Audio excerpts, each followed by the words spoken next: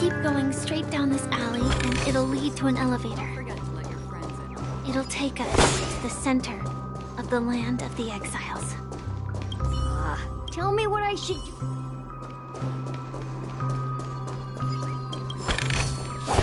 Seek, and you will find.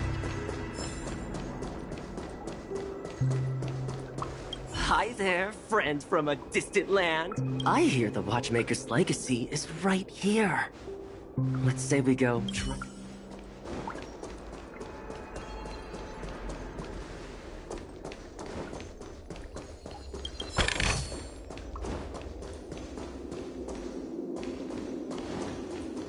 What a huge clocky. Looks like the Watchmaker also left his mark on Dreamflux Reef.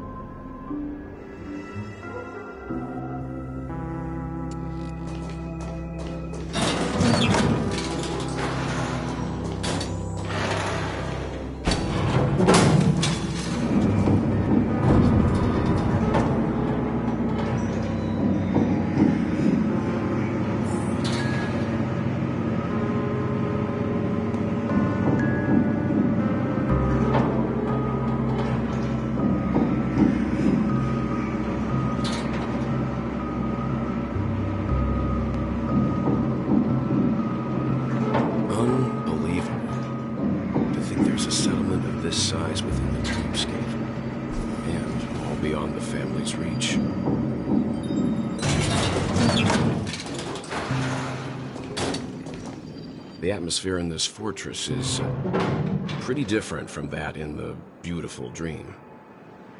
When I first saw it, I was in awe too. The sky here, it's like a reflection of the 12 dreamscapes. What's even more bizarre is that this place is also separated into trade and residential areas. The layout may be simple, but the facilities are very comprehensive. It seems that there are quite a number of people living here. Though both dreamscapes have distinct styles, the architectural designs are quite similar. Works of the same hand, perhaps. Hard not to speculate on the connection. But there's no point in overthinking things. Let's meet up with Himiko and the others first. Take a right turn at the end of this road and you'll reach the trade district. There are more people there, and perhaps someone knows where she is. Not coming with us? The Astral Express likely needs room for some internal deliberation. In the meantime, I'll try and locate Gallagher. Sure. Let's reconnect later. Letting her go was the right decision. Further observations are needed before we decide whether to trust her. But first, there's someone I need to talk to. Let's go. I'm sure you've already noticed him. He's right over there. The Reverie Hotel's bellboy. How did he end up here? And right after Miss Acheron severed the beautiful dream. We'd better check, just to be sure. It's perfect for me, and perfectly legal for me to stay.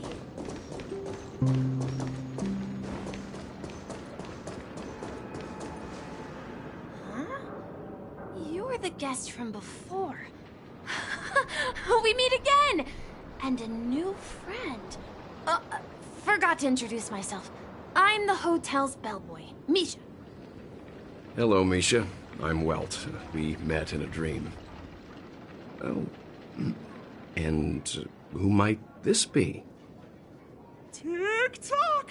Old friend and new friend! Let's high-five! Your, memory zone meme? Nope. Clocky is a good friend of mine. We all live here. How did you two get here? This dreamscape isn't supposed to be open to the public. I wonder if it has something to do with Sleepy. So, this is your home? Yep. After my work in the beautiful dream ends, I'll go back home. Commuting used to be more convenient, but ever since travel became cumbersome, Sleepy started ferrying people back and forth between the two dreamscapes. This Sleepy. Can you describe what it looks like? Sleepy is a memory zone meme. Looks fierce and has many eyes. But it's actually really well behaved. Gallagher's been taking care of it.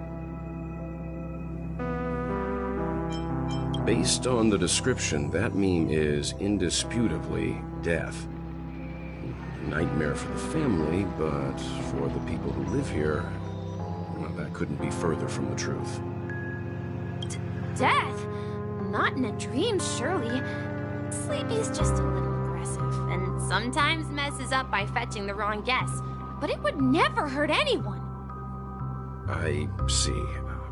Has it brought back any guests recently, say, in the last day or two? We're currently investigating a missing person case that occurred within the beautiful dream. I see. Then you'll have to speak with Gallagher. But he's currently busy hosting a visitor from the Oak family and specifically asked not to be disturbed. Mr. Yang, the person you're looking for, is it Miss Robin? Just as I thought. Considering what happened with Miss Firefly, this doesn't come as a surprise. If you're looking for Miss Robin, I can lead the way. She told me that she'd be willing to meet with outside guests. If it's not too much trouble. Also, we're looking for our missing companions. A woman with red hair accompanied by a girl with pink hair. Have you seen them? Oh, I haven't. But please, rest assured.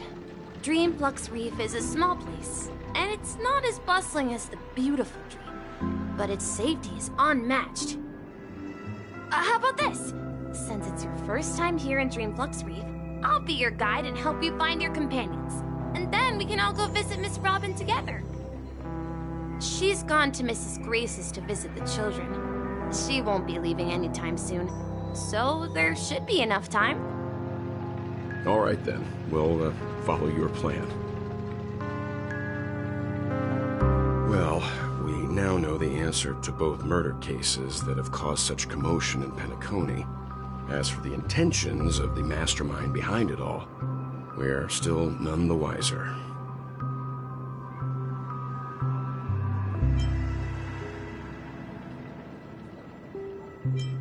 Yes, that's my thinking as well. Say, you mentioned before that you saw Clocky that only you could see, right?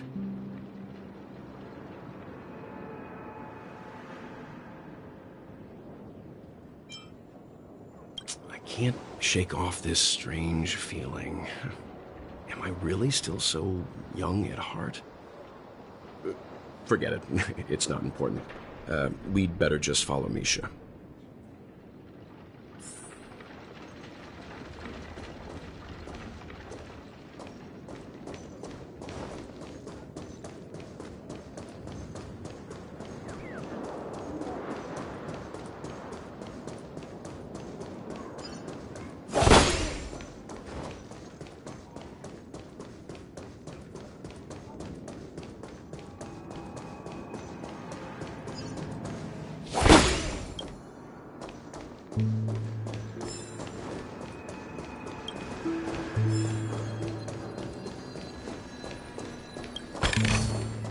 Seek, and you will find.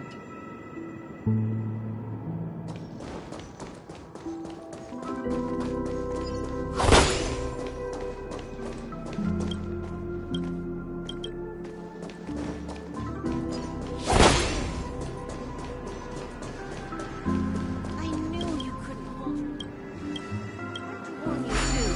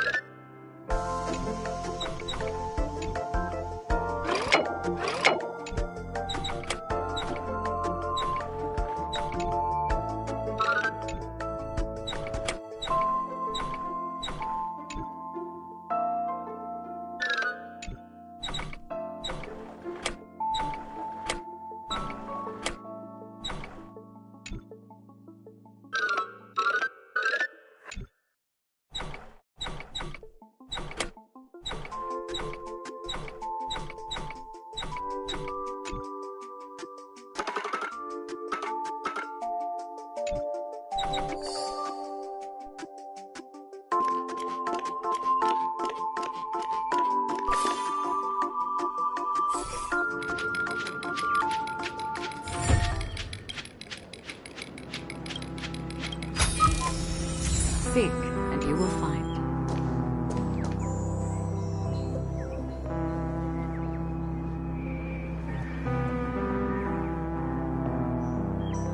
I knew you couldn't hold your liquor.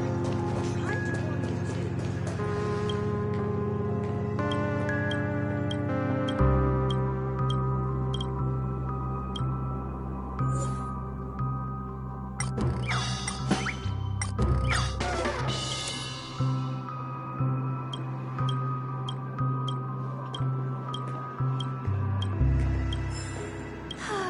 Tell me about the...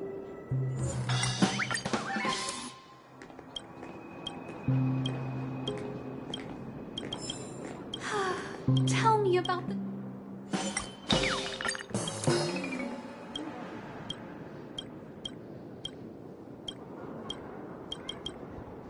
How about a little impromptu concert just...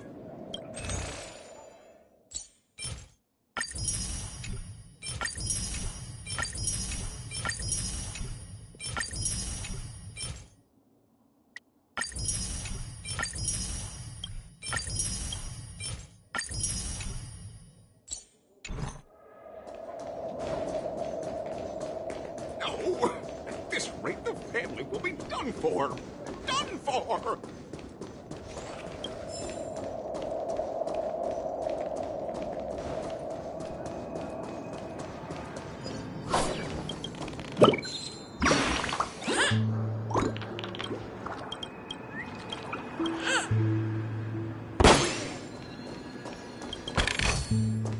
Don't forget to let your friends in on the action.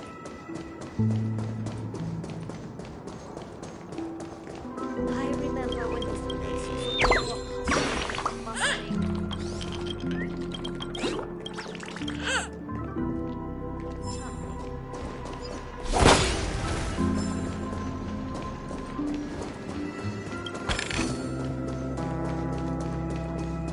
So this is the circumference.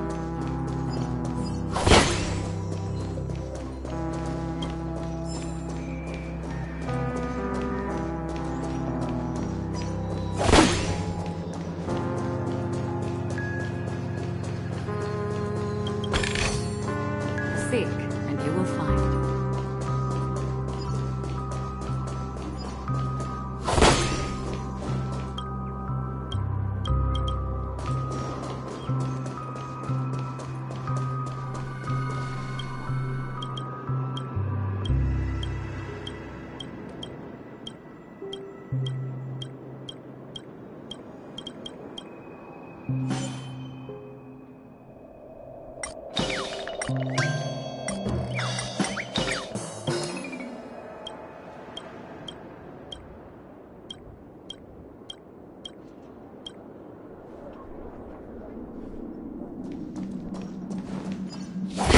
Let's have a toast to dreams.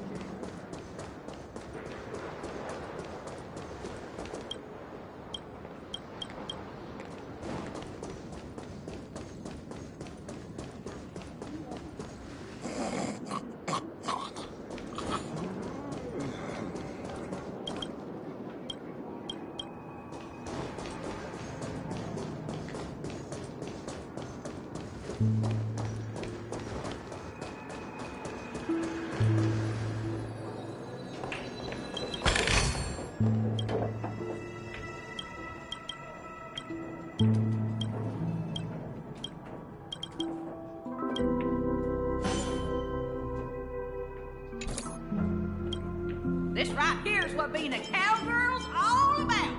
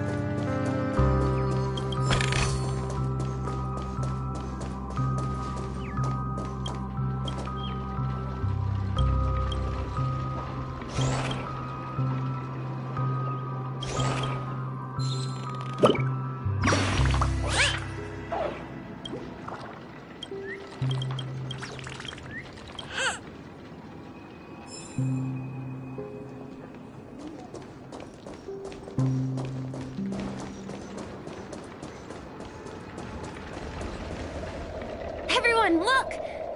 From here, you can see the most spectacular view of Dreamflux Reef. A black hole? No. An accretion disk formed from consolidated memoria? Was Dreamflux Reef built on such unstable memoria?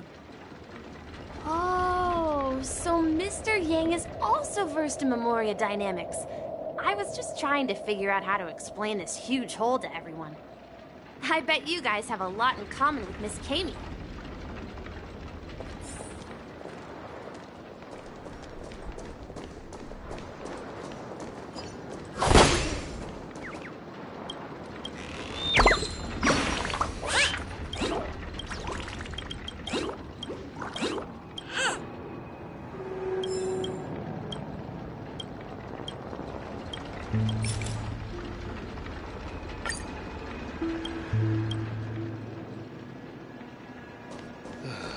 I'm just a wallflower.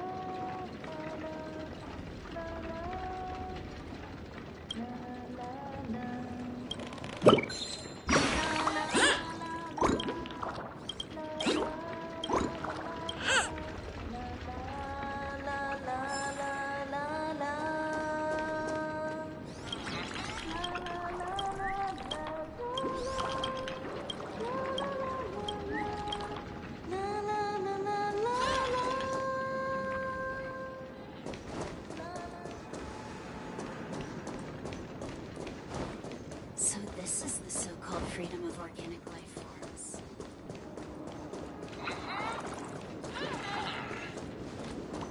Look! There she is!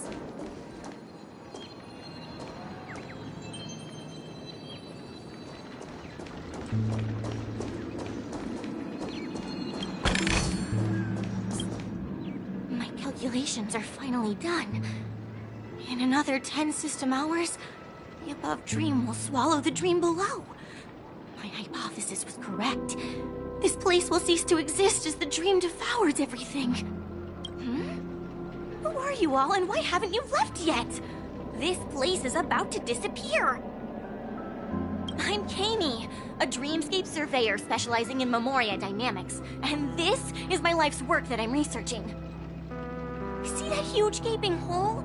It was just a narrow rift many years ago, but now it's grown into a giant hole. The surrounding Memoria has been flowing towards the other end of the hole at a constant velocity, slowly but surely. But the scary part is, according to my calculations, the flow rate of Memoria has recently changed, and it's faster than ever before. It's almost as if something is sucking it in from the other side. By constantly improving upon Madame Rosalina's Memoria measurement method, I've finally obtained accurate results. After 10 system hours, the Dreamflux Reef will cease to exist. It will disintegrate like a melting glacier, and then fuse with the sweet dream fragments on that side of the void. Please don't worry. This sort of thing has happened many times before. Miss Caney isn't a bad person. She's just a bit lost in her own world. She'll probably realize she's wrong soon enough.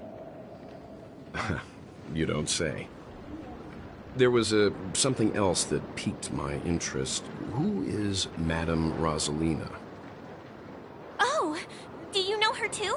Or are you also a fan of Memoria dynamics? We're very interested in Madame Rosalina's achievements. Could you tell us a little more about them? Why, of course! She's an excellent scholar of Memoria dynamics, and the first person to apply Memoria rate measurement methodology on interstellar travelers. Regrettably, due to the presence of the Garden of Recollection, ordinary people don't pay much attention to the nature of Memoria. She departed this world without much fame, leaving only a few thin journals behind. I came to Peanacony to learn more about my idol, and went to great lengths to seek out Dreamflux Reef, all because this is her final resting place. Prodigies always meet their demise prematurely. If only Madame Rosalina had more time, she would have discovered a way to reverse the flow of Memoria. I felt it. The source is in the golden hour. There is a certain anomalous presence stirring the currents of the memory zone. I must must uncover more concrete proof. I must convince everyone. Does the name Madame Rosalina sound familiar to you?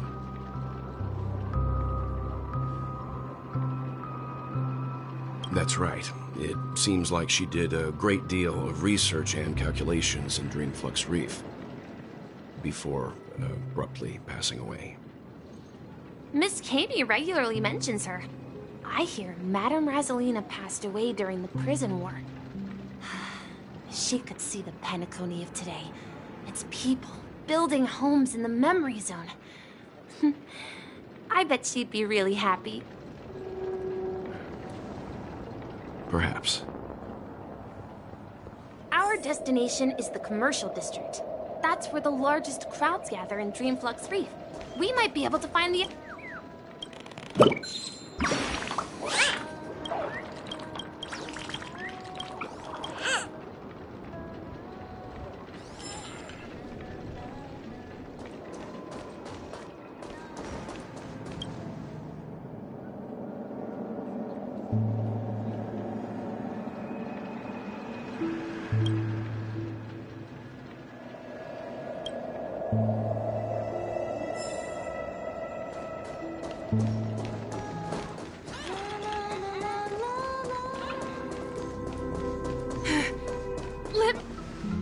Ghost! There's a ghost! Oh my. I'm human and so are you. Can you... there you are. Quickly, come help. I bumped into a member of the family on the way here. He was so scared and... Let me go! Let me go! I've only done good in my life. Why can't... Well, this is how it...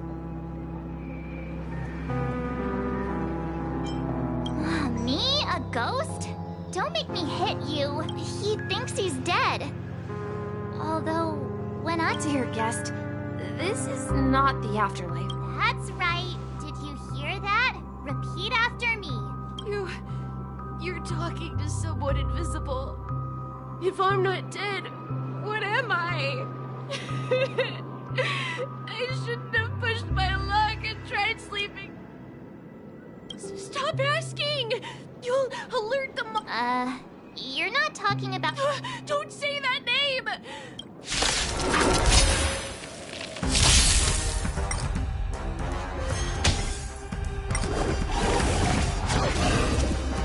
Harmony and unison. Ill tidings manifest. Destined for oblivion. Beneath the waters lies an endless abyss. I weep for the departed. It too shall fall.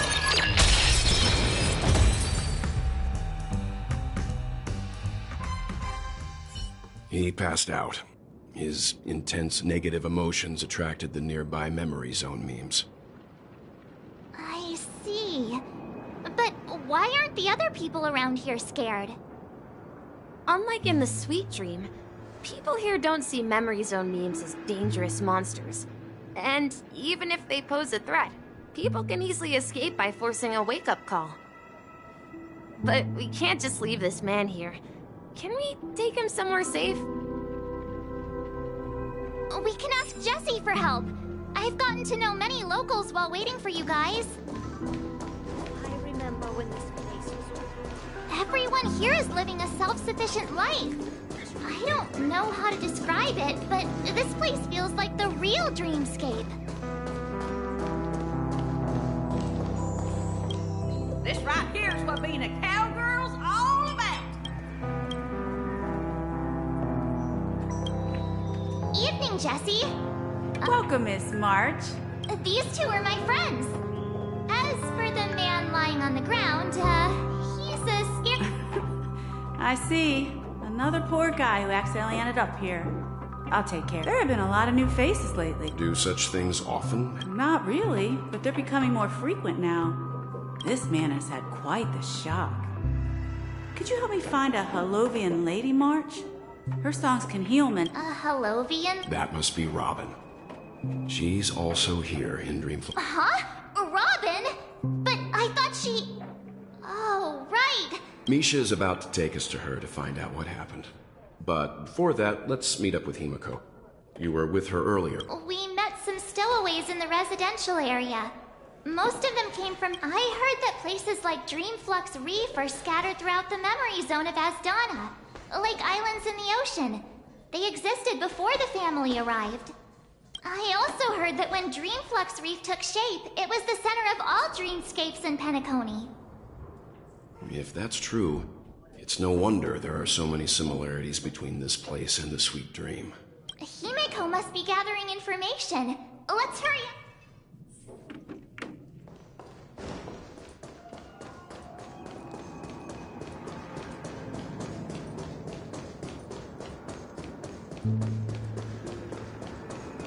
This is where we split up. So that's how it is. I never imagined we'd gather the remaining details here. To borrow Gallagher's catchphrase, what an unpredictable twist of fate. Himeko, here they are. Ah, perfect timing. Now that everyone's here, I'd like to introduce everyone to Micah, who's partly in charge of the Land of the Exiles. Micah, these are my companions. It's a pleasure to meet the Nameless. You know us? I've been keeping an eye on you since the day you arrived in Peanacony. We would have met under more appropriate circumstances if Dreamflux Reef hadn't been isolated from the 12 dreamscapes. Please, allow me to formally introduce myself. I'm Micah, the Gravekeeper of Dreamflux Reef. Gravekeeper? Life in Dreamflux Reef is pretty liberating. Everyone here mostly keeps to themselves, without meddling in others' affairs. My daily task involves cleaning a few tombstones. You're too modest, Micah. When lost dream chasers stumble upon this place, you're the one who takes care of them, guiding them back to the Sweet Dream, or showing them how to survive the wild dream chaos. So, guardian of sorts. Were you talking to me, Mr. Yang?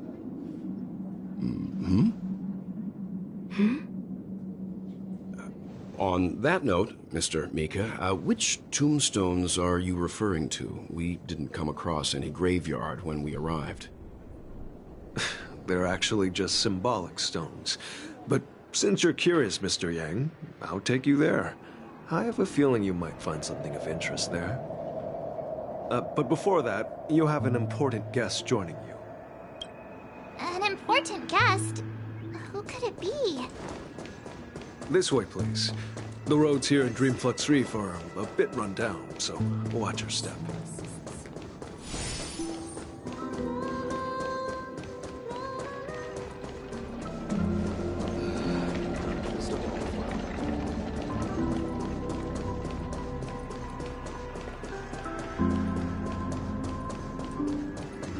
There she is. Everyone sang so wonderfully. It's not often that I tried this music style, but I've gained some valuable insights from it. Oh, I can't thank you enough, Robin. Well, these kids have made incredible progress in only a few days. It was nothing, Grace. I merely taught them how to sing. It was you who brought hope into their lives. Life must be quite difficult for them in reality, I imagine. That's right. Whenever it's time to say goodbye to these kids, they're reluctant to leave. But I've explored every corner of Dreamflux Reef, talked to everyone I met, and they all told me the same thing. This shattered dream is not worth clinging to. It seems you truly are a child of the Harmony. Emma and Andy are orphans I took under my wing. Carol there, with her blind eyes, used to work at a nutrition center in the outer ring of Peanacony. And as for Gary, he's been living with autism since he was a child. They're not old enough to enter the Sweet Dream managed by the family. If we compare people to birds, these kids are like fledglings with impaired wings. But in this dream, well, they can fly freely. Even if they stumble along the way, well, they're still relying on their own strength. And me, an old lady with no legs. Well, without this dream, I couldn't even walk toward them. I'm glad that you found a new life here in Peanacony. It's just... Don't worry, Robin. Dreams have their significance, but they aren't everything. Both the children and I understand this. No matter how long we fly through this dream, we will one day return to reality. But you know what? Emma and Gary aren't plagued by their insecurities anymore. No, and Carol is learning how to cope with her blindness. And Andy is livelier than ever. Well, even I've become more optimistic. You see, in dreams, we learn how to live. Once we return to reality, we learn how to survive. And should our feathers be damaged, then we share our wings with one another. There's no need to covet an illusory sky in dreams, because we have the right and the ability to fly towards a broader horizon. It's a relief to see you safe and sound, Miss Robin. It's nice to see you all again, Astral Express crew. I heard my disappearance caused quite the commotion out there. I'm really sorry about that. Since you're here, can we assume that you're fully aware of the situation in Peanacony? Ever since I returned to Peanacony, my voice started to change, until it gradually faded away. At first, I thought it was a temporary ailment, perhaps due to having been away too long. I thought maybe it just takes some time for my body to acclimate to the high concentration of Memoria and Asdana.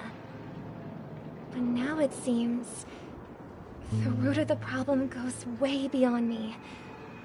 There are elements around me that don't align with the harmony. And losing my voice is just one of the signs of the Sweet Dreams collapse. The Sweet Dreams collapse? That memo keeper mentioned the same thing. So it's real. While I was away from Peanacony, the boundaries of the 12 dreamscapes kept expanding outward. But whenever I mentioned the anomalies in the dream, all the family heads refused to talk about it.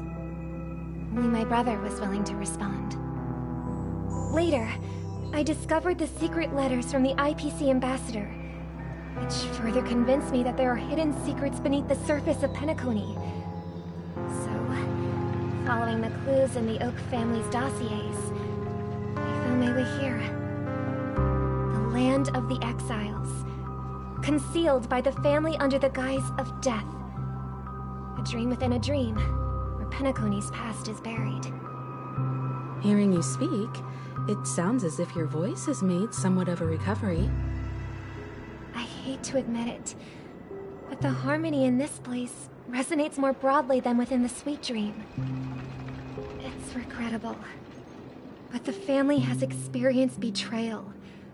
The traitor, or traitors, abandoned their original principles and, using the name of harmony, exploited people's weaknesses to turn Peanacony into the planet of festivities, trapping everyone in the illusion of the Sweet Dream. This is not the strong defending the weak, but rather the strong exploiting the weak. A world without equality won't ever be favored by the harmony. And naturally, those voices blessed by them have lost the ability to sing. Could there be another force influencing the family's shift in philosophy, Miss Robin? Considering what happened with Acheron, it's difficult to conceive of another entity within the realm of the harmony capable of influencing everyone. Unless a power surpassing that of an emanator is involved. I'd heard about what happened to the Xianzhou Alliance, but as far as I'm aware, the family hasn't faced any such external interventions. Who knows? Perhaps I've just been away too long and missed something. Regardless, I cannot accept my home is moving towards the very opposite of what the harmony represents, while still claiming to uphold it. I I must uncover the reason why Mikhail cut ties with the family, and who exactly it was who betrayed us all. Do you remember our arrangement, Mr. Micah? Well, here's my answer.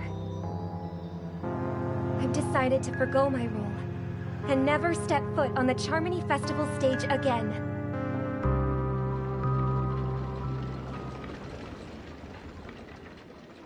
Look here, brother. A little bird. Looks like a fledgling Charmony dove. But Charmony doves don't live here. So how did this little bird get here? Maybe its parents abandoned it? It looks weak and frail.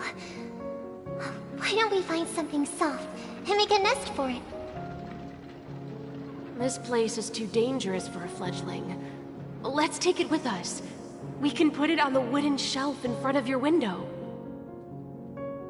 Okay. A bird like that must have a beautiful singing voice. But where will it live? I'll ask the family head to build a cage for it. A cage?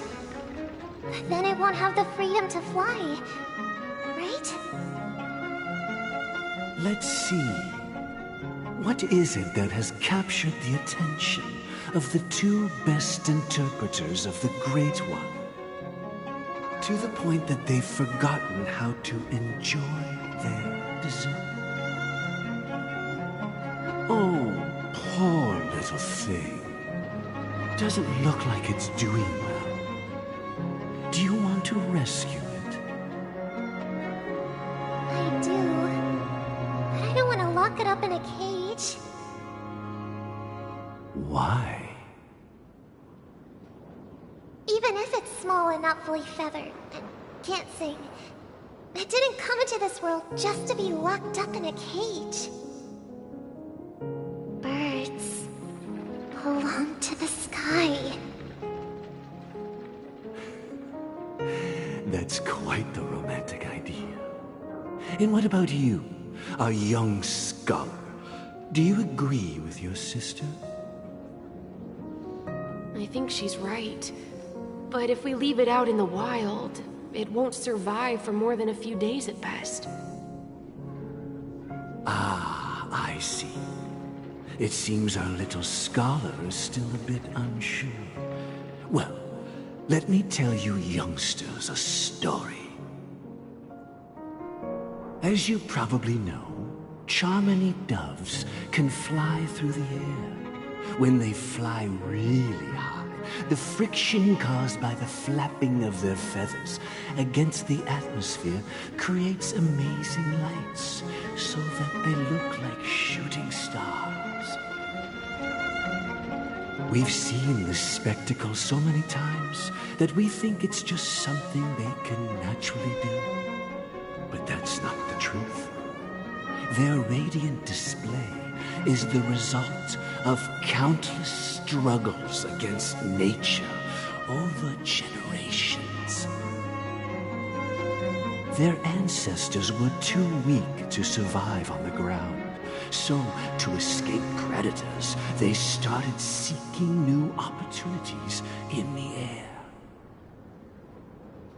After countless attempts by many generations, one of them finally figured out how to fly. It soared into the sky and never looked back at the ground again. So, you mean birds aren't born to fly, but they find a way to do it through their determination, right? Well, that's an idealistic way of putting it. So, what are your thoughts, Sunday?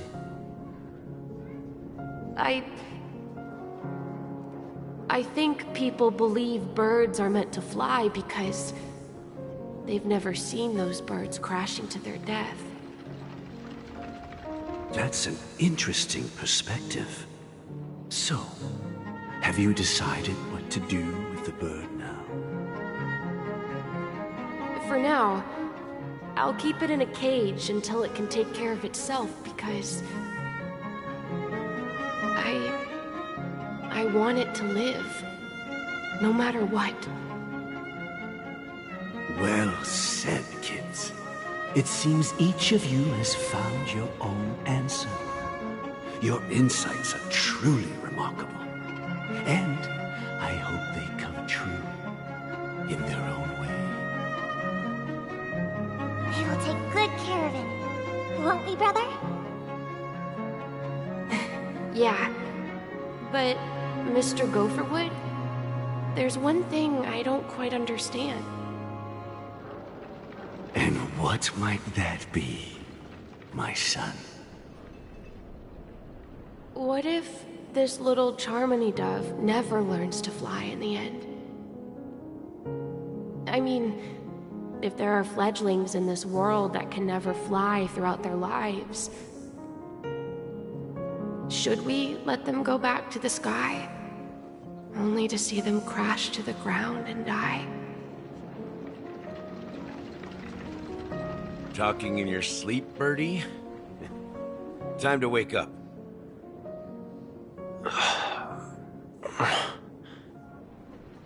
You look a little unsteady.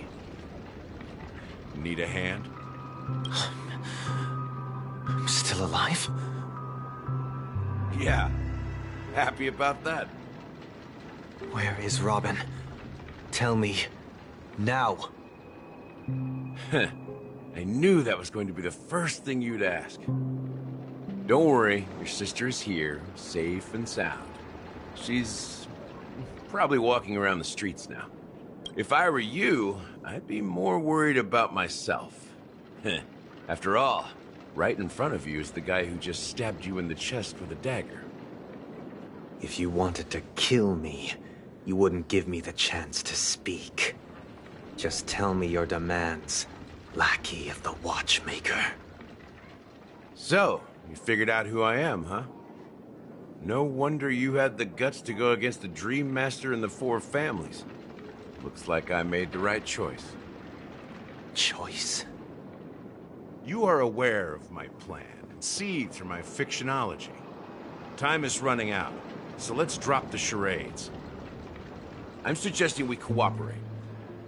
Cooperate? What makes you think I'd cooperate with you? The fact that the famous Robin has chosen my side. Plus, some clues about a traitor and a bright future for Peanacony. Any of that catch your interest? I find it hard to believe a man who's full of deception. Fine. You don't have to trust me. What you should trust is the sense of justice inside of you. Show me Robin first. All right, as you wish. Here she is. Huh? What's your trick this time? Just kidding. I mean, this lady will lead us to Robin, right? And the crew, too. There are too many people who you owe an explanation. That'd be great. Please follow me, Honorable Oak Family Head. Now, all the actors are on the stage.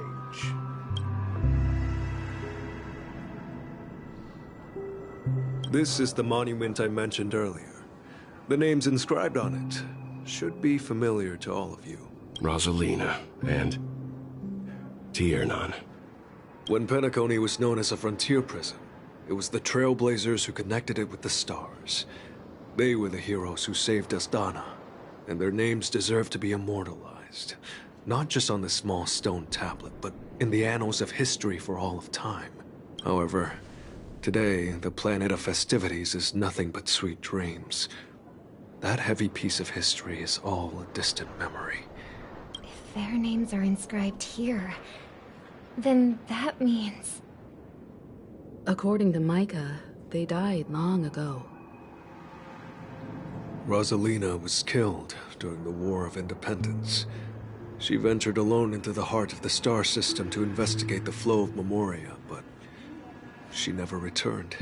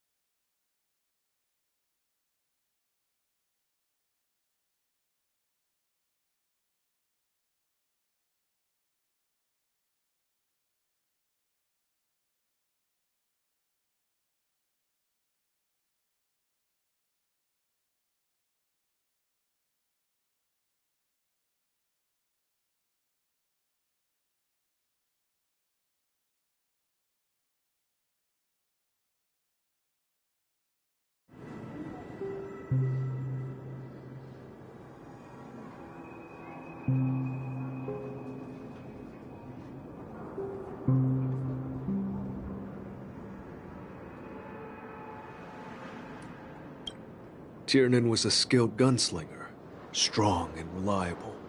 He led the people through countless battles, but he didn't live long enough to witness the arrival of true peace. In the decade following the war, Peanacony faced challenges internal and external.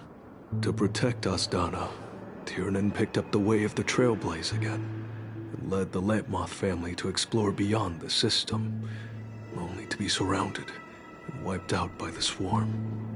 Though I had expected as much, the tales of these heroes truly are sorrowful. True to the title of Trailblazer, they spent their lives venturing into the unknown. But what about this tablet? There are no names carved on it. When Dreamflux Reef was created, its owner was still alive. However, he insisted on erecting a monument for himself, saying that it will happen someday. Here we meet again. Everyone from the Astral Express. Robin.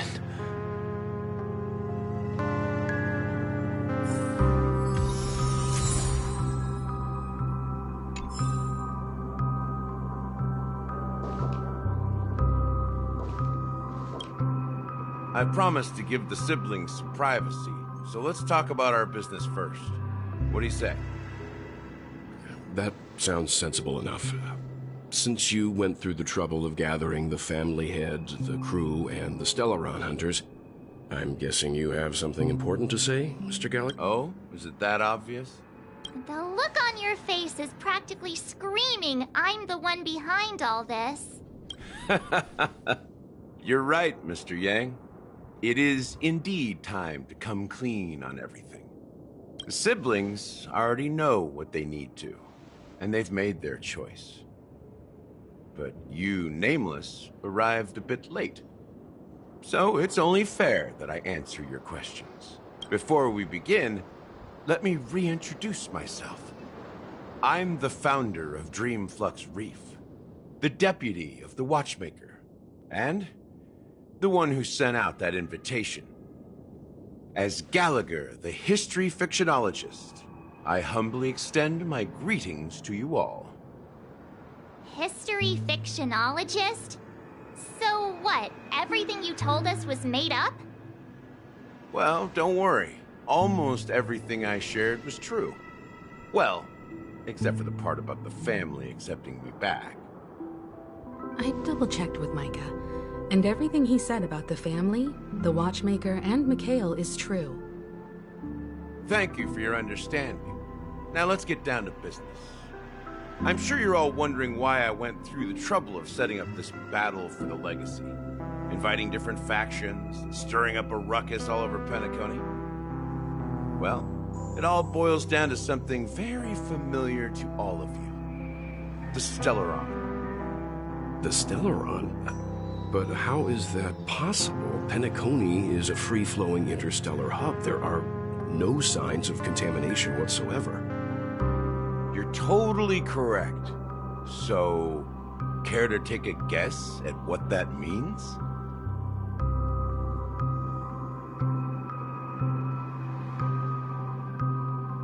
I wish that were the truth. But if that were the case, I wouldn't have invited all of you.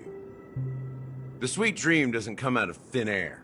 If you think of the memory zone as the sea, creating the land of the dreams is like filling that wild ocean with earth to make an island.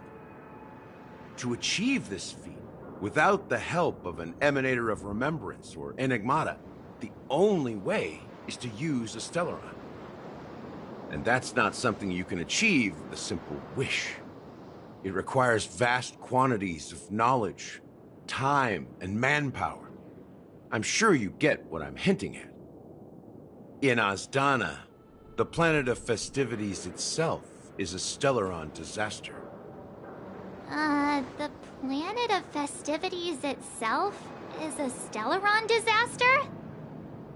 It all started a long time ago, back when the Watchmaker and his crew liberated the frontier prison. They faced countless challenges as they began building Peanacony from the ground up. That's when the idea of using the Stellaron came into play. The Stellaron first entered the Asdana system during the war. The Nameless warned everyone against the folly of attempting to tamper with such a power, and most heeded their words. But there are always people in the shadows with ulterior motives. The turning point came after Tiernan's death. With 2 of the Nameless gone, the Watchmaker had to go to the front lines. It was at that moment his rival saw an opportunity. By the time a representative from the Montour Systems family arrived at the Watchmaker's call, the Stellaron had already been activated and was seeping into the primordial synesthesia dreamscape. And I suppose the family happened to possess the knowledge to seal the Stellaron? Not just that. They knew far more about the Stellaron than the average person. They helped Mikhail swiftly quell the civil unrest and played a part in building Peanacony under the disguise of the Harmony. Those 3 eras were known as the Age of Dreaming. The Watchmaker, who had been left in the dark, sent out invitations across the universe, spreading the hype around the land of the dreams. Then, how did they turn against each other? Remember the island in the ocean metaphor? The truth is, the Stellaron was never truly sealed. It existed in a different form within the dreamscape. Think about this. What would it cost to create and maintain such a lavish dreamland? It's people's lives. The opulent dream is built upon the decay of spirits, with a toxic elixir called pleasure flowing through the dreamscape. It tempts people to indulge in the dreamscape, and gradually their minds succumb, becoming nourishment for the sweet dream. Confusion, laziness, and cowardice, weaknesses that plague humanity, were magnified and nourished by the family. Peanacony became a new kind of prison, even more impenetrable than the previous one. Sadly, we realized this far too late. By then, the family had a firm grip on Peanacony, swiftly quelling any opposition that arose. At my wit's end, I had to use the power of the Enigmata, and sought refuge in this chaotic memory zone. Over the years, I fabricated a meme within this dream for our use. Dormancy. That's its real name. We exploited a loophole. You see, regular people can't fall asleep again while they are inside the dreamscape. So this is the true meaning of the impossible. You sent out invitations in the Watchmaker's name to find forces capable of resolving the Stellaron disaster and draw them into Peanacony to uncover the truth. It's not just that. Above all, I wanted to see what happens when the major factions engage in a struggle for the legacy. Since this is the Watchmaker's first announcement in decades, the traitor within the family is bound to reveal themselves. So, the legacy is just a facade. If you want to consider the Stellaron as the legacy, I'm totally fine with that. If that's the case, where is the Stellaron now? That's a question for Mr. Wings. The Stellaron is still under the family's control, and as the head of the Oak family, I'm sure he holds all the answers.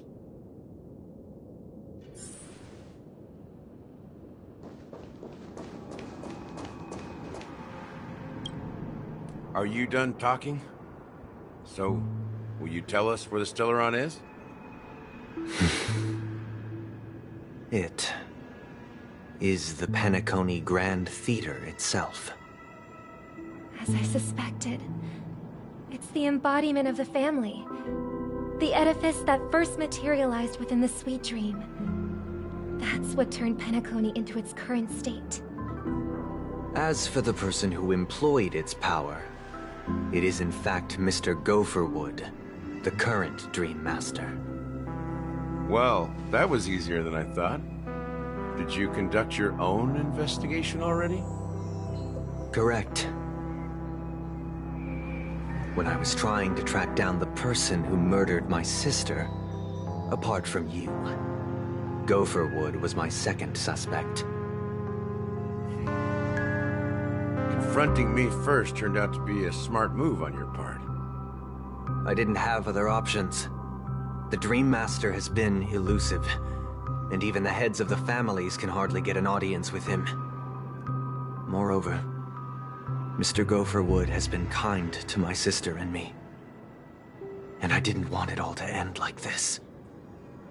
What do you mean by that? To be honest, my brother and I are also victims of the cancer of all worlds. We grew up as orphans, and were adopted by the family when they came to help.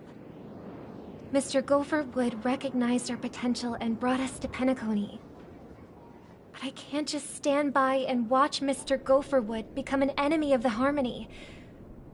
I won't use my voice to support an evil cause.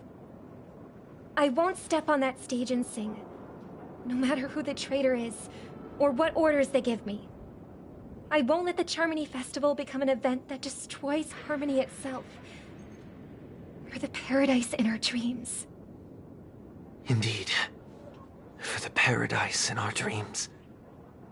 As the head of the Oak family, I'm responsible for ensuring Peanacony's promising future. Robin and I will head into the Sweet Dream and confront the Dream Master. And if it turns out that the family has truly strayed from the Harmony, I'll fight alongside you. We'll put the Charmony Festival on hold and make sure Mr. Gopherwood pays for his blood debt. The enemies you are about to face aren't like this old dog here, who can barely even bark. Since our interests are aligned, why don't we team up? Maybe, just maybe, we'll have a shot at success. We have always been following in the footsteps of our nameless predecessors, and there's no reason to stop now. Yeah, we Nameless won't back down from a challenge. Isn't that right, Miss Trailblazer? That line actually makes me a bit nervous. Rest assured, sitting on the sidelines isn't in our nature. Mr. Sunday, Miss Robin, I'm willing to accompany you on behalf of the Astral Express. Having a third party present should help with negotiations, and could make all the difference if things get ugly. Thank you, Mr. Yang. Thank you all very much. The Charmony Festival is about to start, and time is against us. We must hasten. Everyone, let's gather over here. We still need to make some preparations. I may have been quick to step up to the plate, but confronting the Dream Master could be a very dangerous affair. Huh? Even you're saying that, Mr. Yang? How powerful is that Dream Master? He's the leader of the families of Peanacony, and he has the entire power of the Harmony behind him, not to mention the Stellaron in his possession. We must proceed with great caution. Maybe you can just stay behind this time, Mr. Yang? No, that won't do. Even if we count Robin as an ally, something felt off about Mr. Sunday just now. Although, I can't quite put my finger on it. I have to make sure he won't turn against us when things start to get dicey. You're still carrying the keepsake the IPC envoy gave you, right? May I borrow it for a moment?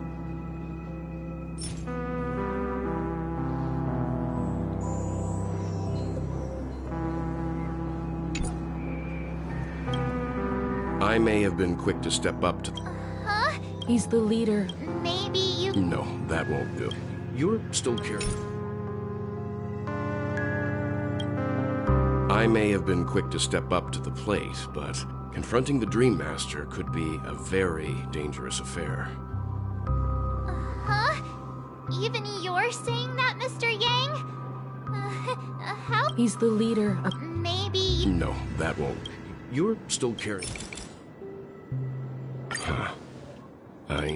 As I suspected, this, if I'm right, He intends to use it to track your location or contact you when needed. As it so happens, this may actually... Aventurine? Is he still alive? Remember what I said earlier? Working with the IPC is a way to keep the family in check. If negotiations go south and the family show their true colors by going after the Stellaron, I'll use this transmitter to send a message to the IPC.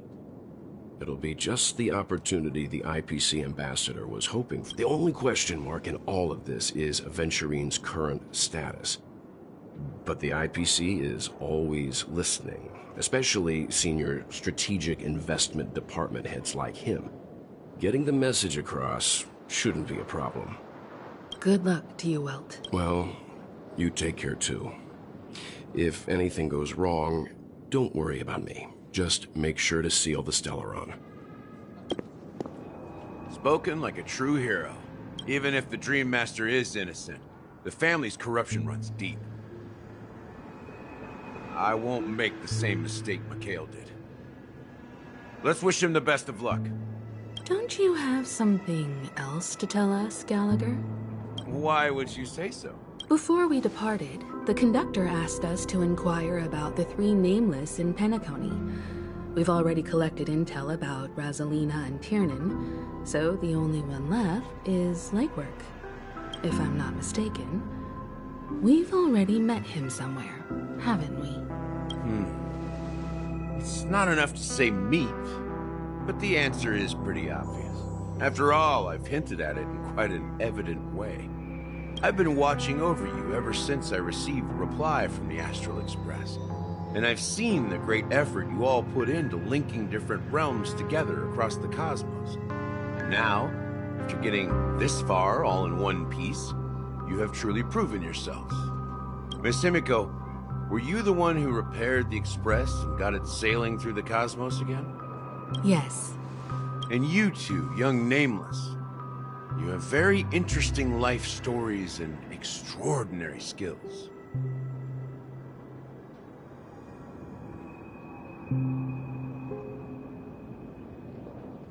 I don't know much about my life story, but I do have extraordinary skills. You're full of energy. Regards to the conductor, Pom Pom. Please let them know that their friend has fond memories of his time aboard the Express, which he reminisces on every time he has a good drink. As for the last Nameless, he embarked, disembarked, and embarked again, traveling in a great circle, ending up back where he started. On his deathbed, he told me to find the Astral Express and deliver an invitation to the future Nameless. He left behind a special gift, a true legacy. Something that belongs only to the successors of the Trailblaze. Come with me. Now is the time to reveal it.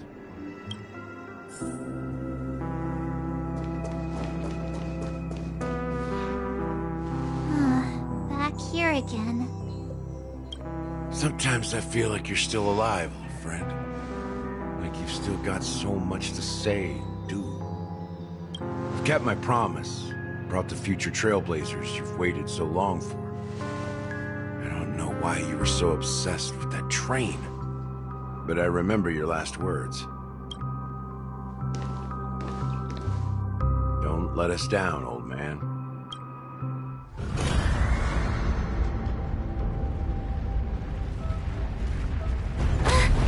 What's happening?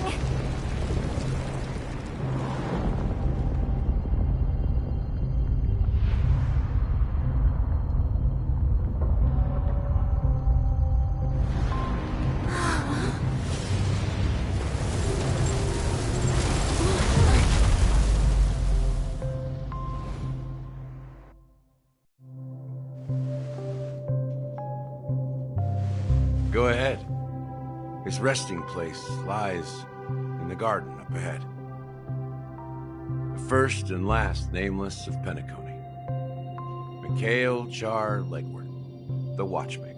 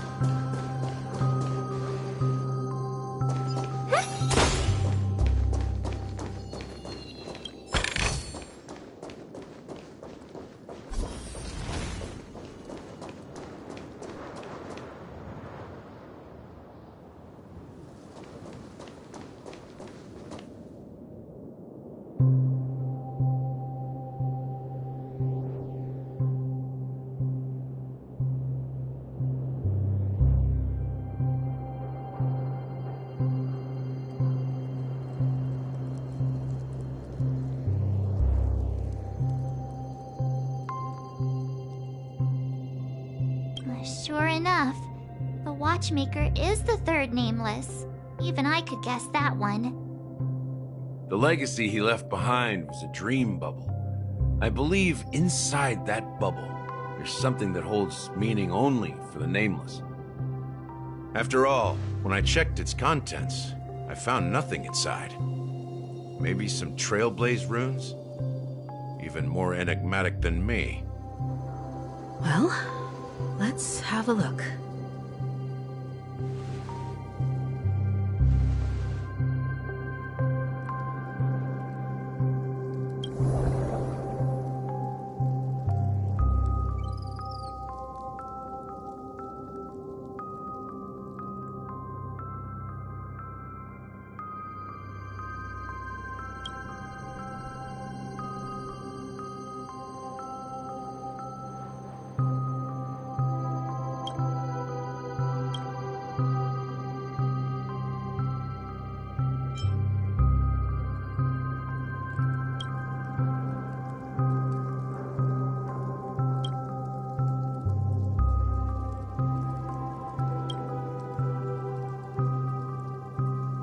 Wait, what's going on? Seriously?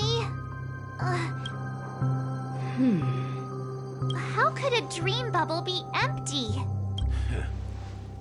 Just as I suspected. That old man always had this strange belief in the nameless and the Trailblaze. And I never understood where he got that confidence from. Especially since he never managed to get in touch with the Express while he was alive. I could never figure out what was going on in that old man's head. But this empty dream bubble is so typical of him. He was always full of weird fantasies and incomprehensible romantic... That mischievous old man. Well, I didn't expect him to leave anything concrete behind anyway. Don't think that's the case, Gallagher. I'm sure Mikhail has left us the most precious thing of all. Don't start getting all philosophical on me, all right? Just as Mikhail believes in the nameless of the future, we unconditionally believe in the nameless of the past. How could they leave with regrets for the future when they were ready to dedicate their lives to the land they loved?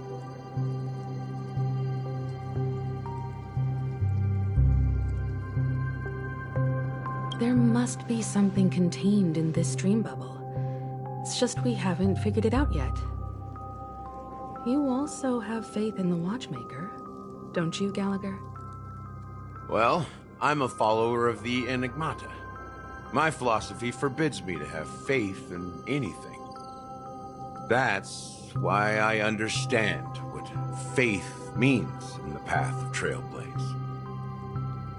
And I also want to know what he left behind.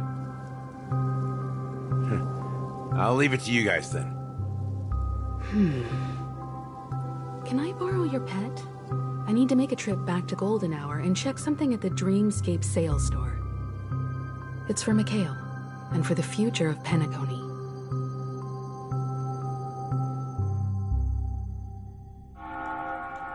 Welcome to the Reverie Hotel. How may I help you?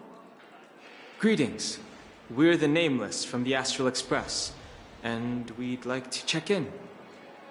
The Astral Express? But I thought... Yes, my companion's already checked in. My name is Dan Heng, and I believe my personal information is recorded in your system. I see, but your companion said you wouldn't be coming due to a change of plans. Now the plans have changed again. And you are... Me? I'm Pom Pom, a new nameless who's also with the Astral Express. He's my fellow Trailblazer.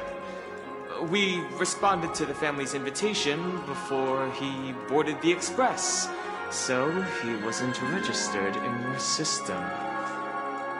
Is it possible to accommodate him as well? Oh, I see. Another one of the Nameless had a similar situation. Seems like a lot of people are joining the Trailblaze these days.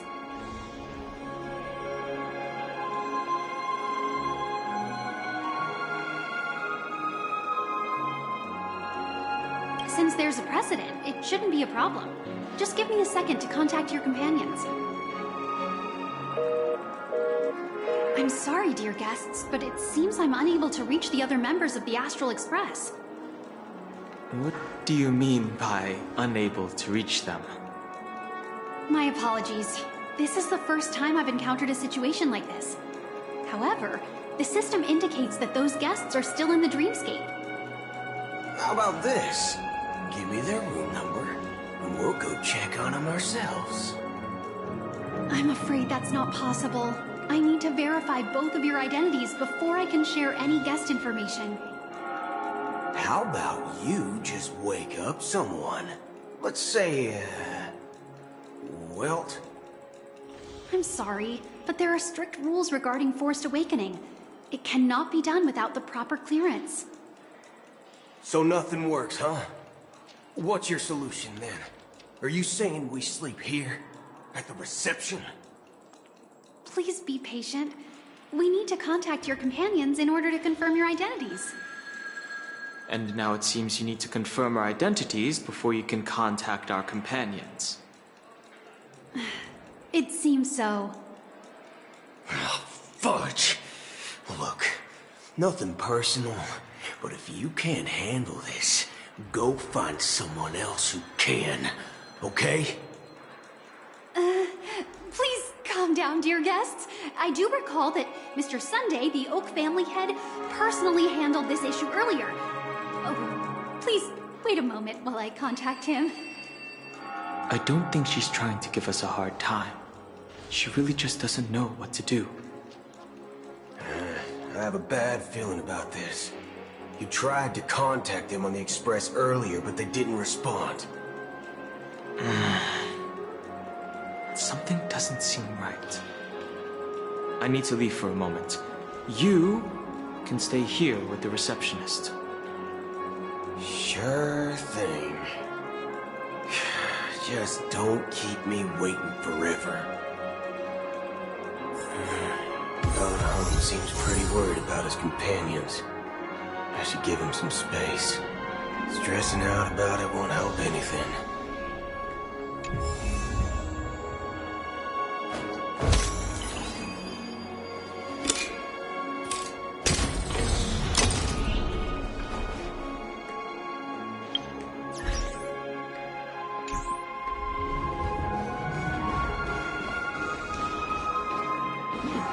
At my age, what's left from little dream?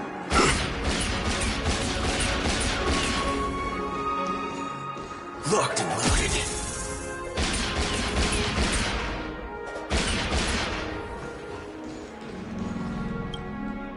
The Charmony Festival is about to start! I'm so excited!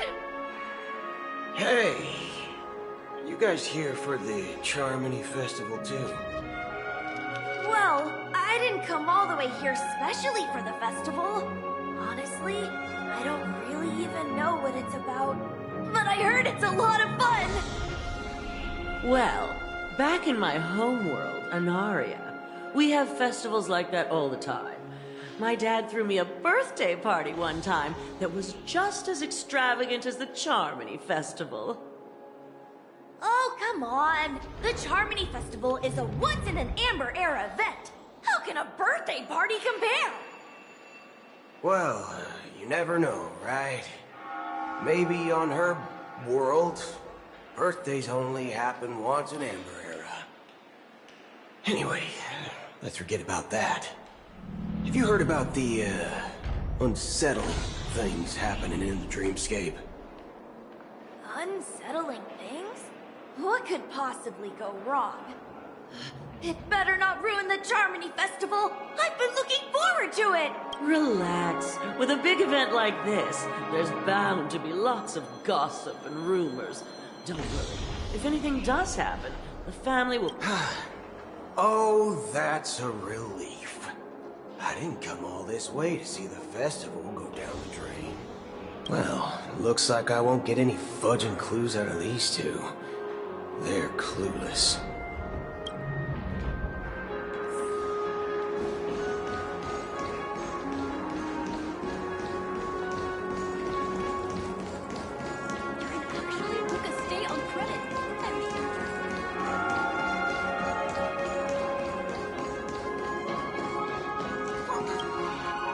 Greetings.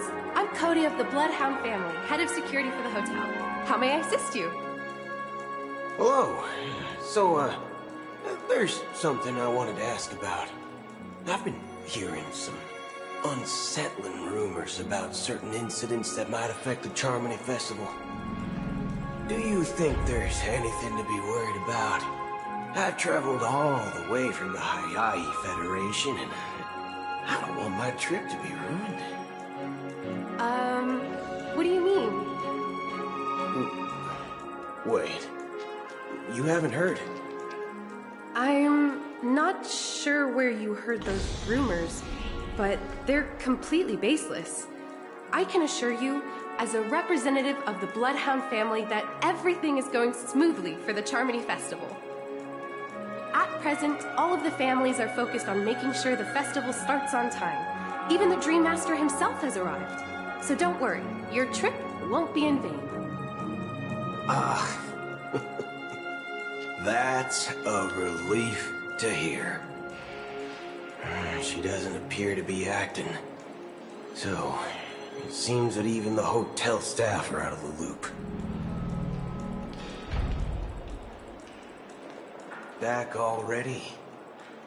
Hasn't she returned yet? Nope. I'm starting to wonder. Sending her to contact Sunday was a good idea. Neither the staff nor the guests seem to know anything about what's happening in the dreamscape, and wherever we go, all we see is people enjoying themselves. Definitely not a good sign.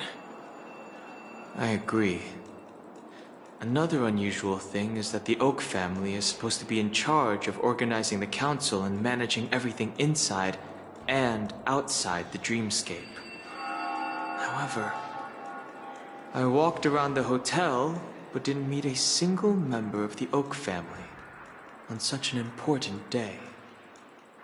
Well, I'll be forked.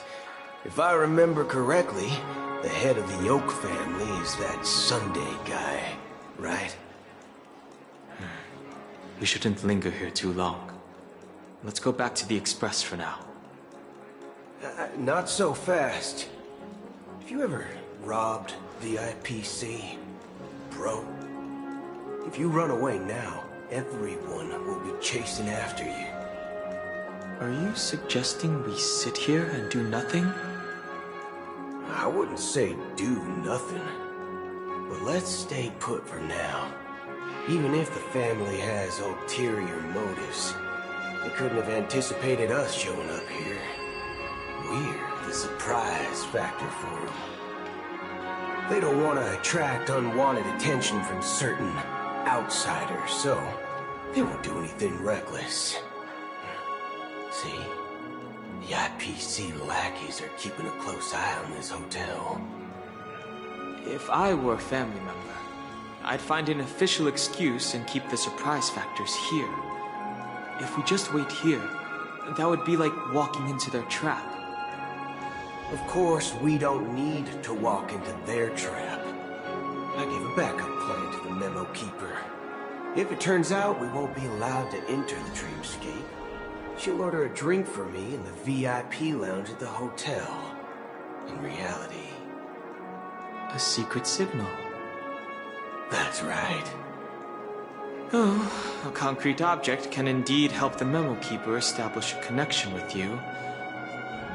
But Boothill, if you have more backup plans in the future, I hope you'll let me know in advance. I'm sorry, but it's one of my quirks. I have too many unreliable friends. And if I reveal that I have backup plans, things can go awry. And that would leave all backup plans completely useless. How do we get into the VIP lounge?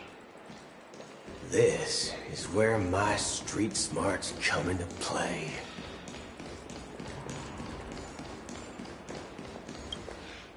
You're the lobby manager, right? Yes, I am. How may I assist you? We're the Nameless from the Astral Express. We wanted to check in, but there's something wrong with your system. The lady at the front desk said she would contact the manager, but now she's nowhere to be found.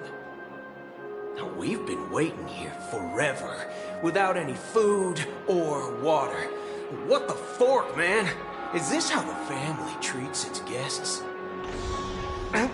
Is this your idea of street smarts? Starting an altercation? It's called standing up for your rights. I apologize for the inconvenience.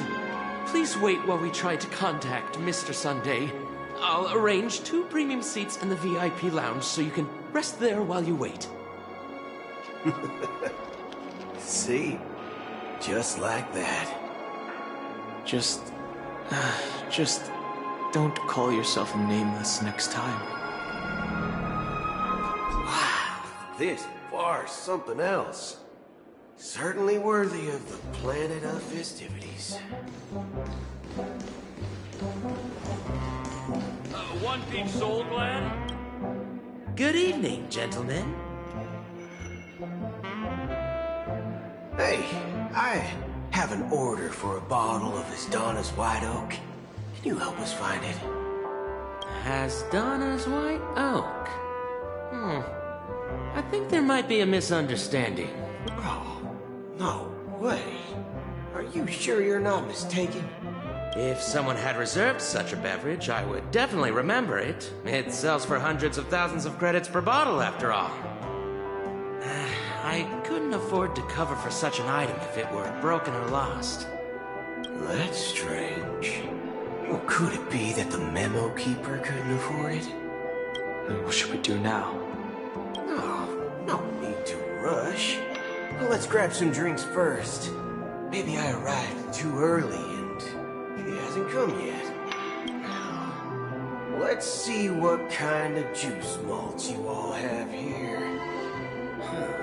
Well, give me a glass of Heenum Valley, 40 years. I'll have it neat. No ice. Well, that's the most expensive one on the list. You have a taste for the finer things. It's on the house, anyway. What can I get for you? Anything you recommend is fine. Then I would recommend today's special, Glass Village. It's classic Soul Glad mixed with Laboon juice. It's refreshing and suits your cool demeanor. Just 1 minute. This flavor. Dynamite barbecue with rocket fuel. Ooh, it really hits the spot. Truly the finest sherry cask aged malt juice in the cosmos. Dynamite barbecue with rocket fuel. Is that really something that humans enjoy? Hey, this guy doesn't know anything at all. As long as you're satisfied, dear guests, please enjoy. Let's give the memo keeper another half-system hour. If she doesn't show up, we'll need to come up with a new plan. In the meantime, let's take stock of the situation. What do you think? The situation is unclear. Something must have happened on the planet of festivities, but the public is unaware of it. Someone in a position of power within the family must be covering it up. It's unusual for the followers of the Harmony to invite other factions, let alone the IPC and the Masked Fools. If what you said about the Emanator of the Nihility is true, the situation in Peanacony is a little complicated, to say the least. Actually, there's something else I'm concerned about. Regarding Acheron. As you know, the faction that follows the path of the Hunt are some of the most dangerous folks in the cosmos to mess with. Who in their right mind would impersonate the Cienjo Alliance or the Galaxy Rangers? It's like asking for a death wish.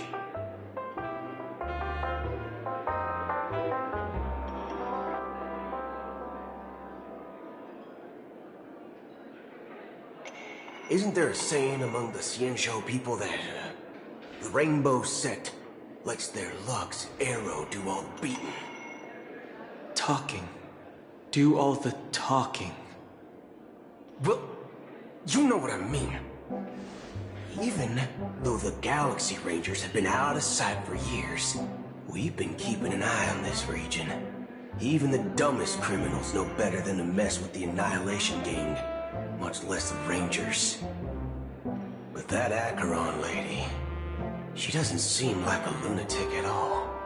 On the contrary, she's highly logical and organized. She knows exactly when to hold back and when to strike without mercy. And do you believe that someone like her would have an ulterior motive for impersonating a Galaxy Ranger?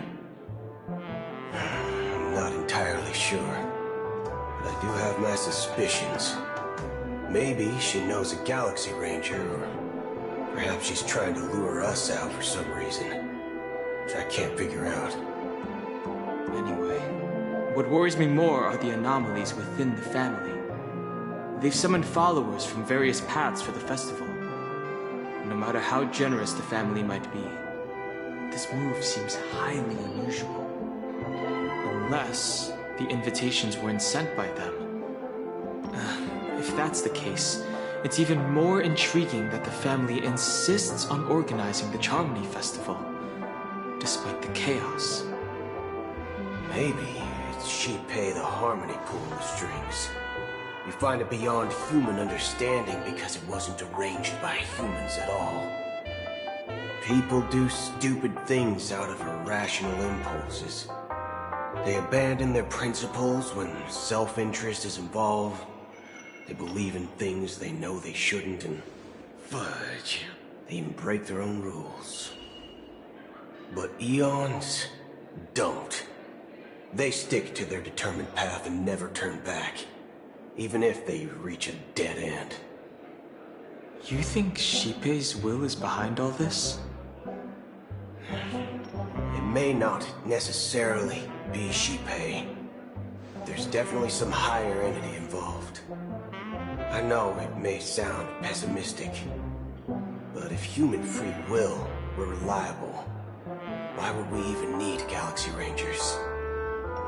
It's much simpler when you boil it down to the eons and paths. Like how Lon always follows the path of the hunt, or how the Express stays true to the Trailblaze despite Akavili's disappearance. But in my opinion, Akavili's fall holds significance for the Nameless. Oh, so you're saying the Nameless now have to take responsibility for their own choices because their absolutely right leader is gone? Exactly. I believe the purpose of the journey isn't just about following a path that's always considered absolutely right. It's more about doing your best to choose the right path for yourself among countless possibilities, even with limited insight and judgment. I don't know what you've been through, but I agree that people must take responsibility for their choices, because no one else can do it for them. That's why the Galaxy Rangers need to uncover the imposter and figure out her true intentions. Just in case. I have a backup plan if the Memo Keeper doesn't show up. This is my final backup plan. I promise. You sure have a lot of cards up your sleeve. Well, going back to my old career would make things a lot easier. By the way, when you were walking around the hotel, did you happen to see any important-looking guests? What's your plan? It's simple. We just grab some hostages and use them as bargaining chips with the family. Or maybe we can even take their identities. No need for that. We'll return to the Express now. Wait. Are you getting scared? Draw your weapon. Let's make a big scene. Are you leaving, esteemed guests? Would you like to cancel that Asdonis White Oak you just ordered? Huh? Asdona's White Oak. But didn't you just say... Ha ha. Looks like you are a bit intoxicated, esteemed guests. You ordered a bottle of Asdona's White Oak just a moment ago. Looks like your memo keeper friend has finally arrived. Oh, right. Sorry, my memory's not the best. You know, too many modifications and all. Anyway, let me check. Well, fork me. It says Donna's White Oak, all right. And there's a note. I'll be waiting for you on the Astral Express. No mistake, that's her message to you. She knew the hotel wasn't safe, so she suggested we find another place. Well, looks like we took a detour, but now it's back to the Astral Express. So, what are we waiting for? Let's go.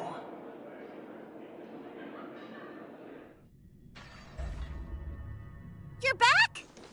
2 guests just boarded saying they were looking for Boot Hill, so I told them to wait in the parlor car. Oh, just in time. 2 guests? She's one of them. Look, we welcome all passengers on the Astral Express, but sneaking in like that? You have no regard for etiquette! My apologies, conductor. It was an oversight on my part. I assumed you were already acquainted with the garden. Given the chaotic situation in Peanacony, the Nameless are the only ones we can truly trust right now. You are the memo keeper. Pleased to meet you, Dan Heng. I've seen you in others' memories. And as for Boot Hill, this is our first face-to-face meeting. I hope you enjoyed that bottle of Asdona's White Oak. You sure have a refined taste. Finally, Memo Keeper. Well, let's cut to the chase. Spill everything you know. That's precisely what I intend to do. But before that, please allow me to introduce myself. My name is Black Swan, and I serve the Garden of Recollection as a memo keeper. As for Acheron's story, I'm sure she knows it better than I do. Greetings. I'm Acheron. What? You Garden of Recollection shirtbag! You betrayed me! I apologize, but she did that at my request. Due to certain reasons, I have been exiled by the family. Thankfully, this memo keeper came to my aid and helped me escape their surveillance unnoticed. To be honest, it was more like stalking than helping. And the process was far from unnoticed. But we did escape. I asked her to guide me to a place beyond the family's reach and to contact a few trustworthy individuals. Namely, all of you. Trustworthy? Son of a nice lady. You think I'm dumb or something? How about this? I'll put a few bullet holes in your head and see what secrets spill out. Then, we can talk about trust. It doesn't have to be like that. I'm willing to answer all your questions, but not right now. If my cover hadn't been blown, we might have had more time, but at the moment, we don't have any other options. No other options? What do you mean? This is the only way I can ensure everyone's safety. I kindly request an immediate warp jump out of the Astana star system.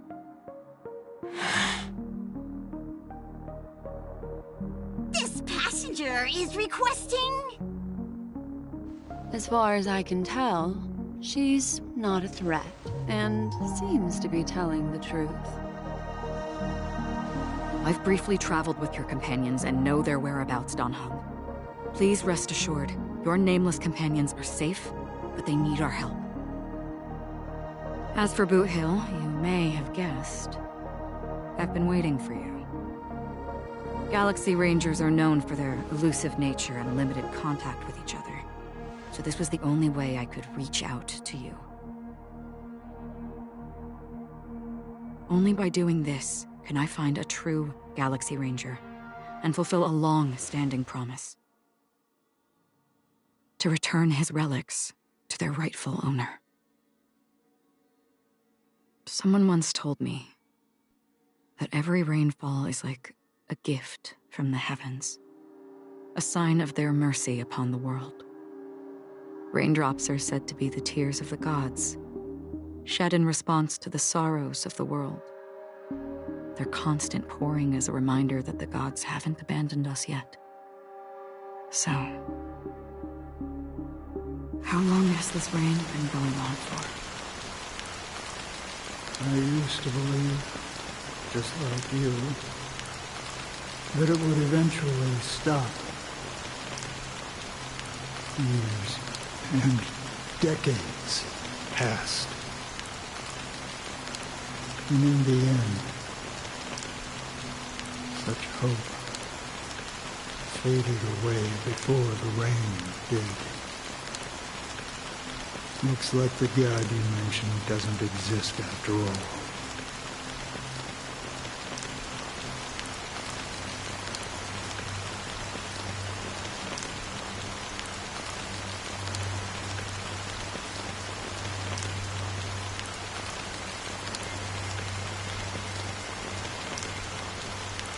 Well, let me share a story. Mortals who walk the paths are like sailors on a vast ocean, leaving behind a trail that creates countless ripples of possibilities. These ripples last longer than the fleeting lifetimes of humans.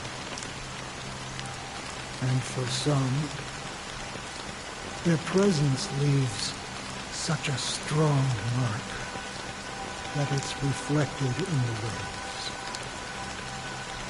Like those shadows on the ocean. Sinthirsters, the obsessions of the Pathstriders. They emerge from the depths of Ix, seeing themselves as masters of their own destiny, unknowingly repeating the actions of their past lives. They emerge from the nihility and head toward it, leading purposeless lives. However, these hollow phantoms, who once my dear companions, a group of Galaxy Rangers. Are you watching over them? Watching over them? No. I'm guiding them toward transcendence. It was a brutal war. A crusade that shook the universe. The universe witnessed the fall of Zuro, the Lord Ravager, but it came at a price. A price so hefty that only those who were there still remember. The unwavering determination of the Hunt followers persists even in death. So someone must guide these lost souls to their life beyond. They were heroes in their time. And they shouldn't be reduced to mere puppets of nihility. As for me, I've suffered too many losses on that battlefield to advance any further. And And that makes me the most fitting person to carry out this task. But you know, these sin thirsters, they're not who they used to be. Does this seem pointless to you? Well, some tasks have to be done, even if they are pointless.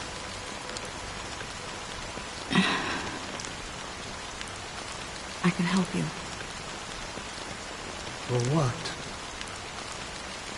For the meaning of the nihility. That's what I've been seeking. I see. After all, this realm is off limits to ordinary souls, right? Thank you, stranger. I wish that you find what you seek.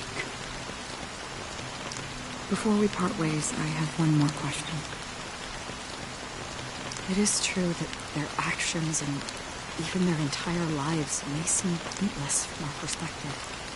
But if, and it's just an if this is what the departed ones expected,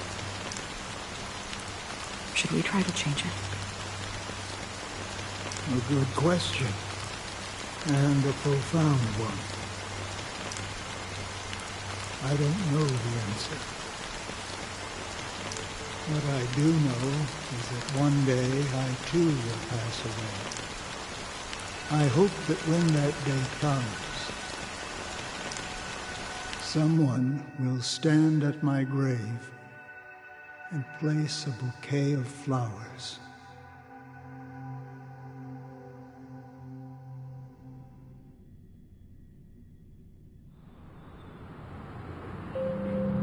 When I appeared as a child, my speech, mindset, and soul reflected immaturity and innocence. As I grew into adulthood, I left behind my childlike side. I humbly request your blessings, esteemed advocate of Shipe. Come to me, my kinship. I have sought their presence with us. As you wish. I have faithfully served the Alfalfa family for nearly a decade, promoting the path of the harmony to the best of my ability. However, I made a mistake yesterday. While I was preparing dinner for the family head, I accidentally dropped a prepared dish on the floor. Out of laziness, I lied and claimed that everything was ready. Although the head has dismissed me as punishment, it has been tough to sleep with the guilt still gnawing at me, as I worry. Do you sincerely repent and vow to change your ways? Yeah. Have you examined your soul and confessed all your sins? Oh. Are you willing to accept the process of atonement? Very well. Show your dedication and goodwill to the family, and you shall be reinstated among them. Now, please, leave in peace. Oh, praise Shipe. And thank you, esteemed advocate. Next, please. I wholeheartedly confess to you. Please. Rest assured, I have implored their presence to be with us. As long as you are sincere, absolution will be granted. Oh, great. You know, I arrived in Peanacony as a stowaway. I sold everything to get a ticket. My house, my land, and my... I see. My children were starving. And I hoped they'd have a chance at survival if they became slaves here. If I can strike it rich here, I'll lift them out of that situation and give them the life they deserve. But the Bloodhound family got wind of it. They're on my tail, hunting me down. I thought I could bring my kids here. It was all my fault. The family is ready to forgive all sinners. I'll ask the Bloodhound family to cease their pursuit. You don't need to live in fear anymore. Oh, thank you. Thank you. I'll work my hardest to redeem my children. Next, please step forward. Hey! Long time no see, Mr. Sunday. The most esteemed individual in Peanacony. I have sought their presence with us. Let us proceed. Sure. Let's just get this over with. I have sinned. Please forgive me. I wasted half a pizza at breakfast, and a bottle of Soul Glad. That's it. Nothing more. Can we wrap this up? I've got a robo-ball game to catch, you know? Do you seek to atone for your sins through good deeds? My sins? Oh, starting to sound like a saint, huh? Well, let me tell you something. Neither the family nor you have the right to judge me. You think nobody knows what your precious family has done? About the watchmaker? Huh? Don't kid yourself, Featherbrain. Those dream chasers might be fooled by your act, but don't fool yourself. Before you start spouting off your holy verses, answer me this. Where does the power of the Oak family come from? And your power? Well, I've spent enough time in confession today to enter the Harmony's paradise, right? Then I'll take my leave. Good luck with your election, and, don't make me regret my investments in you. Oh, revered triple-faced soul. Who can judge the strong when their power hides their crimes? Who can vouch for the weak when they will pay any price to survive? Who can comfort the purest souls when even they get led astray? If the strong defending the weak is truly the foundation of paradise, then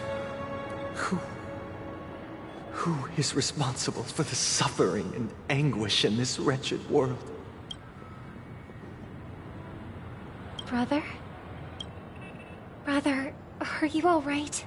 I'm fine. I've been working long hours, and I just made a trip to Dreamflux Reef and back. So, I'm a bit out of sorts. You've been working non-stop on the Charmony Festival, Mr. Sunday, and no one could have predicted this incident. Even if the Stellaron does pose a grave threat, I still feel sorry for all the trouble we've caused. No need to worry about troubling anyone. The Charmony Festival was meant to spread joy and harmony across the cosmos. But now that we know the truth, I'm afraid we'll have to cancel it. It has always been our wish to make everyone happy, so... we'll do our best to explain everything to the Dream Master. I'm sure he'll understand. Even if the negotiation does not go smoothly, I'll refuse to go on stage. Without the Chordmaster, the Harmonious Choir would not arrive, and the Charmony Festival would be just a grand performance, and nothing more. I'm relieved to see your determination. You know, since arriving in Peanacony, we haven't had any contact with this Dream Master himself. I'd heard of the heads of the 5 major lineages, but the Dream Master is a mystery to me. The Dream Master rarely grants an audience, even for us. But, given the urgency of the situation, he's agreed to meet us in person. Perhaps you'll be the first guest to meet the Dream Master in years, Mr. Yang. Let's hope we can reach a consensus that satisfies everyone. Indeed. Let us hope so. It's about time. We'll have to get ready for the meeting. I apologize for any inconvenience caused by the urgency. Don't worry. I'll be waiting here. It's Mr. Sunday! Hey, come over here! Mr. Sunday. Hey there! Okay, see the moon in the sky? It's about the size of the cap on my soul glad if I just read... Yeah. Look at me. I've been away but it's no big deal. The Grand Theater here looks They told me not to sell everything I had just to come to Peanacony. Selling everything you had? Why? Can't you see? Life back home is It's better to be here at Peanacony. Pain, no worries about tomorrow, just sweet dreams. Is this truly living? Huh? What did you say, young lady? Oh, it's nothing, sir. You see, the traffic on Glock's Avenue can be dangerous. How about I ask a bloodhound family? Yeah, that's a great idea. Wow, no wonder you were the leader of this sweet dream. See you around, Mr. Sunday, and... What's up, sister? This is the land of the dreams. But why do they live like this? The man we ran into... he doesn't seem happy at all. Even though sweet dreams are nice, they're just illusions. But for him, they're the only way to survive, even if it means giving up on reality. I suppose you have a point. But, in my opinion, that's how most people live their lives. Why do you say that? You think that man is not actually living, but that's not quite accurate. Even without Peanacony, people create their own illusions called self-value. People believe they have a predetermined value to fulfill. Gaining value means gaining power, and those deemed worthless are seen as the weak. However, value doesn't come out of thin air, and there's a limit to it. To accumulate value, people have to take from others. So, the weak get exploited and oppressed. Are you suggesting that this is not how things should be? Exactly. But, ironically, people don't think there's anything wrong with it, because they uphold the illusory notion of self-value, and even the weak believe in it. The survival of the fittest. That's where all the tragedies in the world come from. People come to the sweet dream in Peanacony to escape from that reality and find solace. No tragedies exist here, only happiness. Although in its nascent form. Isn't that the same paradise we yearn for in our dreams? Perhaps that man is just an exception. Let's not jump to conclusions. We should experience the dreamscape ourselves. Just as I did at Dreamflux Reef. Yes. Seeing is believing. I'll accompany you. The Dream Master hasn't shown up yet, so we have some...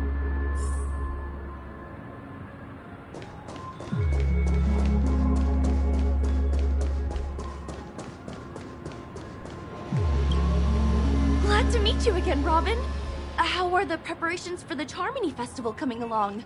We're all so excited about it. It's going smoothly. Thanks for making the trip to join the festival. You're too kind, Robin. It's a pleasure to have guests from all over the universe celebrating day and night. I can't stand being lonely or bored, so this jubilant dreamscape is perfect for me.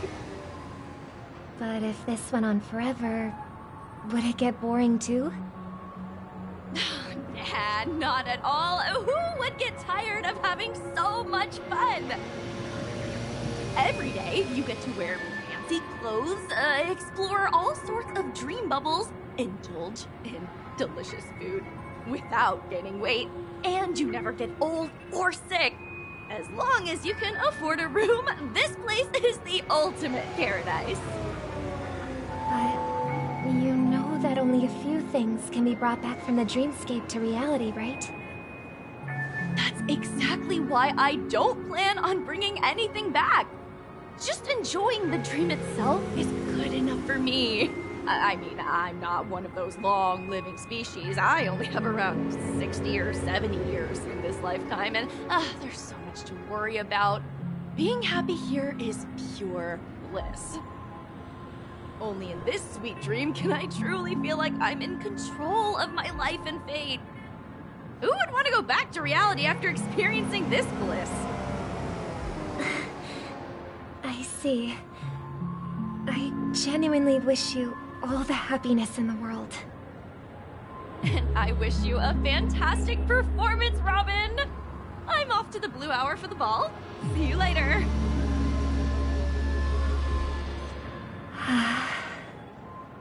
Seems like that guest's perspective didn't resonate with you either. She had a valid point, and I could sense her genuine happiness. It's just that...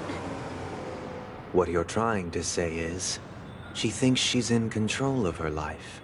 But in reality, she's just escaping from reality and seeking solace in this sweet dream. Once she steps out of this sanctuary, everything will be lost. Well, she did make mention of being able to afford a room, didn't she? However, the paradise in our dreams, it doesn't have to end. No. And the paradise we yearn for shouldn't be just a fleeting dream either.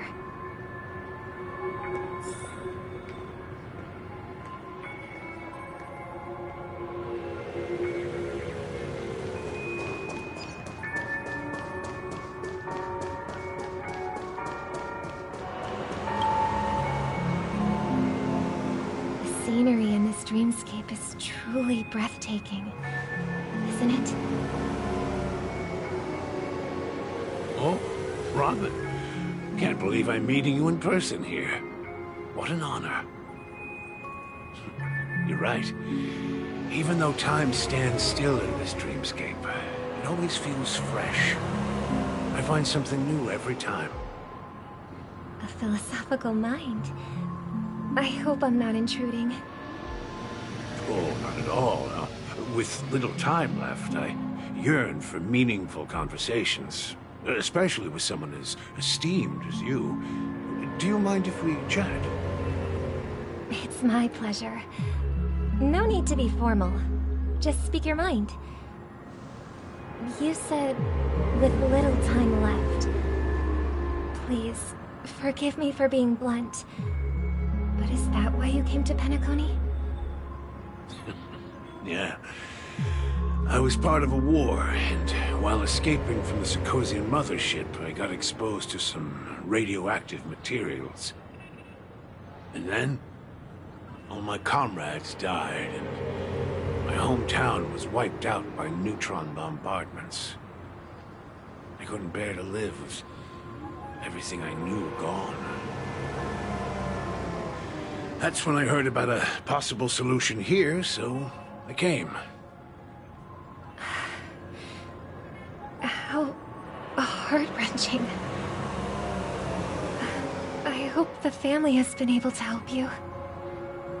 They have, and I'm truly grateful for that. They provided me with a comfortable room, the most advanced life support devices in the cosmos, and a stellar team of caregivers. My physical body is now in the dream pool, sustained by life support. The me you see here is whole, rational, and no different from any other person. But I can't say the same for the me in the hotel room. My true appearance? Huh? I hope you never have to witness it, Robin. So, you'll be living forever in this dreamscape, right? Just being able to live at all is good enough for me. Whether it's in this dreamscape or not, well, I don't really have much say in the matter. My world has been torn apart, and my life could end any second. So, even if this whole place is an illusion, it's still my paradise. And I'll treasure every moment I spend here.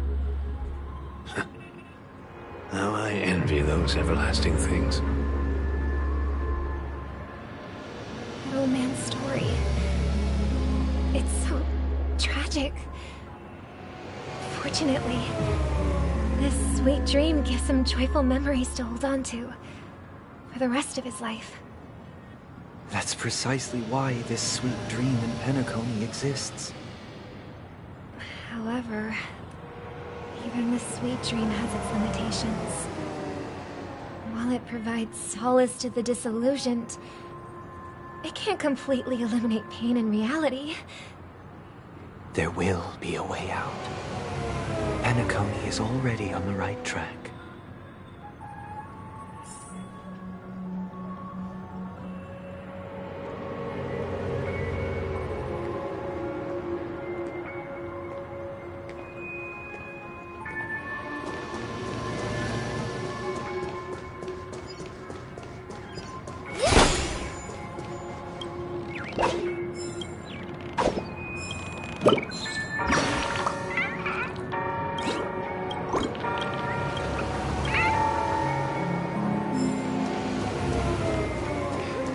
Look what we have here.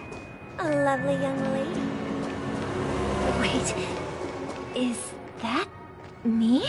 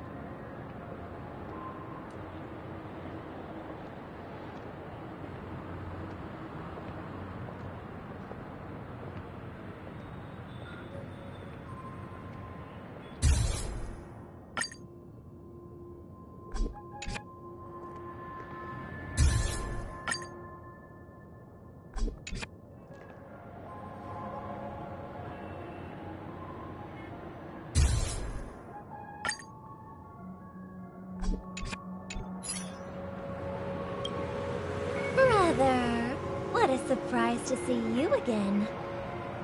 Show yourself. Your trick won't work on us. I've heard that a skilled masked fool received an invitation too. That must be you, right? Did you enjoy yourself? Barely. The people here are way too gullible.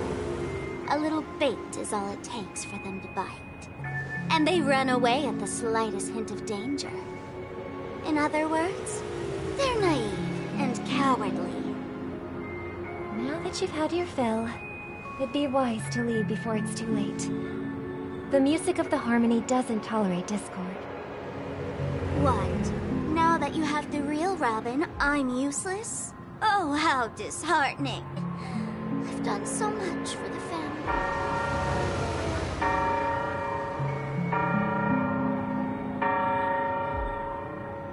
You should be thanking me, because if it weren't for me cleaning up this mess, Peanacony would still be in shambles.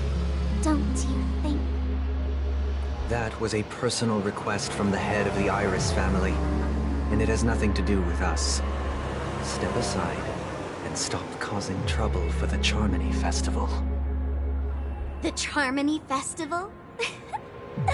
You think you can scare me? You think I have no idea what you're planning? I don't care what you're thinking, chicken wing boy. But I'm pretty sure our lovely Robin won't be appearing on stage. After all, you're well aware of what a sorry state this dreamscape is in under the banner of harmony. Peanacony, the land of the dreams. Is this truly the paradise you desire? Stop it. What's the rush, chicken wing boy? Did I get to you? Our paradise is none of your concern, masked fool. Leave now, or the family won't tolerate you anymore. All right. I'll go. But Robin, I suggest you seriously consider this. Do you really believe those living in dreams can escape pain and find true happiness? Well, I've done my part, and now I'm simply waiting for the fireworks to begin. Here, the last 2 gifts for both of you. And don't lose them. If by some unfortunate chance the Charmony Festival starts against all odds, remember to use them during the show. And it'll be thrilling. Bang! I heard a raven cawing in the distance. It seems the Dream Master will arrive soon.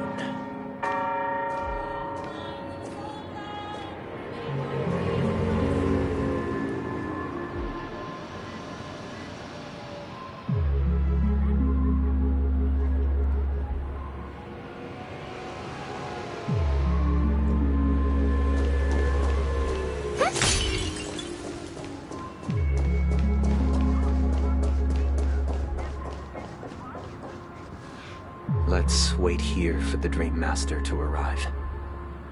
Okay. By the way, brother, I heard you no longer have a sweet tooth. Back when we were kids, you used to steal my desserts. Seems like a lot has changed during my absence. What exactly happened? Well, someone has to stay awake even in this sweet dream. But that someone doesn't have to be you, or anyone in particular. You're carrying too much on your shoulders, brother. The paradise in our dreams. It shouldn't be like this. Peanacony is nothing more than a dream. It can't erase the worries and pain of reality, or bring true happiness. It only offers an escape from reality. Nothing more. Remember the old man we met earlier? Without this dream, he might have completely lost himself. That might be true, but even without Peanacony, he could have chosen another path. As far as I know, The Intelligentsia Guild has been promoting their rehabilitation techniques for a long time now. That path may have been more ordinary and challenging, but now he's in a comatose state. And that sweet dream has become sort of end-of-life care. His fate is sealed. Is Peanacony granting these people a future? Or is it taking it away from them? Well, don't forget this. Not everyone really has a future. The future for humanity is like the sky for birds. People mistakenly believe that flight is inherent to birds because they've never witnessed those birds crashing to their death. Do you remember how we took in that little Charmony dove when we were young? Yeah. We took care of it. Provided food and water, groomed its feathers. And later, when I decided to leave Peanacony, I opened the cage and set it free. Well, I didn't mention what happened to it in my letters, because I didn't want to upset you. Shortly after you left, it crashed to its death right in front of your window. I had surmised as much. I knew you wouldn't have avoided mentioning the bird for no reason. Despite that unfortunate outcome, I still believe it was the right decision. Birds aren't meant to spend their lives in cages. They belong in the sky, even if they can't fly. But here's the thing. If there are birds in this world that can never fly, can we really assert that they belong in the sky? Are you implying that the same goes for humans too? Let's take the Astral Express as an example. The Nameless made tremendous efforts to bridge worlds, gaining fame across the universe. However, only a few extraordinary individuals can endure such a perilous journey. That's because the pursuit of the Trailblaze exceeds the capabilities of ordinary humans. Otherwise, why would this path be filled with broken rails, an abandoned express, and even a fallen Eon? That's just sophistry.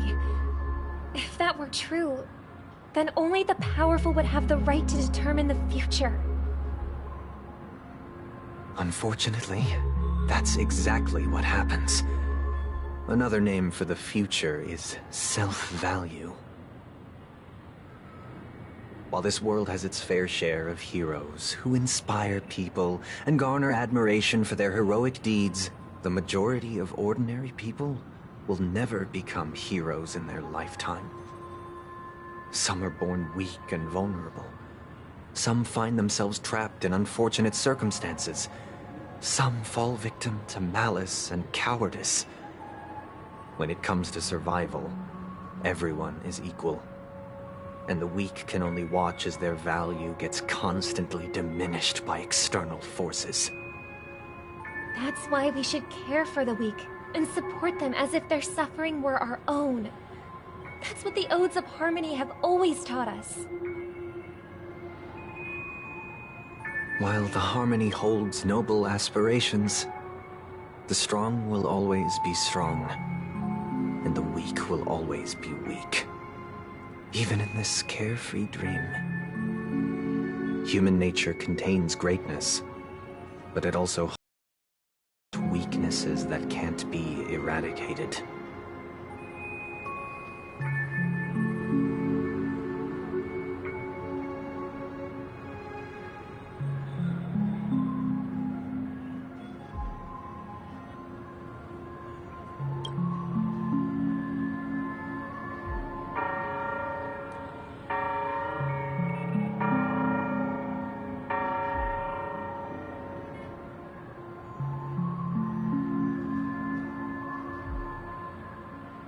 In the end, if people can't even secure their own survival, they won't care about the illusory future of equality. As long as the law of survival of the fittest prevails, there will always be fledglings crashing to their death. But if people don't live for the future, do they merely exist for survival? If even you, my brother, don't believe that the harmony will save the weak, then which Eon can make our dreams come true?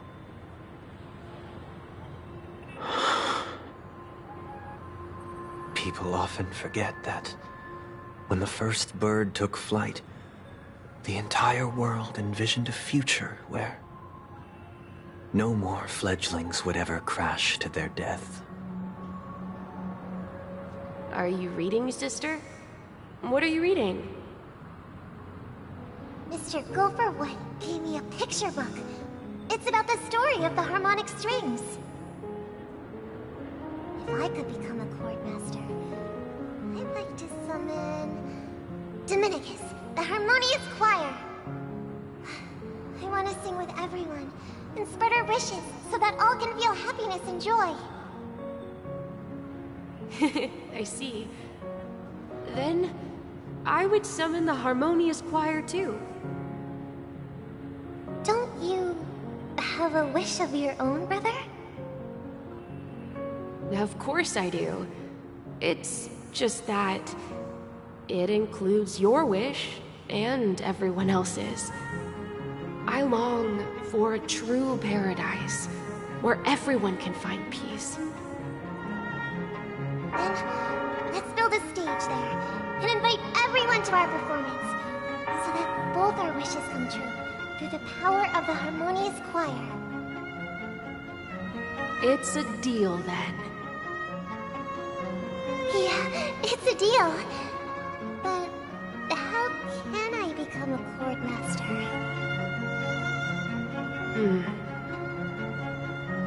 Maybe you'll have to become a star first.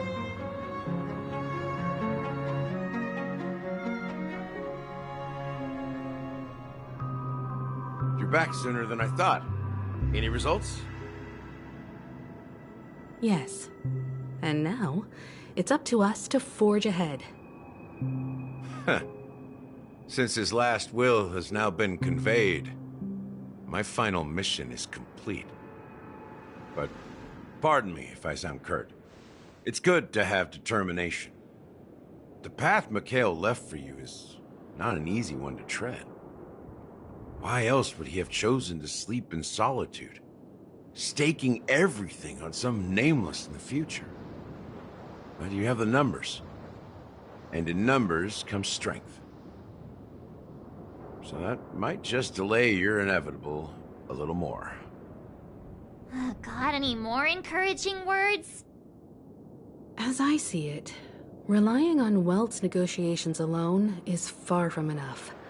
Regardless of whether the other party will be compliant, negotiating simply allows us to meet them as equals, and won't grant us an upper hand. Peanacony is our rival's home turf, and we already have very few chips left to play with. Rather than idly sit around while the family's got us blocked off, an offensive approach might be a wiser course of action. We're more familiar with the Stellaron's properties than most, and since it's the key to stabilizing the sweet dream, it's vital to the family's interests. By attacking their core interests, they're bound to retaliate hastily. And as the saying goes, haste makes waste. That's right. As long as we pose a threat to the Stellaron, either with words or otherwise, we have a chance at gaining the upper hand. But the problem is, on the eve of the Charmony Festival opening, how exactly are we going to get close to the theater? Family security will be airtight, and if we brute force it, even if we succeed, it's too risky. So, no one's gonna say anything? Then I'll raise my hand. I know the answer to this question.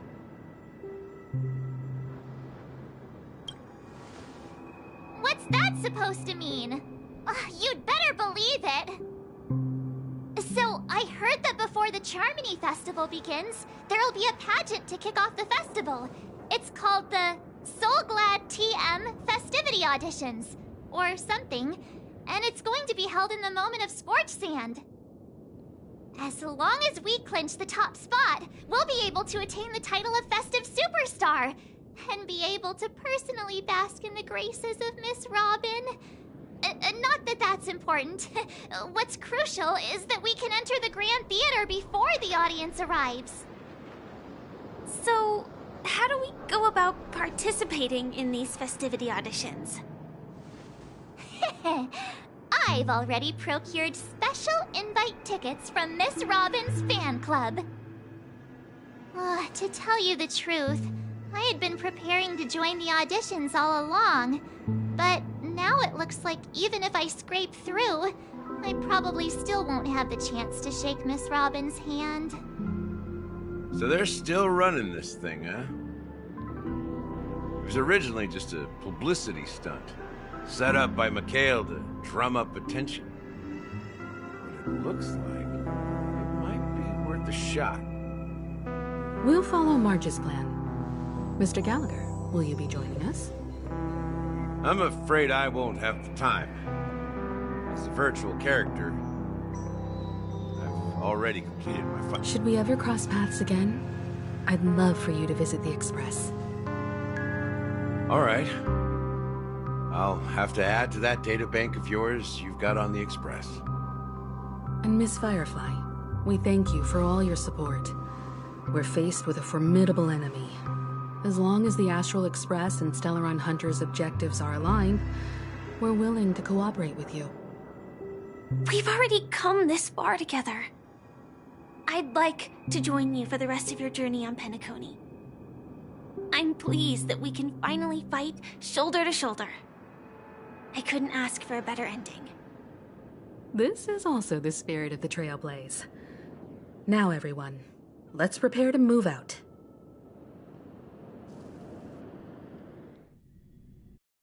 Ladies and gentlemen, welcome to Scorch Sand Hall. This is where challengers thrive and dream chasers shine, all under the watchful eye of the entire universe. If you have ambition, dreams, and the drive, dear friend, the next superstar of Peanacony's Charmony Festival could be you. Oh, wow, they've really outdone themselves. I'm starting to get excited. Behold, here come 4 friends with spirit high and full of steel. You aspiring to be the superstars of the festival? Is he talking about us? Yes, you. There's no doubt about it. I see you have all the potential of a superstar in you. Excuse me, you four. What are you hoping to get out of all this? As the last group of contestants, how confident are you in overcoming all of the challenges? Would you be open to a brief exclusive interview with us? It'll be quick. Your journey is long and fraught with peril, yet under a sky blanketed by banners, you vie for the crown. The sword and rose! Protect the beauty! Magnificent and majestic! A knight's head is hard as steel.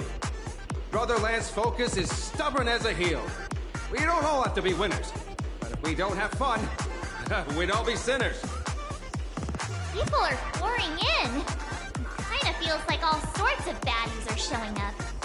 Let's get in there quickly and enter the competition. Ladies and gentlemen, please make way. Make way. Coming towards us now is one of Peanacony's top 10 wealthiest tycoons and the Soul Glad Business Empire's founder, Mr. Dean. Allow me to introduce myself. I'm the director of Soul Glad's factory, Dean Lee. My 4 friends, introduce yourselves to the audience across the cosmos. Hello, everybody. I'm Peanacony, a nameless from the Astral Express, And these are my companions. Don't you guys need to hide your identities? Hide it anyways. Peanacony is plastered with our posters. And because the Astral Express is so well known, the family won't dare to make any rash moves.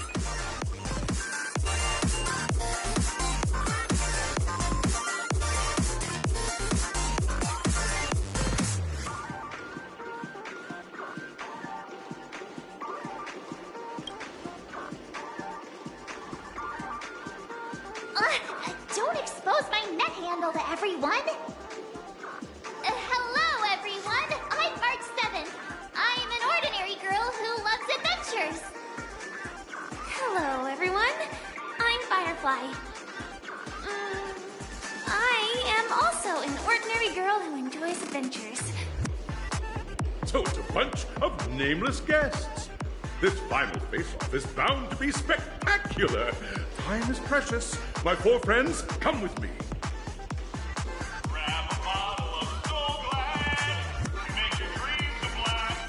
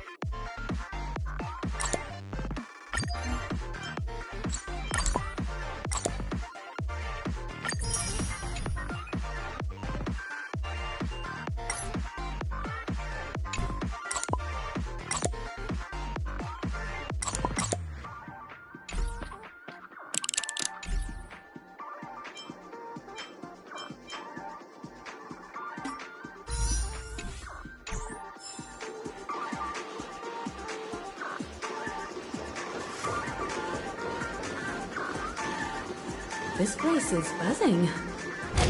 That's right. This event is a miniature representation of that time known as the era filled with boundless possibilities.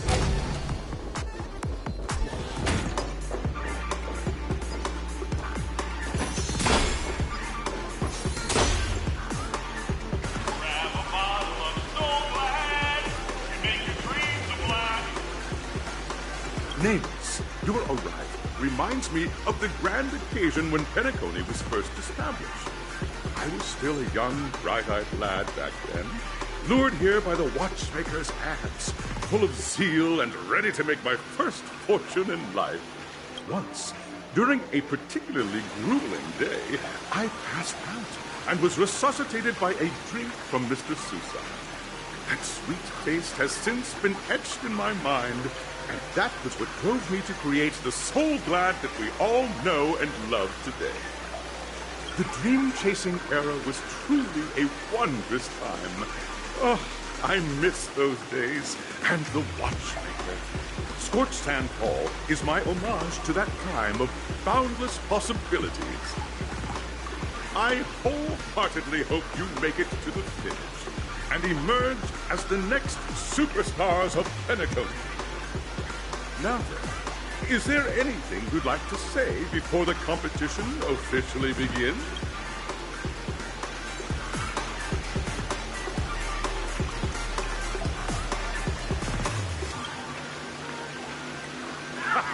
That's the trailblazing spirit. How about you, Miss March? Hello, everyone! Next up, get ready for the Mega March 7th Adventure, where I'm going to break the speedrun world record!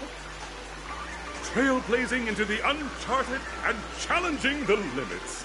That's Miss March 7th for you. How about Miss Firefly? I hope that by the end of this journey, everyone will have achieved the outcome that they hope for. Ah, a wonderful wish! Miss Himiko, what are you expecting from your team? Safety first, everyone. Simple words, but full of force. Waiting for you are 3 stages, each connected to that era. The first 2 stages offer 2 distinct paths to choose from, with unique challenges on each route. And in the last stage, you will face off against a champion who has defended the title to this very day. A beloved contender whose noble virtues are unrivaled. Those are the rules. Simple. Everyone clear? Now, I hereby announce that the 33rd Scorched Sand Festival of the 20th season, sponsored by Soul Glad Enterprises, has started.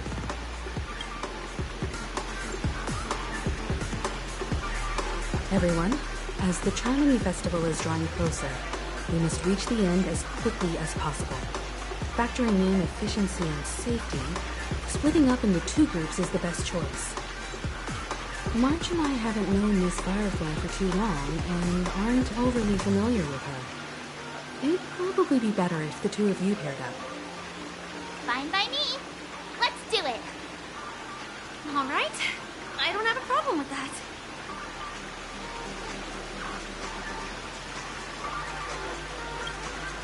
We'll split into the assigned groups then. Let's not waste time.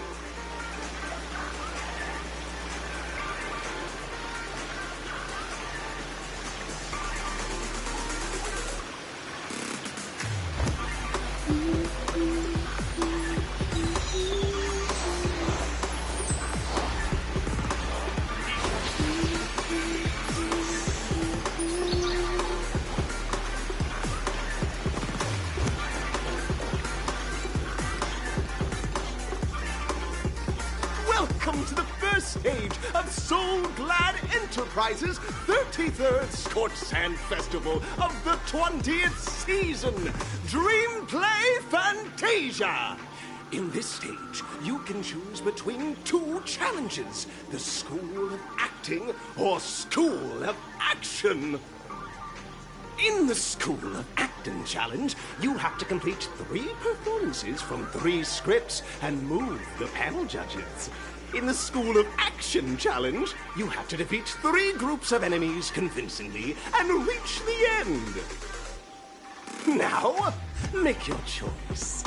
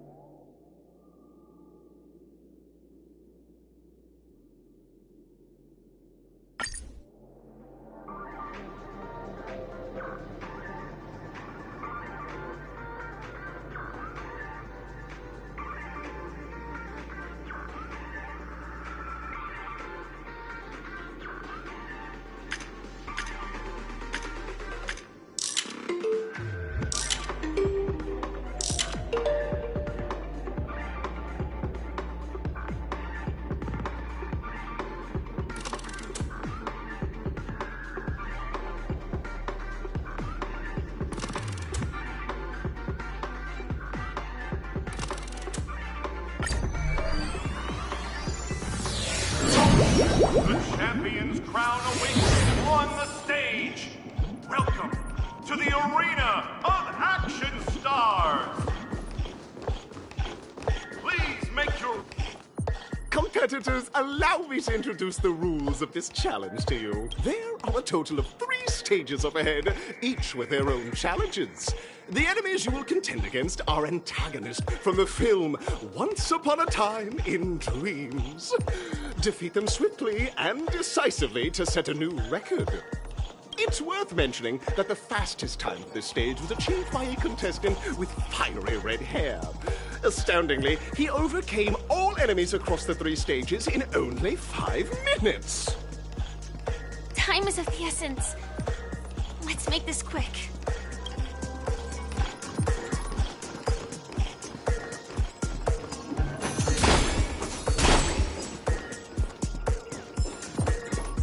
Contestants, you are about to confront the monsters of the primordial dreamscape. During this period, Peanacony was nothing but a barren wasteland. The dreamscape was fraught with strife and disorder, with memory zone memes running rampant. As dream chasers who've come to Peanacony, defeating them is your first step towards success. All the Soul Glad is ours! Don't even think about plundering the Soul Glad from us! I hope for an end to strife in the world. Resonate all together.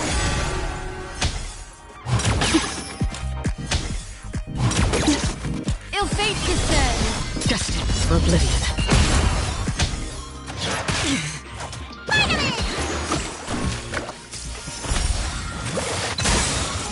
I weep for the departed. It too shall fall.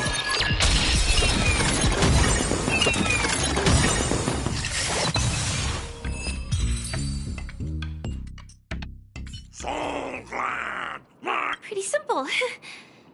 I just hope these tests don't take too long.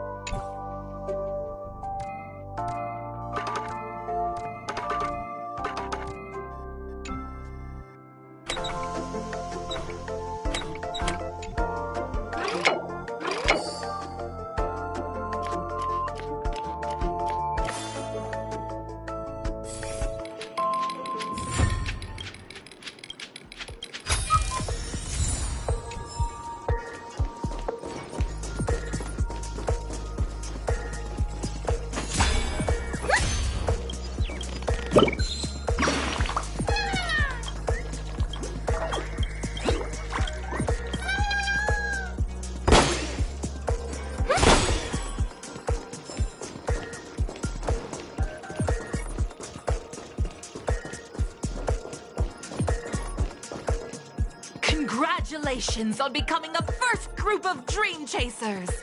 Answering the call from the Watchmaker, you are disappointed to learn that Peanacony isn't paved with gold. Resigned to your current plight, you start from the hierarchical dredges, biding your time for a chance at success. Just as you're about to give up, a downpour sparks a business idea. You enter the umbrella business! But just as things are looking up, you encounter a competitor. Defeat them and emerge victorious from this trade war. Why is our opponent so glad? Because this is So Glad Enterprises' 33rd festivity auditions of the 20th season! Isn't this just product placement? Safeguard the integrity of Soul Glad. I will soar high into the sky and become its shiniest star. Dangerous thoughts resonate all together. Stars echo. Welcome to Your fate descends. Beneath the waters lies an endless abyss. Still waters of oblivion.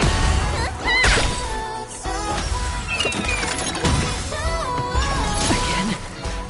What's in your prescription? I weep for the departed. It too shall fall.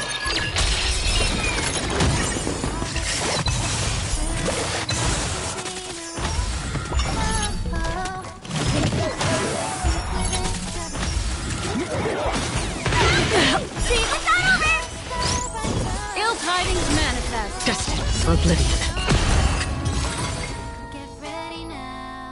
The world kisses me with pain, and I provide with Soul Glad in...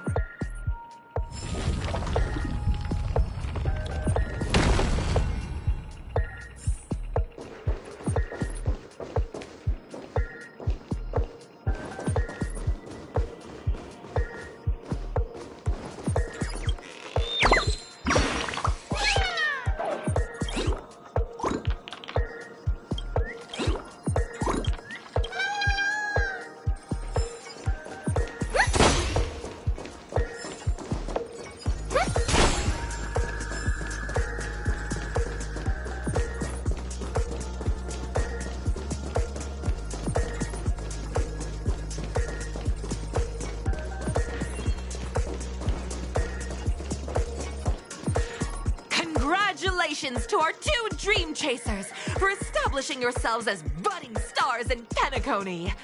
However, now you face a competitor selling at low prices, pushing you to the brink of bankruptcy. No matter how lengthy the battle, you always persevere. None will take my Soul Glad away from me. I will use the transmutation arcanum to turn into a dinosaur! Oh, dinosaur! Devour my enemy! Grab a bottle of Soul Glad and make your dreams a blast! They resonate all together. Ill fate descends. Still waters of oblivion.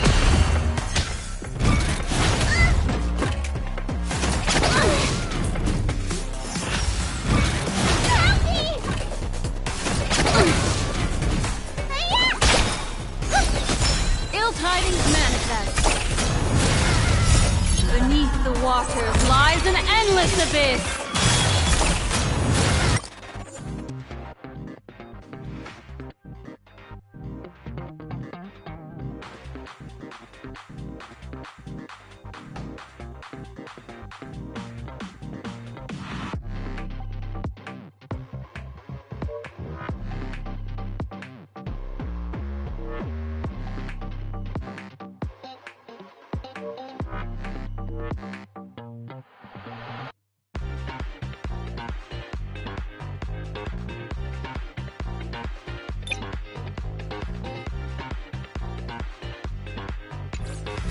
I weep for the departed.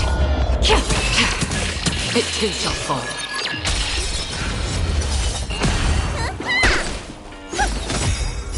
Stars echo. Ill fate descends.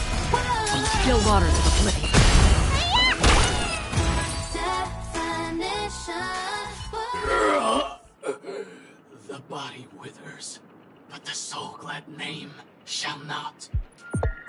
Ah! You truly are a beast! More than I can ever be. That should do it! Okay. Let's go. Mr. Yang is waiting for us. Isn't this fight way off from the actual storyline? Transforming into a dinosaur isn't imaginative enough for you? This is the sort of magic only seen on Peanacony. After an extended battle, you finally emerged victorious! But the companion who journeyed to Peanacony with you chose to leave. In the years that followed, you encountered each other once more on the prosperous streets of Peanacony, but dared not call out to one another. Ah, well done! You brought to life the thrilling action scenes from Once Upon a Time in Dreams. Looks like we won! Let's hurry up and get to the next stage.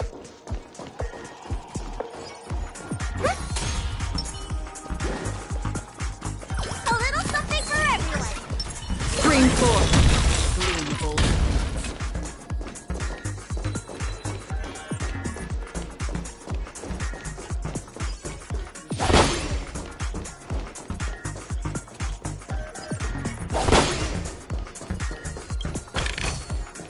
Seek, and you will find.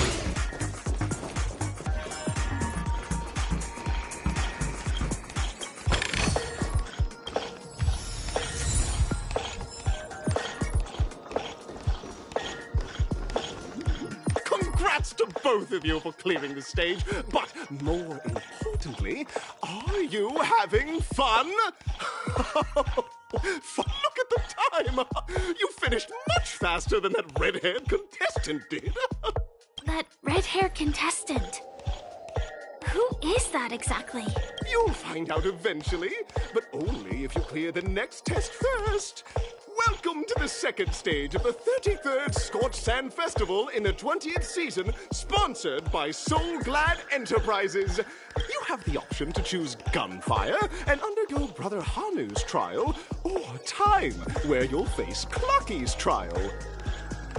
Now, make your choice.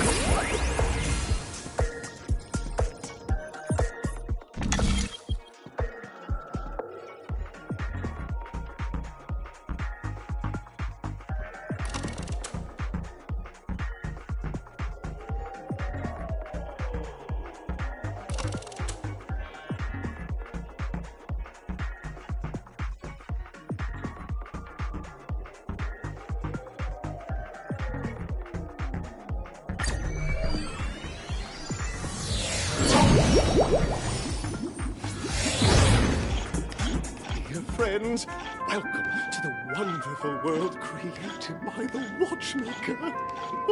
Awaiting up ahead is the titular character from the beloved Clocky animation, Clocky!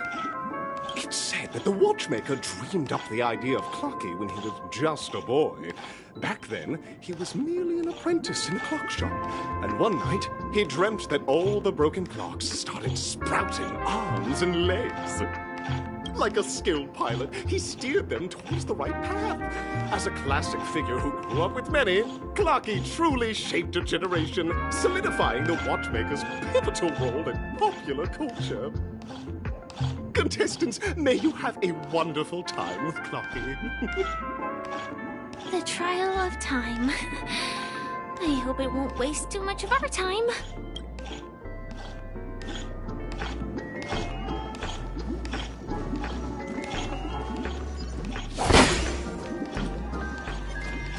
Screen 4. The gleam of old blades.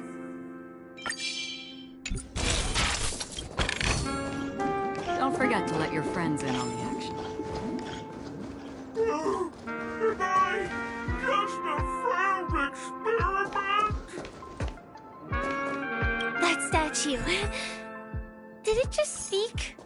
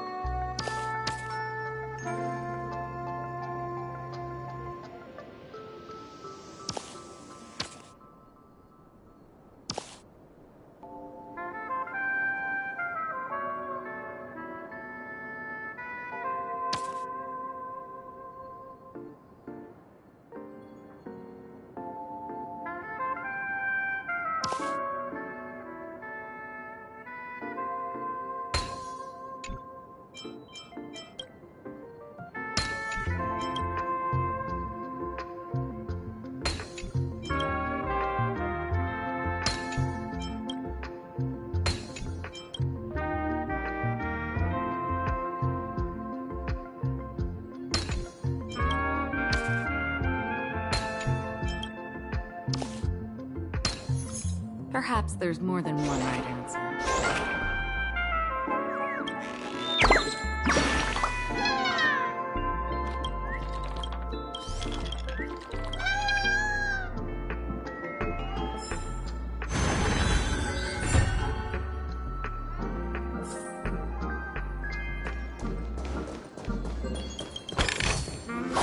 Seek, and you will find.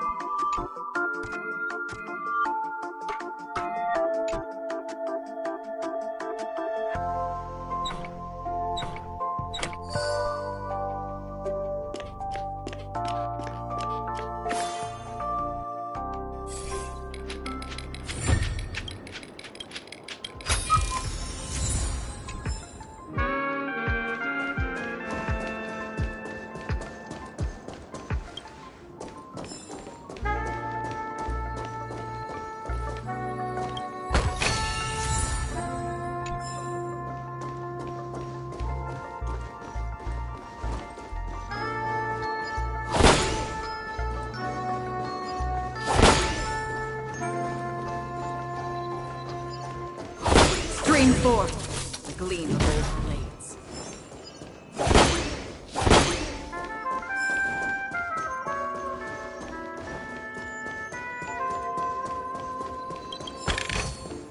Seek, and you will find.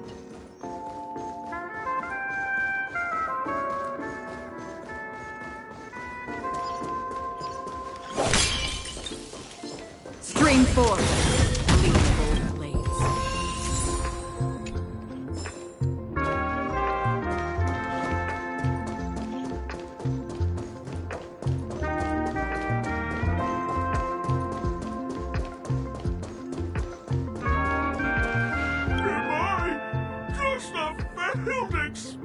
I'm just an expendable failure of a clock.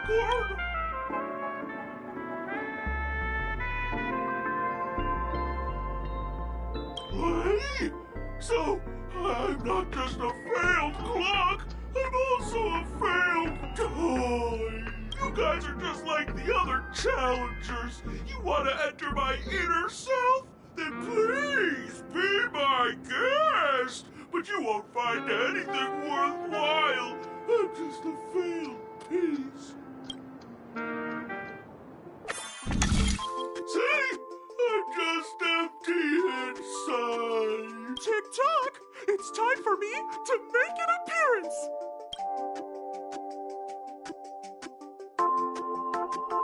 Clocky? I can also see him. Is this character part of the show? In Dreamville, Clocky is everywhere and can do anything! Like, right now! I could solve this problem with your big ticker pal, Tick-tock! I can't believe it's actually Clocky! Why would you come and visit a failure of a clock like me for no reason?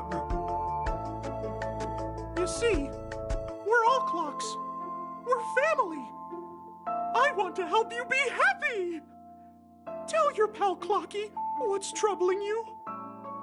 I came across a startling revelation yesterday. Apparently, Dreamscape Ticker isn't the same as Clocky at all. It's just a discarded prototype from Clocky's early development. Please, just leave me be, Clocky. I just don't know how to face you, because I'm just a failure. Oh, dear. Seeing it like this is utterly heart-wrenching. But fear not. We're here to help it rediscover the missing parts of its inner self and guide... I guess even troop members can experience existential crises. Don't worry, miss. I've already pinpointed its missing parts. Over here, my friends. Better use that hamster ball night speed.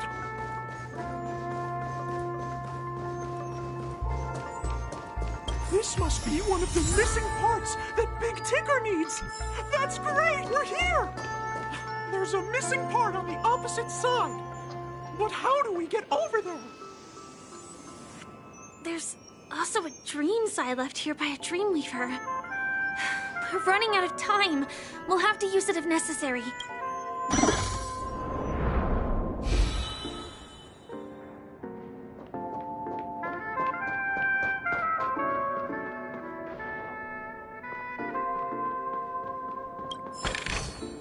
Seek, and you will find.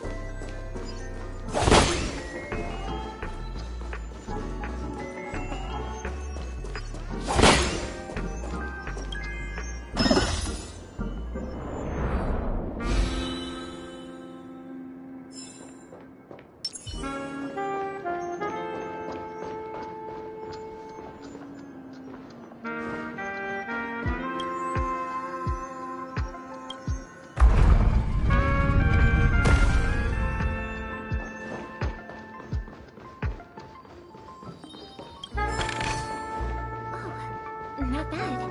Not bad at all.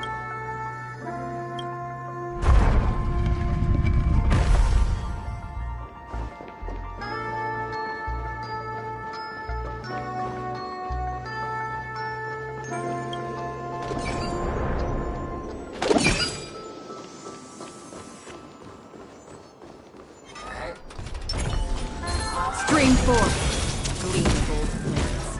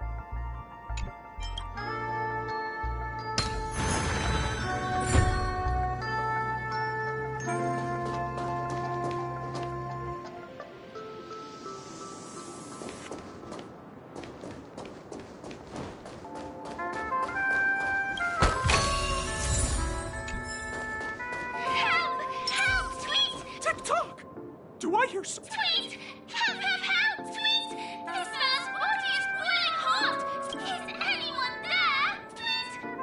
Oh dear! It's an origami bird! What's it doing in Beyond Overcooked's tail? Is that Corky? Tweet! Please save me, Tweet! I'm being roasted alive! A roasted bird? Oh! This is horrible! Let's save it! Quickly! Harmony and unison.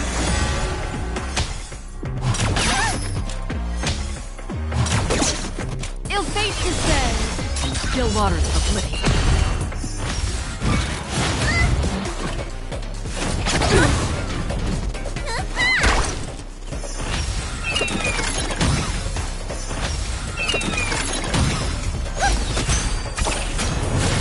Ill tidings manifest. Beneath the waters lies an endless abyss. I weep for the departed. It too shall fall.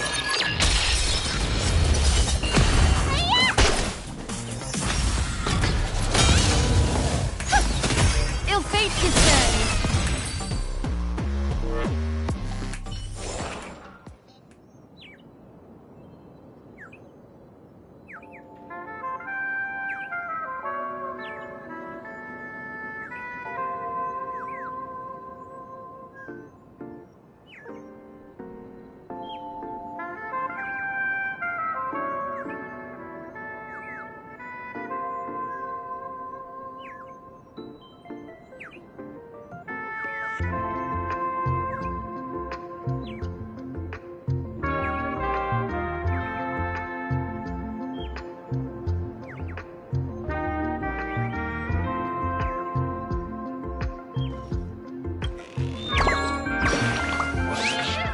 Thank you, guys! Tweet! I feel I'm about 70% cooked, Tweet! Thank goodness you're okay! But why did you burrow yourself into that fella's tail? Because that fella stole one of Mr. Big Tinder's pots, Tweet! I wanted to help retrieve it, but I accidentally got myself stuck in the oven, Tweet! Go ahead and get it, but be careful! It's hot, Tweet! An inner self fragment belonging to the Sweet Dreams troupe? This is just too surreal.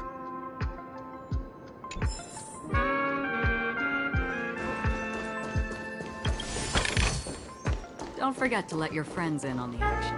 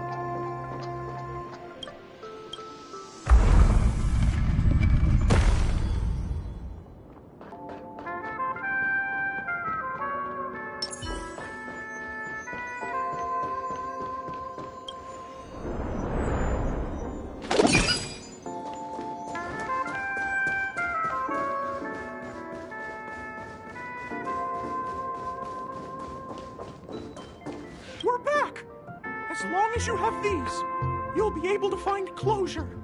Tick-tock! Wow! This sudden surge of joy! It's working! Tick-tock! Next, we just need to enter its emoscape, help connect its pathways, and we're done!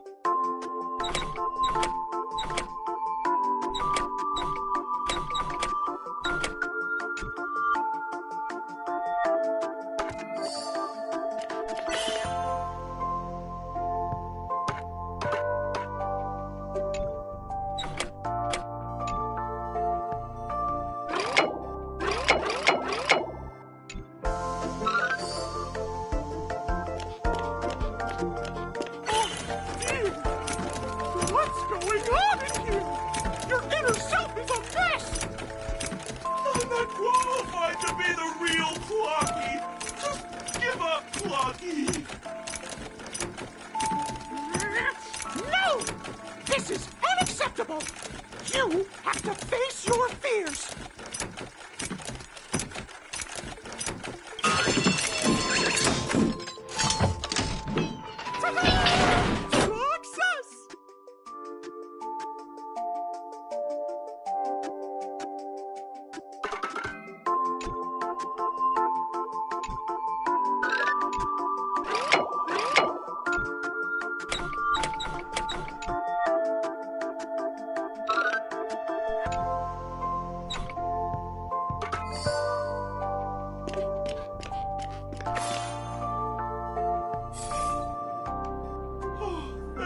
Clocky. If not for you, I'd never be able to connect with people like this.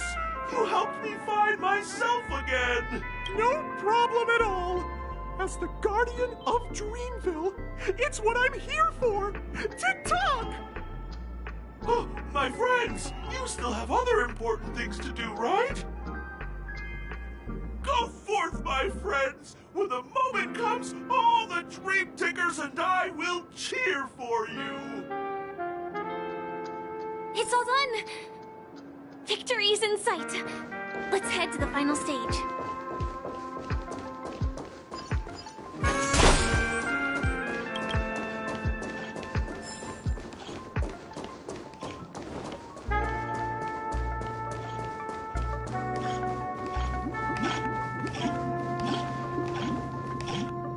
Congratulations to both of you! Oh, you've overcome all obstacles and proven yourselves.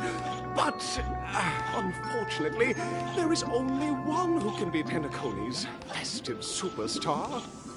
In the final stage, you will face the defending champion. If you fail, you will lose the opportunity to become the festive superstar. Welcome to the 33rd Scorched Sand Festival's third stage in the 20th season, sponsored by Soul Glad Enterprises, Superstar Showdown!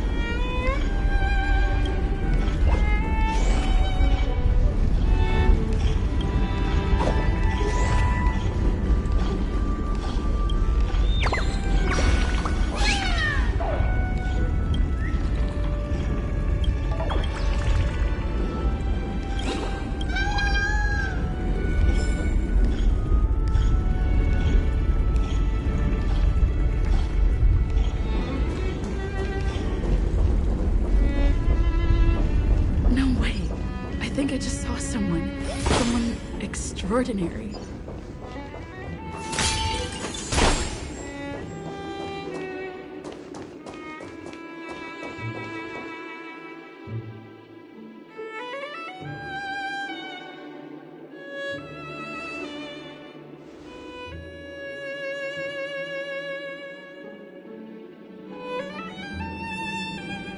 Are you a knight of beauty?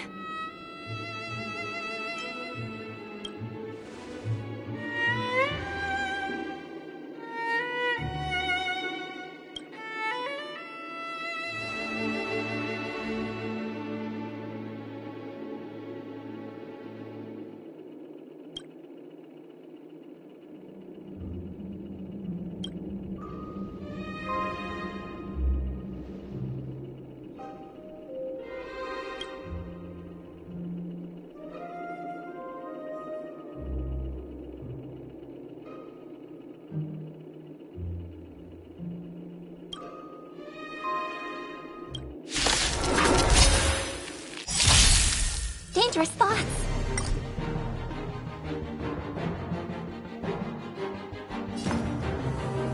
Resonate all together. Right. Silk Stars Echo. No more touch. Ill tidings manifest. Free will, or was it fate? Still waters of oblivion. Behold, this symbol of pure...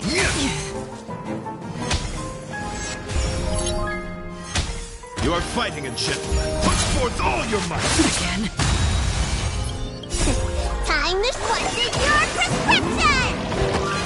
Don't worry, it's just a scrape. Ill fate descends.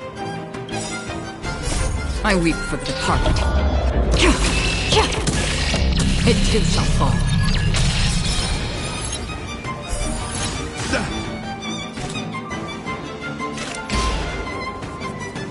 Destined for oblivion. I hope for an end to strife in the world. Bear witness to the duel commence. What do you want to know? Ill tidings manifest. Memories are ever changing. Beneath the waters lies an endless abyss.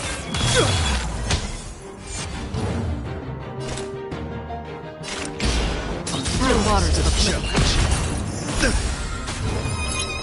Confess! Put forth all your might! Let me tend your wounds. May song bring us victory. That kinda tickles. Attribution will find you.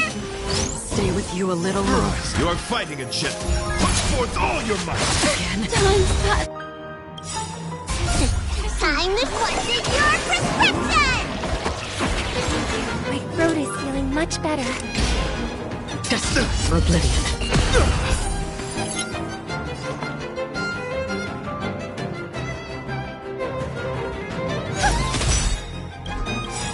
Right. Stars Echo.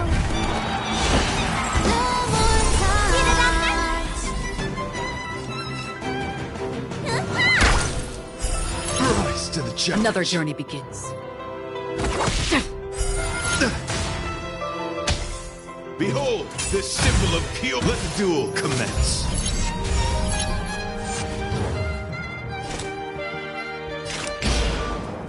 Still waters of oblivion. Pledged on loyalty. Put forth all your might.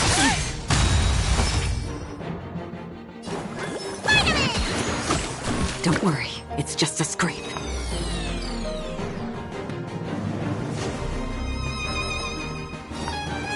Harmony and unison. Again? So familiar. Time squashing your prescription! My throat is feeling much You are better. fighting a gentleman. Put forth all your might. Free will, or was it fate? Destined for oblivion. Let me tend your wounds.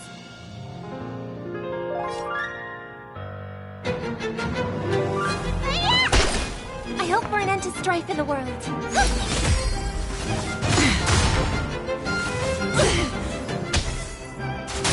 It's okay. It's night. Stars echo. Let the duel commence.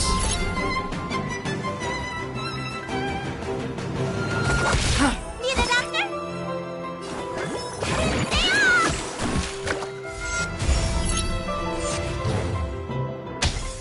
Confess!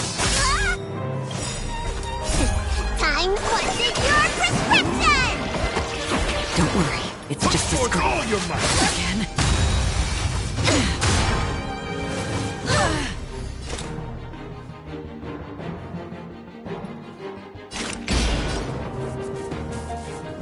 Still water. I weep for the departed. It takes us all.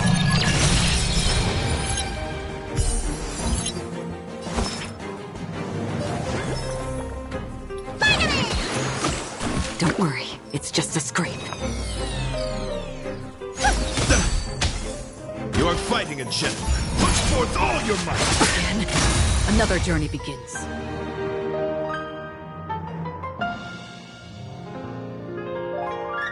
Desperate for oblivion. Okay, it's okay. Time quested your prescription! My throat is feeling much Bear better. witness to let the duel commence. Let me tend your wounds.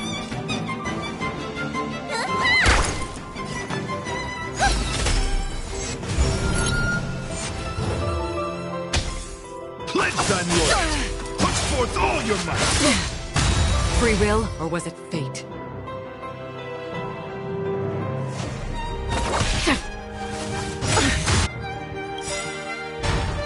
Night. Stars echo. Need a doctor?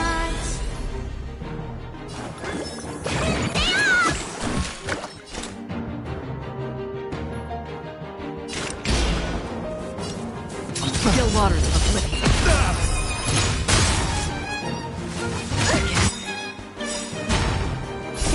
Time quested your prescription!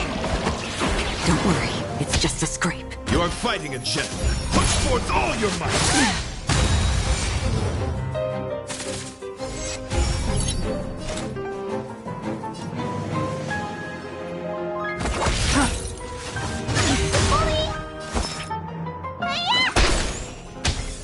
Behold, this symbol of pure. Let the duel commence. May song bring us victory.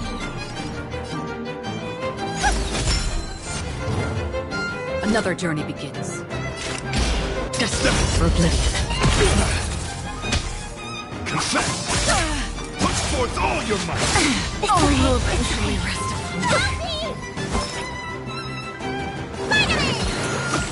Thank you. My throat is feeling much better. Time to quested your prescription! My throat is feeling much better. You are fighting a gentleman. Put forth all your might!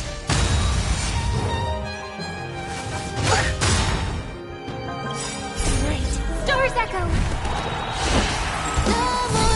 Need a doctor?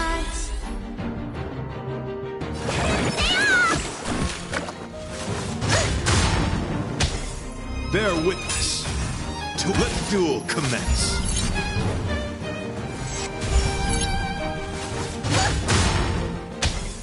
Pledge thine loyalty. Quested your prescription! Put forth all your might.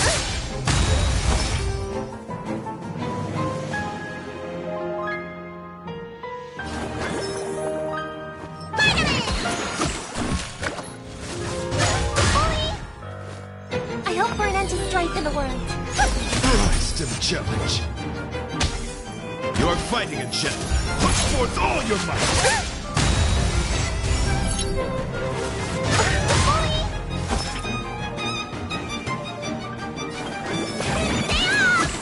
Thank you. My throat is feeling much better. Rise to to the challenge. Time to what's in your prescription? My throat is feeling much better.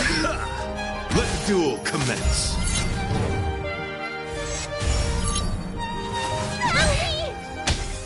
Confess! Put forth all your might! Right. So, Stars Echo! No more touch! Spider-Man!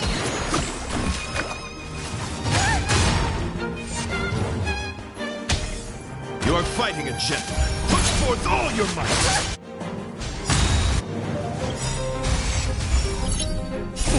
Time to what's in your prescription?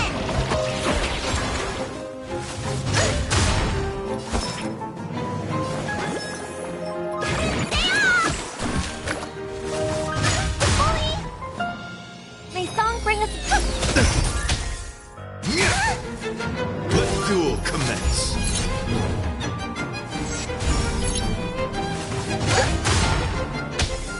Pledge thy loyalty. Put forth all your might. The show. Let's go. Time what's in your prescription? Help me!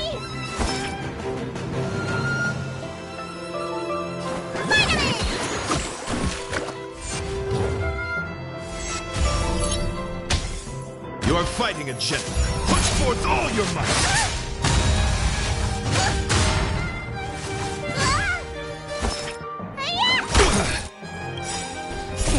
Time what's in your prescription? Let the duel commence. Help me! Confess! Put forth all your might! Where's the doctor?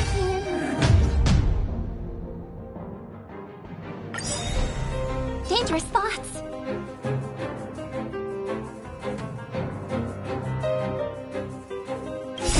Time to show you. What's in your prescription? Don't worry, it's just a scrape. Harmony and unison. Right. Stars Echo.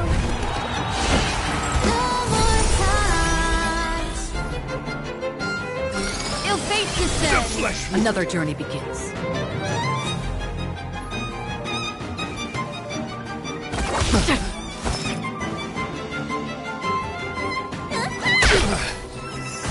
Behold, the symbol of pure... Christ! You are fighting a gentleman. Put forth all your might!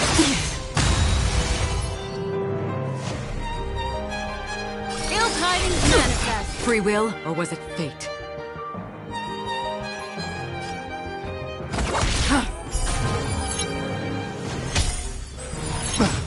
Need a doctor? Memories are beneath the waters lies an endless abyss.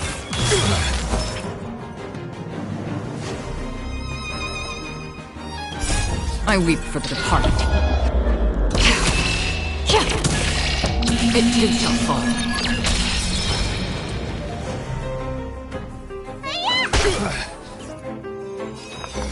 Still together. Christ! Confess! Familiar. What do you want to know? Ill fate is said.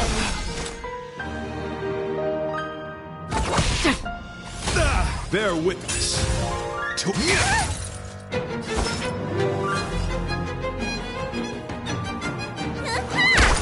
May song bring us victory.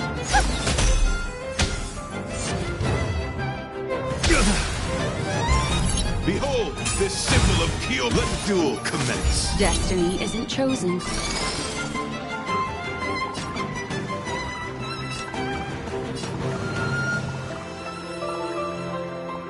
Ill tidings manifest. Another journey begins. Destined for oblivion.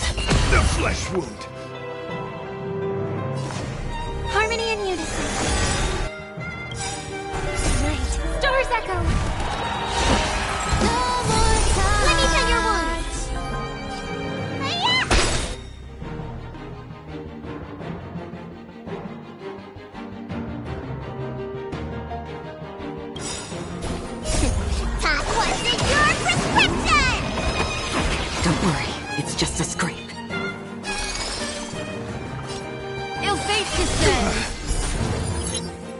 free will, or was it fate?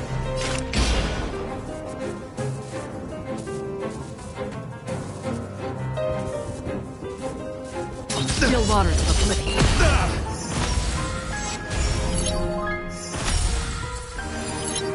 Pledge thy loyalty! Put forth all your might!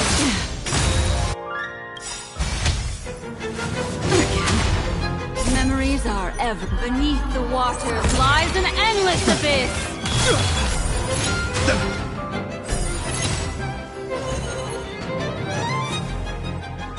tidings met. I weep for the departed. It too shall fall.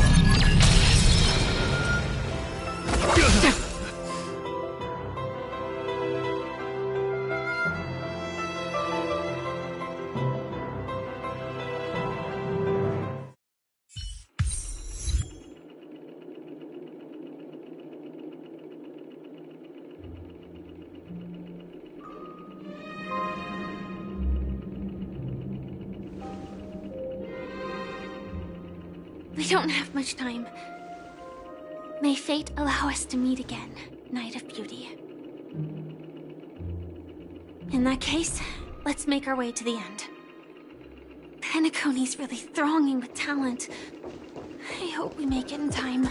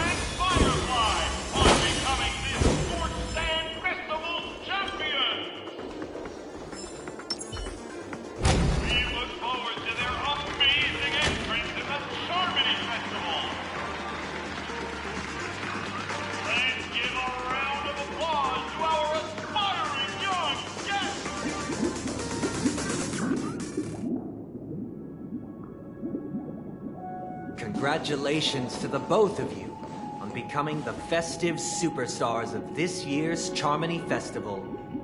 Before entering the Grand Theater, I, on behalf of the organizers, extend my sincere congratulations to you, wishing you joy under their radiance.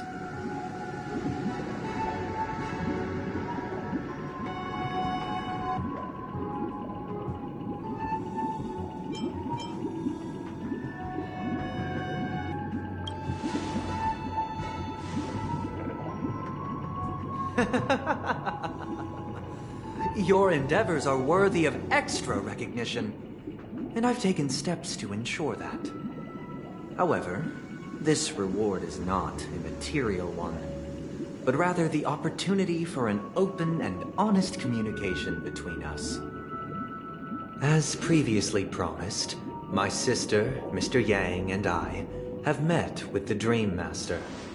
We delved into the truth about Peanacony and its Stellaron, and have come to a consensus. Both I and the Oak family cannot acquiesce to your request. Just as expected. We acknowledge the perspective of you, Nameless. Peanacony does require change, but not as you propose. The planet of festivities cannot and will not revert to a place characterized by chaos, disorder, or anarchy. Through your journey of overcoming obstacles, you must have glimpsed the essence of that era. The vulnerable ruthlessly eliminated, equality non-existent, common folk living precarious lives, eking out a dreary existence. Ultimately, only heroes like yourselves manage to achieve success.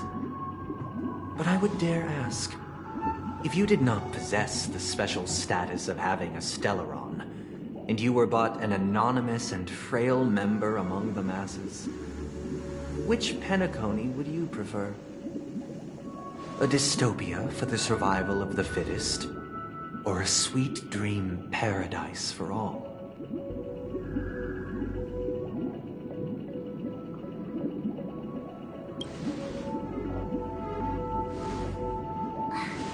That's not the point! Don't let him mislead you! Mr. Sunday, even if the members of the Oak family can't fully agree on what to do about the Stellaron, now's not exactly the time to be holding an extensive discourse about Peanacony's past and future, is it? The Stellaron issue concerns the life and death of everyone on Peanacony. If anyone has a better suggestion, the crew is more than willing to listen. Also, it'd be best to tell us the ins and outs of that meeting. This way, we'll at least know what Welt and Ms. Robin are dealing with, and the reason why they failed to make our appointment.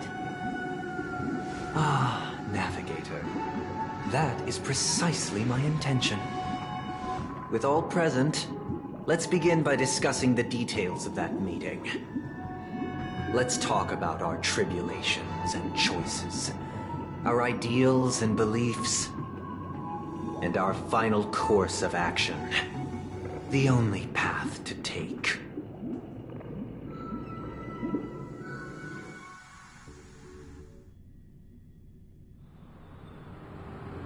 You mean to say that for the longest time, there have been scoundrels who would use the Peanacony festival that I have bequeathed to the masses as a tool to realize their ambition?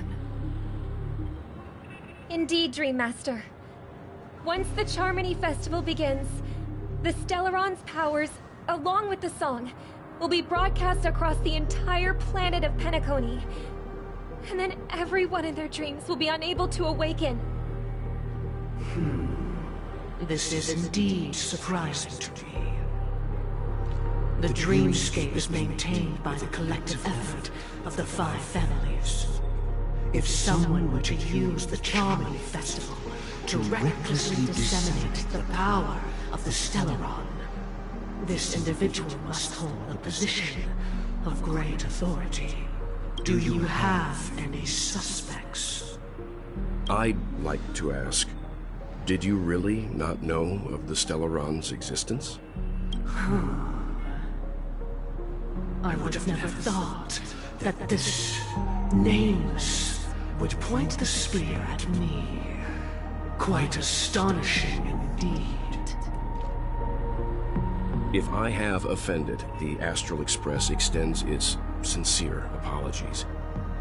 But the current circumstances are dire and leave no room for meticulous inquiry. We're doing this out of concern for the dreamscape's safety. So, if you could, please alleviate our concerns.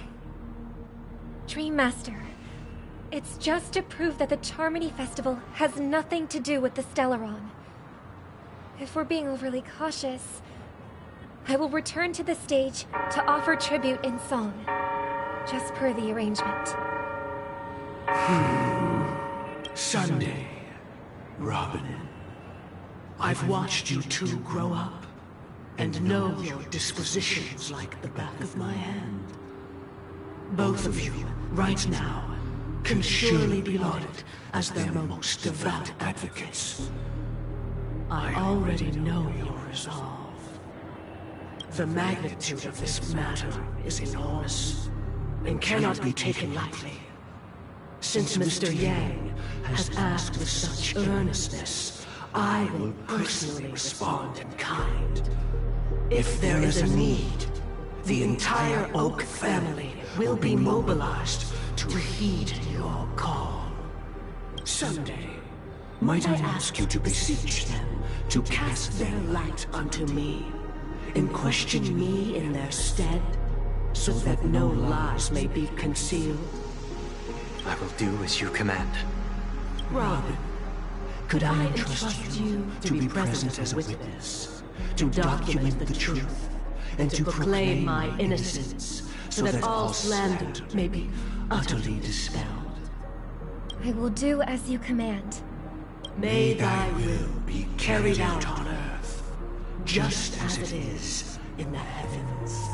Oh, triple-faced soul. Please sear his tongue and palms with a hot iron, so that he will not be able to fabricate lies and make false vows. Let us begin. There is nothing else to prepare. Understood. Question. Have you devoted your life to your god, never worshipping other gods? Naturally. Do you love your god as you do yourself, always heeding their admonishments? Naturally. Have you strayed from the path expected by your god, betraying their name? Never. Have you ever been inordinate with your asks of your god, coveting more than the foundation of the creation itself? Never. Then, a final question. Do you swear to fulfill all vows, past, present, and future? With the Eon as my witness, if I do not deliver on my words, or if I renege on my vows, may I be cursed in accordance with divine law. They have seen your faith, and have endorsed your faith. With this, it can be evidenced... Just a moment. What is it, Mr. Yang?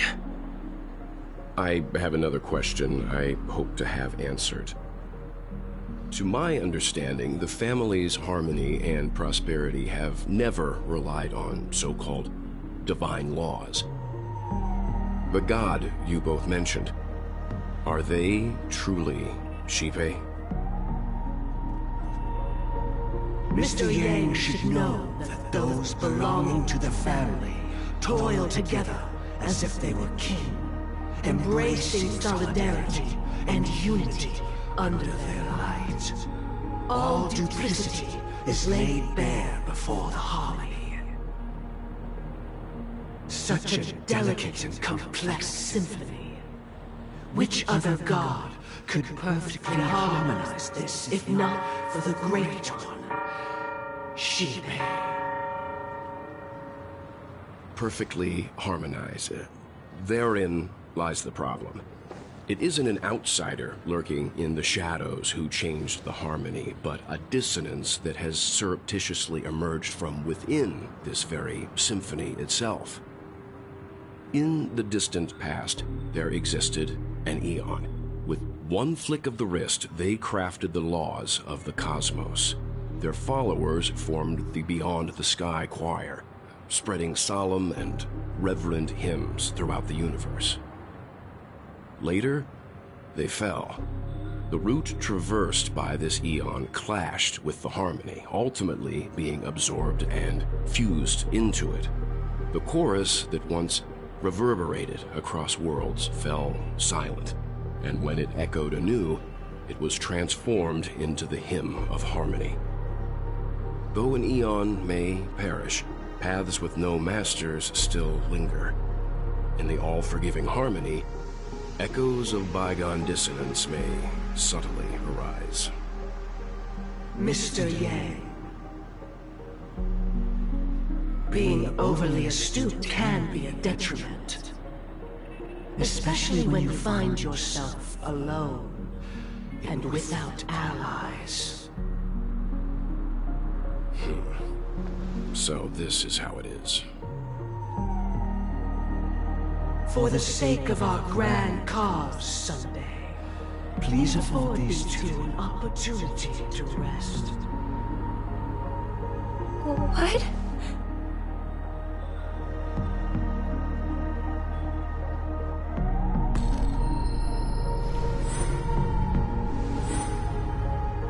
Sorry, Robin. It's just you. I did not wish for you to know this. It's a pity that things have turned out this way. So, this is the true reason I can't sing? The shadow that envelops Peanacony is actually... We were never children of the harmony. Our ideal paradise could not have been crafted by Xipe. True bliss can only be guaranteed by the one who transcends the many. Within the foundation of law, humanity establishes civilization, and through harmony, we obtain order.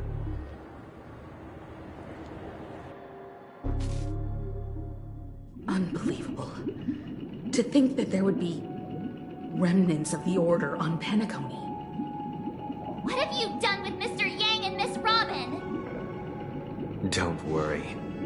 I just gave them some time alone to ponder their fates. You should know that these actions make you an enemy of the Astral Express. Should we need to stand against the Nameless, it would only be myself and the Oak family involved. But we haven't reached that point yet, have we? Your efforts for the justice of Peanacony are evident to everyone, and have been widely observed.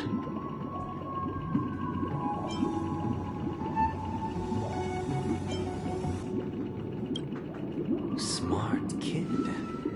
You're just as sharp as the other one. If it is the Order that drove you to imprison Welt and Robin, and you're using them to coerce our compliance, then there'll be no point in entertaining any type of discussion. You're mistaken, Miss Himiko. They are in very safe hands, and just as the family has always proclaimed, no one can be harmed in the dreamscape, least of all in the beautiful new world belonging to the Order. Peanacony and the entire universe have witnessed far too much innocent bloodshed.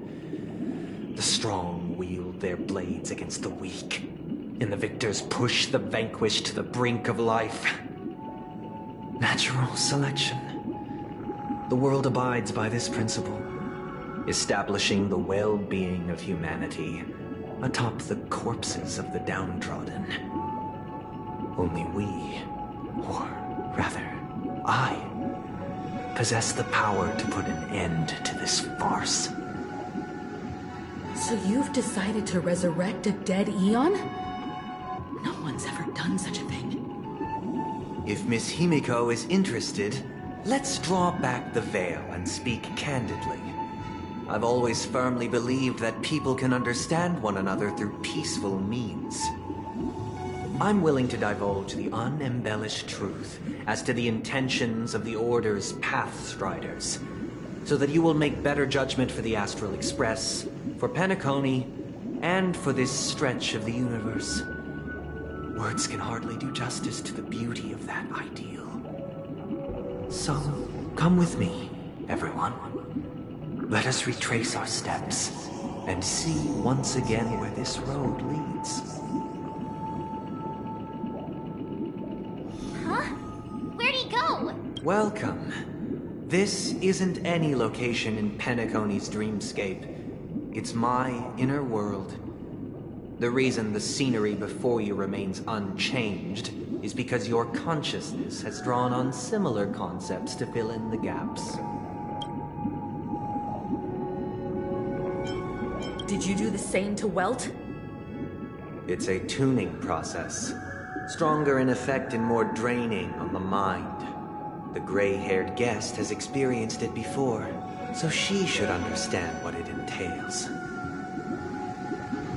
Tuning allows you to intuitively grasp my feelings, which also means that I cannot hide anything from you. Now, everyone, please look at the huge screen.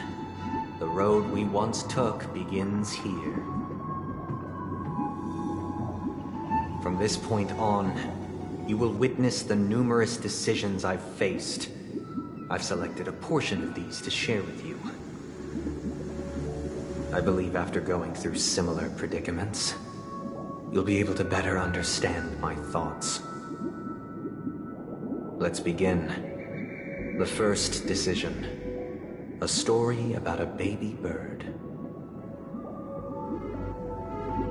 This story happened when Robin and I were very young. We were victims of the Stellaron disaster, and the family's Mr. Gopher Wood, who would later become the Dream Master of Peanacony later on. Robin and I lived a time with nary a care in the world. One day, after dinner, while my younger sister and I were lounging about in Mr. Gopher Wood's yard, we spotted a fledgling Charmony dove all on its own. That baby bird was tiny. It didn't even have all of its feathers, and it couldn't sing. When we found it, it was already on its last breath, having fallen into a shrub, probably abandoned by its parents. We decided to build a nest for it right there and then. However, thinking back, that winter was unusually cold, with fierce winds at night in the yard, not to mention the many poisonous bugs and wild beasts in the vicinity. It was clear that if we left the fledgling in the yard, it stood no chance of surviving until spring. So, I suggested we take it inside, place it on the shelf by the window, and asked the adults to fashion a cage for it. We decided that when it regained its strength enough to spread its wings, we would release it back into the wild. The tragic part, something that we'd never considered, was that this bird's fate had already been determined long before this moment. Its destiny was determined by our momentary whim. Now, I pass the power of choice to you all. Faced with this situation, what choice would you make? Stick to the original plan, and build a nest with soft net where the Charmony dove fell. Or build a cage for it, and feed it, giving it the utmost care from within the warmth of a home. I eagerly await your answer.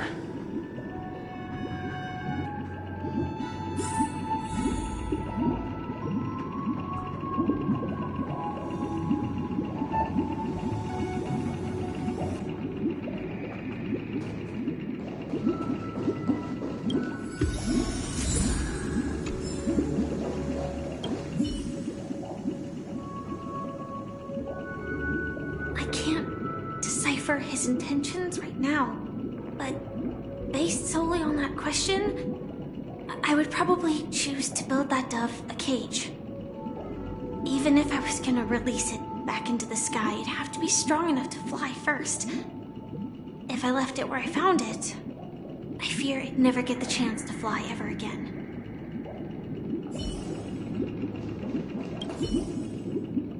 It looks like he really has no intention of imprisoning us.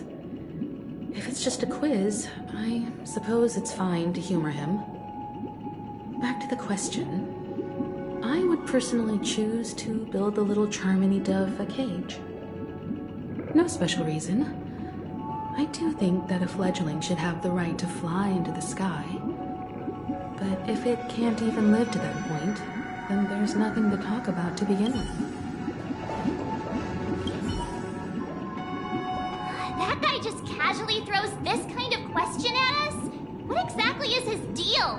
If it were me, I guess after all, leaving it there, it's bound to get hurt by wild animals or something. And that'd just be too sad.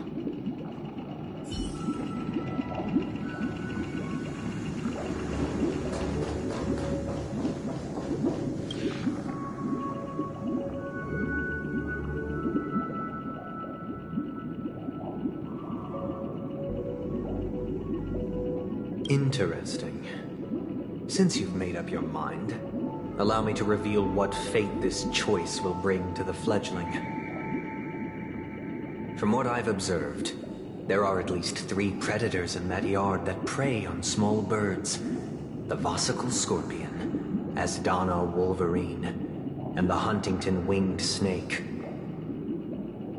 Even if they shy away from humans, these animals are still near apex predators in a fenced location like a yard. In such a location, only one fate awaits that little Charmony dove. A painful death. As for the choice you made, I am deeply sorry. Now, let us advance to the second decision. This time, it's the story of a dream chaser.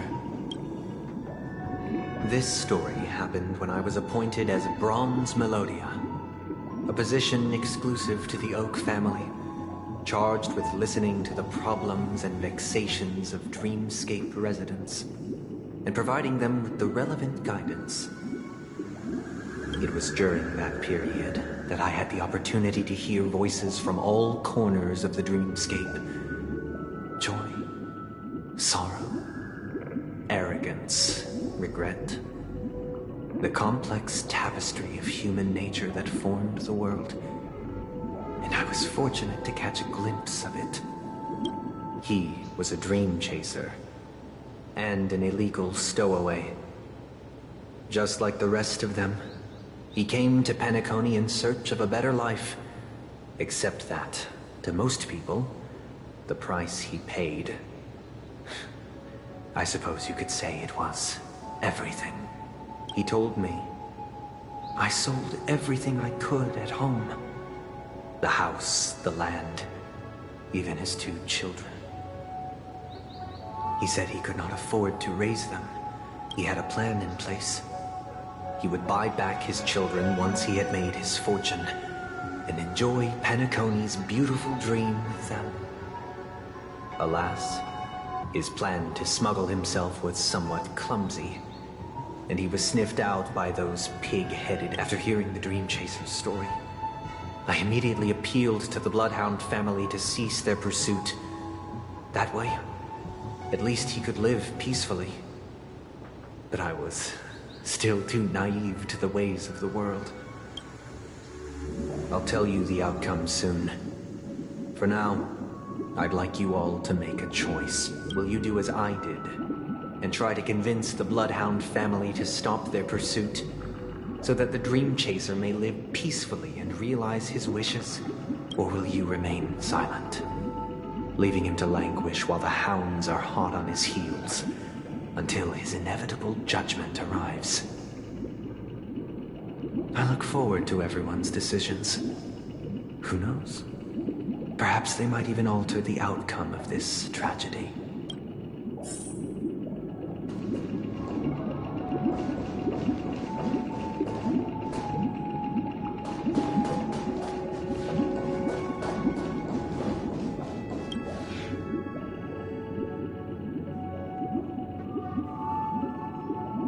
It seems you, like me, are pondering whether a different choice could have led to a better outcome. Sadly, his fate would only be more tragic. Say he never gets caught. He would only die from delirium. The methods with which illegal stowaways enter dreams are unorthodox, not flawless like the hotels. Living in the dreamscape would be a mere pipe dream. Should he be apprehended, could the hounds afford to turn a blind eye? The answer is a definitive no. They couldn't bear the resulting consequences, and thus wouldn't dare extend a helping hand. As to your choice, I once again offer my heartfelt apologies. Next comes the third and final decision. And the story this time is my own. This story happened the day I was appointed the Oak family head. At that time, Mr. Gopherwood was the current Dream Master, and as per his wish, we had a private conversation. What surprised me was that the Dream Master had only come to deliver a letter to me. He let me read its contents, and it was a letter from my sister. The letter contained the usual pleasantries, anecdotes from her travels, nothing out of the ordinary. Just as I started wondering how this letter related to our discussion, the Dream Master began to speak. Do you know who wrote this letter? My sister, of course. But why would you personally visit me to hand me a letter from my sister containing mere trivialities? To help you grasp the full scope of this issue. Do you know where Robin is at this moment? From what the letter indicates, she must be in Caspelina 8, correct? She's touring there right now. Correct. Has she mentioned anything about a stray bullet? A stray bullet? What? A war has broken out on that planet. It is because of this very reason that Robin chose this destination. To spread the word of the Harmony. And to save the lives of that planet. She personally made for the front lines. She hoped to ease the people's suffering with song, and was willing to brave mortal danger to deliver the IPC's medical supplies. Unfortunately, stray bullets show no such compassion. Is she all right? If the operation was successful, she should probably be recovering in the field hospital. By the eon above, the bullet struck her neck directly, yet possibly as a reward for her consistent deeds of harmony, it didn't hit any vital arteries. Once you've attended to your outstanding tasks, it'd be advisable to write her back as soon as possible. Those damned savages! I'll pack my bags right away. My gratitude for bringing this to my attention, Mr. Gopherwood. Now you understand why she always wears such elaborate neck ornaments, don't you? How could this happen? Miss Robin. It's all in the past, so please don't worry. I share this in the meager hope that you will understand the Harmony's limitations and predicament. As grandiose as the strong defending the weak sounds, many times, it is nothing more than wishful thinking. Likewise, I've prepared one last question, one last choice. But rest assured, this choice will not have any grave consequences. Because this is merely a figment of imagination, a nightmare that has haunted me through countless nights. If you ever had the opportunity to make a choice like I did, would you still support Robin's journey on the path of harmony?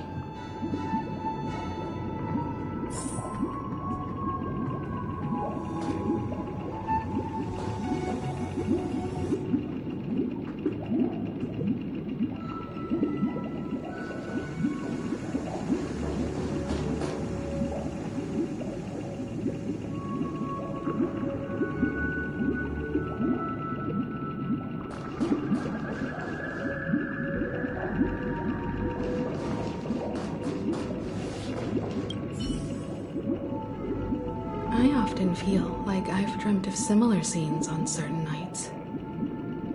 In the dream, I see blurry faces. I don't know who they are, but I sympathize with all of them, fighting for survival against some unfathomable force. Their confusion and fear are lucid to me. But I also remember they chose never to give up. Just like Miss Robin. If Mr. Sunday's question leaves you puzzled, you should find the answer from your own experiences. with each trailblaze, dangers and tribulations will surely follow. But would you ever back away? Would you stop March and Don Hung from reaching their next destination?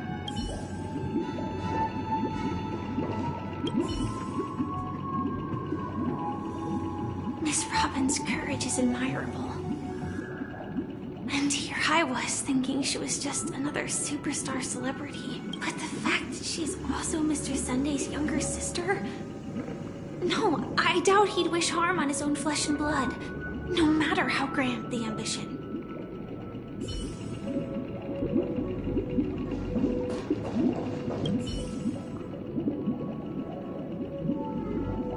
I can't believe that happened to Miss Robin. The strong defending the weak is a great mantra, but if I had to pay such a price...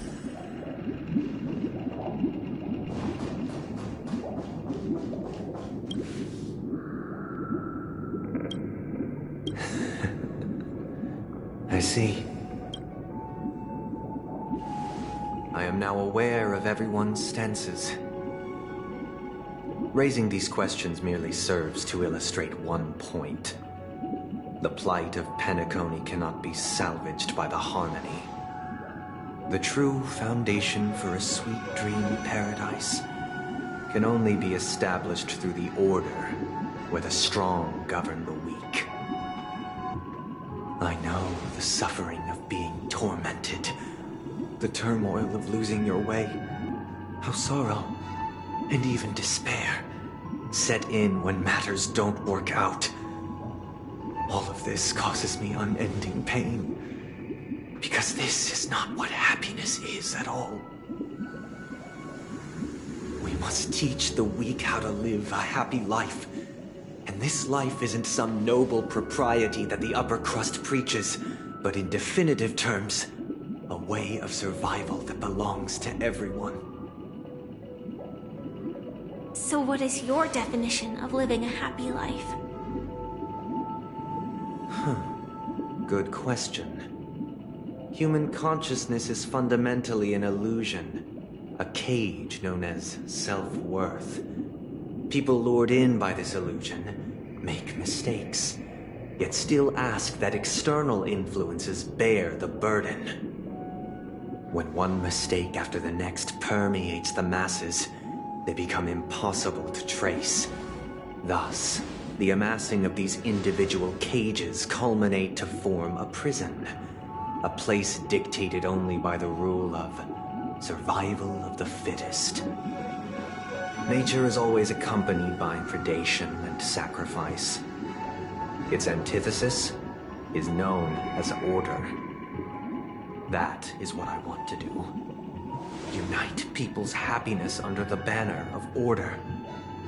They won't need to make bitter choices any longer, nor face the weaknesses of humanity.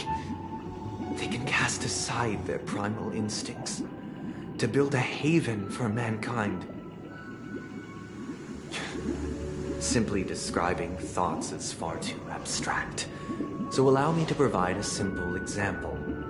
As you all may know, there are societal norms like weekends and long weekends that exist on some worlds.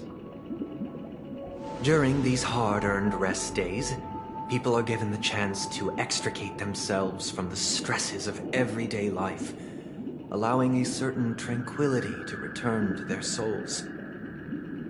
And it is only on these days that people do not have to adhere to the law where the strong prey on the weak. They can live out their lives happily during these brief intermissions.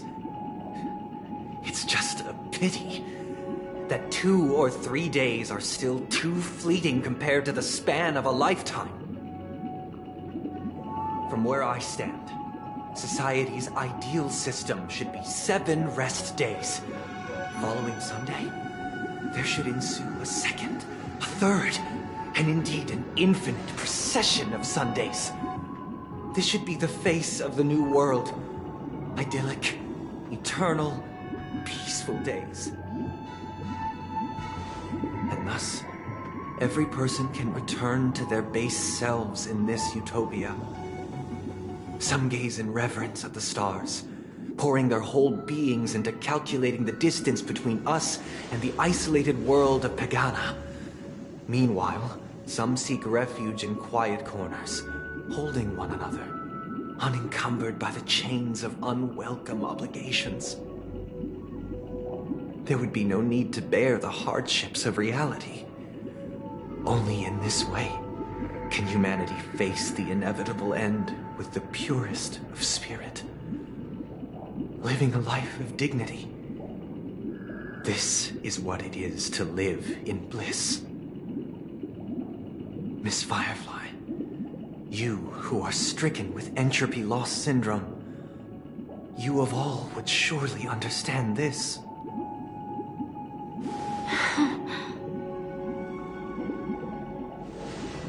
It sounds like a flawless theory.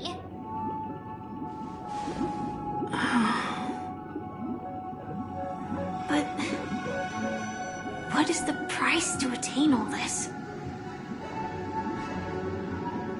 The cost is minute, merely a personal and eternal sacrifice. If this paradise is to be maintained for everyone, someone must remain trapped in solitary awakening until the end of the cosmos. Awakening. Which means that this so-called paradise is still a dream. Stepping into this paradise means forsaking reality, correct? It is not forsaking, but transcending.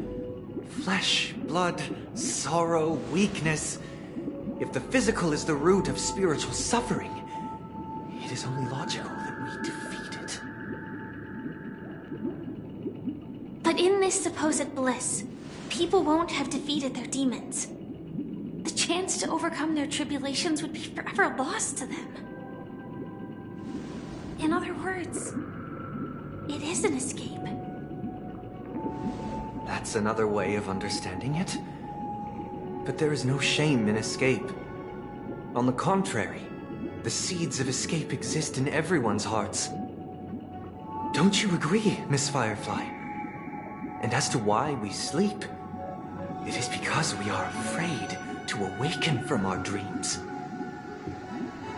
But this is not in conflict with the grand plan. Only in acknowledging this can we truly understand the frailty of human nature, and from there, show compassion and protection.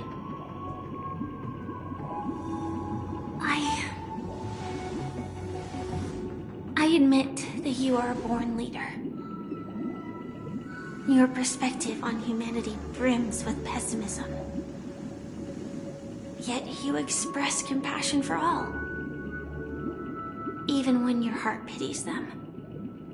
But unlike you, I live for the self. From my perspective, individuals making choices for themselves is their birthright. The want to escape may be innate in the weak. But whether they are weak or not, it is not up to another to decide. Perhaps in your mind, you also view me as weak?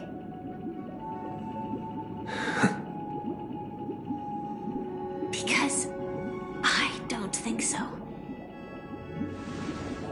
Since Miss Firefly has said her piece, the Astral Express will also naturally give you our answer. We'll leave it to you. Just as Mr. McHale instructed before. Tell him our choice.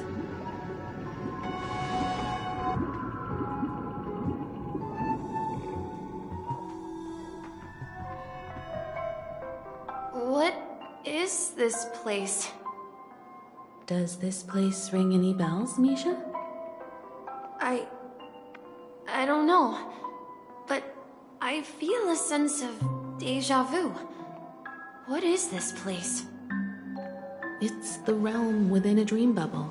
This was left to the Astral Express by a nameless, but weirdly, when we entered it, it was completely empty. Dr. Edward from the Dreamscape sales store told me that Dreams are formed from memories, and a dream bubble can't take shape if its core is empty. So I thought you might be able to help us in unraveling this mystery, Misha. As a hotel doorman, you know Peanacony best among us.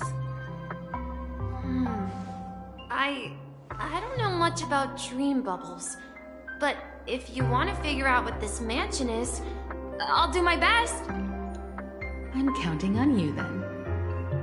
Himeko, I still don't get it. Why were you so sure that Misha had a connection with this dream bubble? I wasn't sure. It was just a hunch.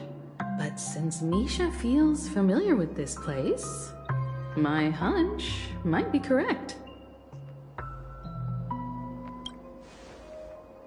Exactly. This is where you and Firefly encountered death, which we now know as dormancy. Considering its connection to Dreamflux Reef, it's not surprising it appeared here. The question now is, who brought you here? Based on the clues we have so far, it's unlikely to be that masked fool. So identifying them is crucial to us. We're drawing closer to the truth once more. Let's give Misha some time, as I believe he'll unveil the secret of this dream bubble. All right, but there are doors all over the place. Which one should we choose? Do you have any idea, Misha? I guess... maybe this way?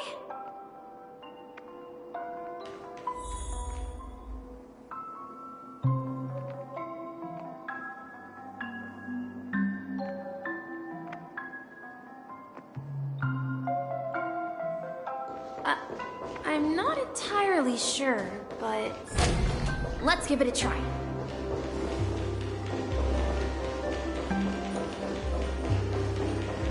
Wait, you managed to choose... Weird. This place is quite different from the hotel. But I feel like I've been here before, and even lived here for a while. If I remember correctly, there should be a fireplace down that hallway. Clocky and I used to sit by the fire, and the room on the other side was the toy room. I loved spreading out all the toys from the box on the floor, and... Hold on. This doesn't make sense. Didn't I grow up in Dreamflux Reef? This could be a case of amnesia. But don't worry, Misha. It's common for everyone to forget certain aspects of the past. Those memories haven't vanished. They're just lying in the depths of your mind. Since this place seems familiar to you, why don't we explore a few more rooms and see if you can recall anything more? Yeah, then let's check out the rooms I just mentioned.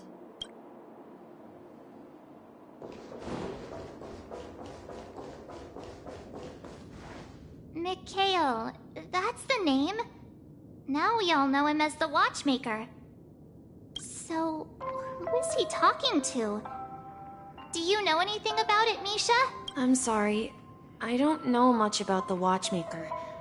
But Mikhail... Anything special about that name? Mikhail is Grandpa's name. Grandpa?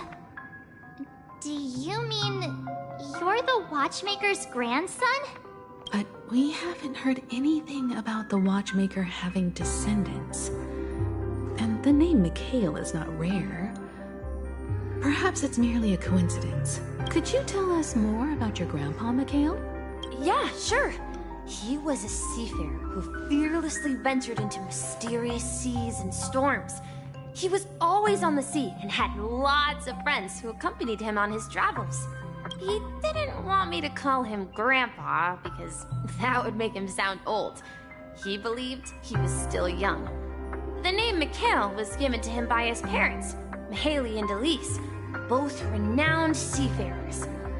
Every time he came back, he'd share his logbook with me and tell me about his adventures at sea. I want to become a great adventurer, just like him.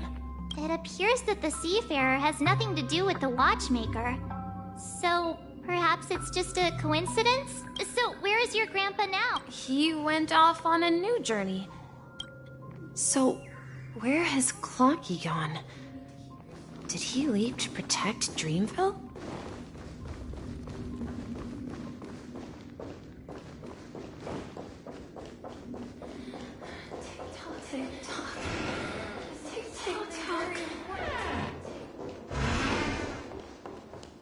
I heard some noises from the room. Origami Bird? That's a friend of mine. You and Origami Bird are friends? Yeah. It's a member of the Compass crew, just like Clocky and Miss Mirror. And there's more than just one Origami Bird. They follow Miss Mirror's orders and handle all sorts of jobs on the ship. They're the best sailors. Sailors? Can origami birds be sailors? Could you tell us more about the compass, Misha? The Compass is a ship bound for the New World. Clocky and his partners travel through layers of fog to the depths of the sea. Whenever there is danger, Clocky will use a compass and guide the ship in the right direction. That's a great story. But in the Peanacony cartoon, Clocky and his partners have always lived in Dreamville, and... Huh? Oh, that does seem to be the case. Weird. I clearly remember... Clocky arrived in the New World in the end. Perhaps Clocky has a hidden past. I think... I hear the sound of water. You once mentioned there's a magnificent fountain up ahead.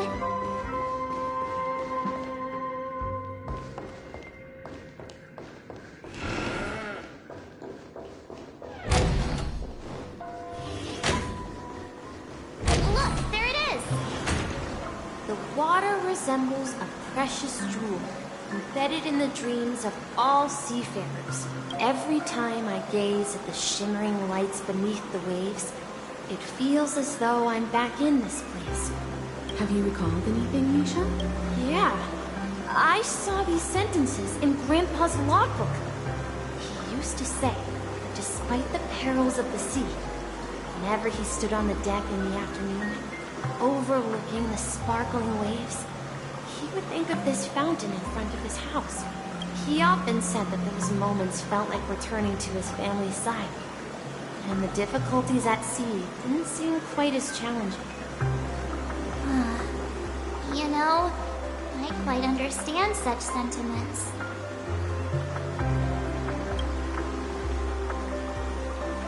Hey, don't tease! I was just being a bit sentimental. Perhaps every adventurer far from home carries a fountain within their soul.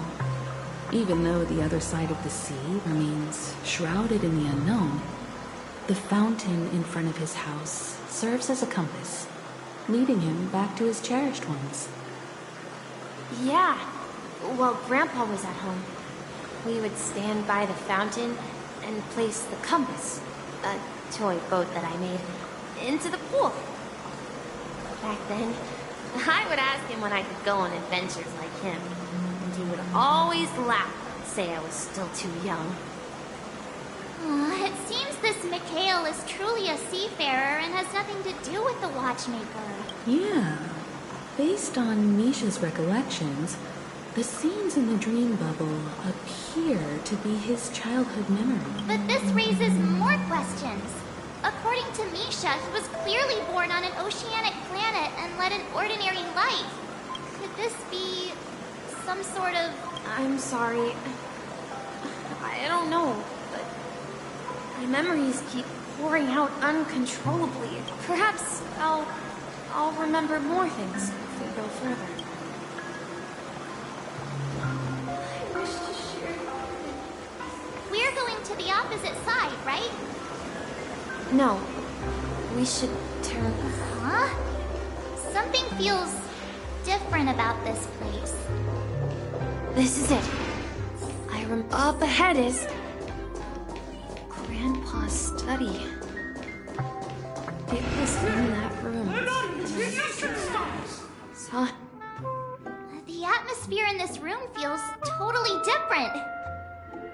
Misha! You finally come! Clocky! You're here! Yeah. This is the room where we first met each other. Are those books on the bookshelf logbooks left behind by that seafarer? Yeah. Whenever he came back, he placed a logbook on the bookshelf in his room. They contain records of his expeditions to every corner of the world. He described our world as a fountain. At some point, the sea started to gradually swallow up the land where people lived. To ensure that everyone had land to settle on, he had to continue exploring the sea and search for the source of the rising seawater. On that day, he called me to his study, telling me that he was embarking on another journey. However, I could sense the gravity in his expression. It was the same look I had seen on my father's face before his final voyage. I asked him if I could go with him, but he said that my adventure lay elsewhere, and told me to stay home, and patiently await a certain sound at the door. What sound? He told me about a vast ocean in the sky. An ocean of stars. He spoke of a train that transports children with a desire to venture far away, traversing the sea of stars without ever stopping. He said that he knew the crew on the train, and that he had asked them to take me along. He said the journey I had always dreamed of would start there. A train? Could it be? It's the Astral Express. I remember now. Grandpa's friends are a group of nameless who came to this world to resolve a disaster caused by a star. Then, he gave his pocket watch to me. It was his cherished treasure, appearing in every one of his adventure tales. He explained that difficult times were ahead, but assured me that the watch would guide me. He said, as long as I kept moving forward, I'd eventually reach my desired destination. And then, it was as if I heard the distant sound of a train whistle echoing throughout the room. Exactly, Misha! And then we followed that whistle, didn't we? Yeah. I think I can still find the way we took back then. This is the dream jigsaw, right? So we're supposed to find the exit. But... Do you remember?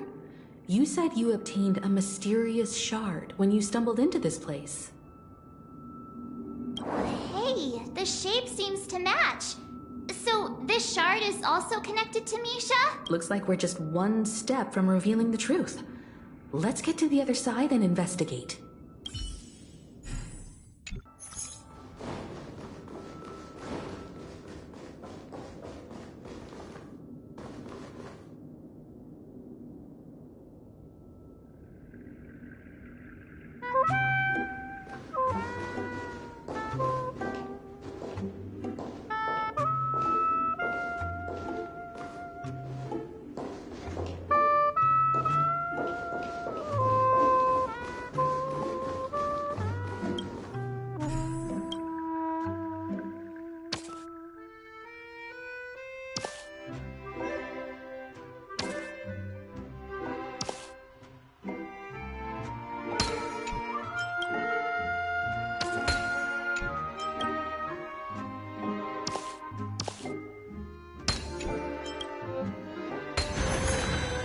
puzzle about composing melodies?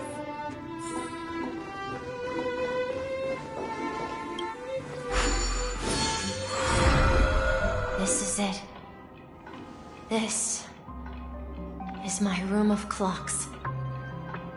While I spent my time waiting for Grandpa to return from his voyage, Walter gave me this workshop, and it became my secret base here. I learned how to repair clockworking gears out of my fondness for precision mechanics. In my dreams, I was the captain of the compass, embarking on adventures with my companions, Clocky and Miss Mirror, in search of the new world. I was born and raised here. So, this building in the dream bubble is your childhood home? Yes, but not exactly. To be more precise, this dream bubble itself is my home. Looks like you've remembered everything now. Wait. Why does it feel like everyone else knows something I don't?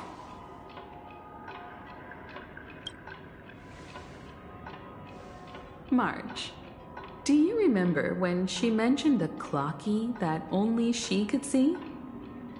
Yeah, the little guy here, right? But we all saw him in Dreamflux Reef, right? And Mr. Yang even greeted him. Looks like everyone on the Astral Express has a childlike spirit. The answer lies in the Astral Express. Her experience shows that neither Firefly nor Acheron can see this clocky. And when we were in Dreamflux Reef, you may have noticed that for some reason, nobody outside of the crew had ever talked with Clocky.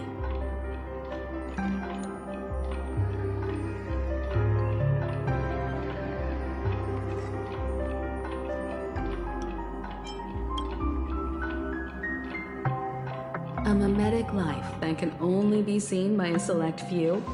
It's just like a hidden message left by someone for the nameless. But Misha can see Clocky too, right? They even grew up together. But Misha hasn't started the way of the Trailblaze yet. That's the key to the mystery, March. Now take a moment to recall. Have you ever seen anyone outside of the crew interact with Misha? Wait. No way! That's the answer, March 7th. This dream bubble is the place where I was born. And I'm a dweller in this dream. Just like a Memory Zone meme. I should have stayed here and waited for you. But when reality and memories merged, I unconsciously pushed open that door and left the bubble with Clocky. So it's not that the Watchmaker's dream bubble is empty, but rather the stuff inside ran away? And the whistle you heard was the sound of the Express arriving at Peanacony? That's one way to see it, but I believe there's a longer story behind all this. It's best for Misha himself to explain all the details. How about we start with your name? Now, should we call you Misha, or...? Thank you all for helping me rediscover my true self. Now, please allow me to reintroduce myself. I was born on Lushaka, in the Presmere system, adopted by seafarers Mikhail and Char. They gave me a treasure, a name that carried their hopes. Mikhail Char Legwork, or simply Misha. If you prefer, you can call me by a more familiar name, the Watchmaker. So, you're the Watchmaker himself? Unfortunately, that legendary figure is no more. I'm only a reflection of his life. As for the child who has been with you, he's the innocent protagonist of Misha's childhood dream. Friend of Clocky, a young apprentice, and a future mechanic on the Express. And this also marks the beginning of his journey, devoted to the Trailblaze. At the end of the journey, I left this little flame, which I so cherished, in my deepest dreams, hoping to pass it on to the nameless of future generations. However, he somehow left the dream bubble and forgot all about his task. I apologize for all the confusion this caused. Because he was born with a desire to trailblaze, wasn't he? I don't think Misha has forgotten his role as a guide. He remembered it, and that's why he mistakenly appeared as a hotel doorman in her dream from the very beginning. The one who brought our unconscious friend here must have been Misha. If that's the case, we encountered the Watchmaker's legacy from the beginning, didn't we? Well, I have a sarcastic friend who says I always take big detours and end up back where I started. Perhaps that's what every nameless has to go through. But in the end, you found me. I'm sure you're all wondering what my legacy is. I believe my hound has mentioned the Stellaron and my wealth. If I may apologize, the Stellaron part is real. As for my wealth, however, it's nothing more than a baseless rumor. I left my homeland as a child and embarked on the journey of Trailblaze. I traveled to various planets until finally reaching Asdana, where my friends and I built the original Peanacony and fought for its future ever since. I've been moving forward all my life, doing what I could to overcome the obstacles in my path. But ultimately, my journey reached its end, and I left behind no possessions worth entrusting. So, if you ask what's left within this worn-out train engine that can be called a legacy, I suppose it's the things that are still burning in the engine's furnace. Now that you're well aware of the current situation of Peanacony, I certainly hope that you'll help me get this world back on track. But I'll leave that decision to you, for the path of Trailblaze is never paved by others. All I have for you is a story and 2 gifts. I want to give you my pocket watch. It has accompanied me throughout my long journey, guiding that naive child forward, and has been blessed with the presence of so many great people up to this day. And my hat, too. The one who navigated for me placed it on my head and planted a fanciful thought in my mind. The trailblazing expedition will never end. Now, it's time for you to make your choice. Once you've made up your mind, open that door and enter the long dream of an old man. I'll be waiting for you at the end of this corridor of time. All right, everyone. Let's make a decision. Although I don't think anyone will have any objections.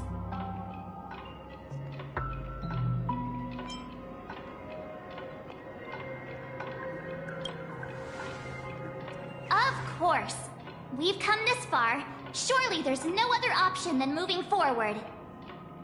In that case, it's unanimous. Then let's proceed together to the end of this dream and tell Mikhail our decision.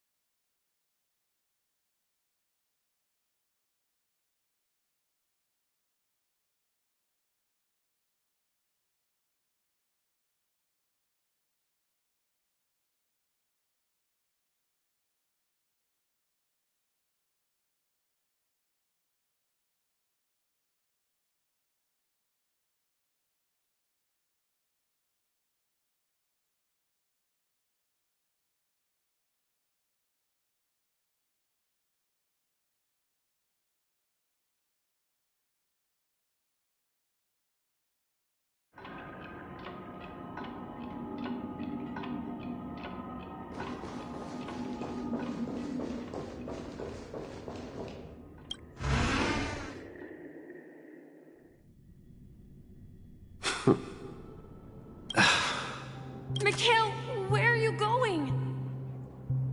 Someone has to step up and save Lushaka. So why can't it be me, Misha? Please don't go. And if you must, please take me with you. Don't leave me alone. Even without me, you know how to proceed forward, brave Captain Misha. The compass is waiting for you. Haven't you always wanted to be a better adventurer than me? Now go, board that train and start your journey. Where are you going, Mikhail? I'm going to clean the floor in the parlor car. I've promised the conductor. Wait, first tell me, did you fix this watch? Yeah? I know what it looked like before. Its chain was broken, the back case torn, and the marks on the dial all worn out. How did you manage to fix it? Well, it's hard to explain, but I knew it could be fixed. It's the hands, Mr. Amundsen. Its hands were intact and pointing in the right direction, so I knew there would be a way to fix the rest. I see. You'll work with me from now on. Haven't you always wanted to tinker with this train? You're its mechanic now. As for the conductor, I'll do the talking. But I only know how to fix watches. Don't worry. You've got what it takes. I'll teach you what you need to know. Where are you going, legwork? It's time to head to our next stop. I'm staying in Astana with Rosalina and Tiernan. I see. This place reminds you of home. The people of Astana have only achieved a tiny victory and still have a long way to go towards true freedom. Hanunu needs us. Don't worry, not all journeys lead to the stars. Even if I leave the Express, our path of trailblaze will continue. Yeah. I knew you wouldn't stay on the Express forever. Leave in peace, my friend. And, take this with you. This is Mr. Amundsen's hat. But why? When he departed, he said he would leave it to his best student. Well, I suppose the time has come. Farewell, legwork. Take care of Tiernan and Rosalina. And don't forget to write to us.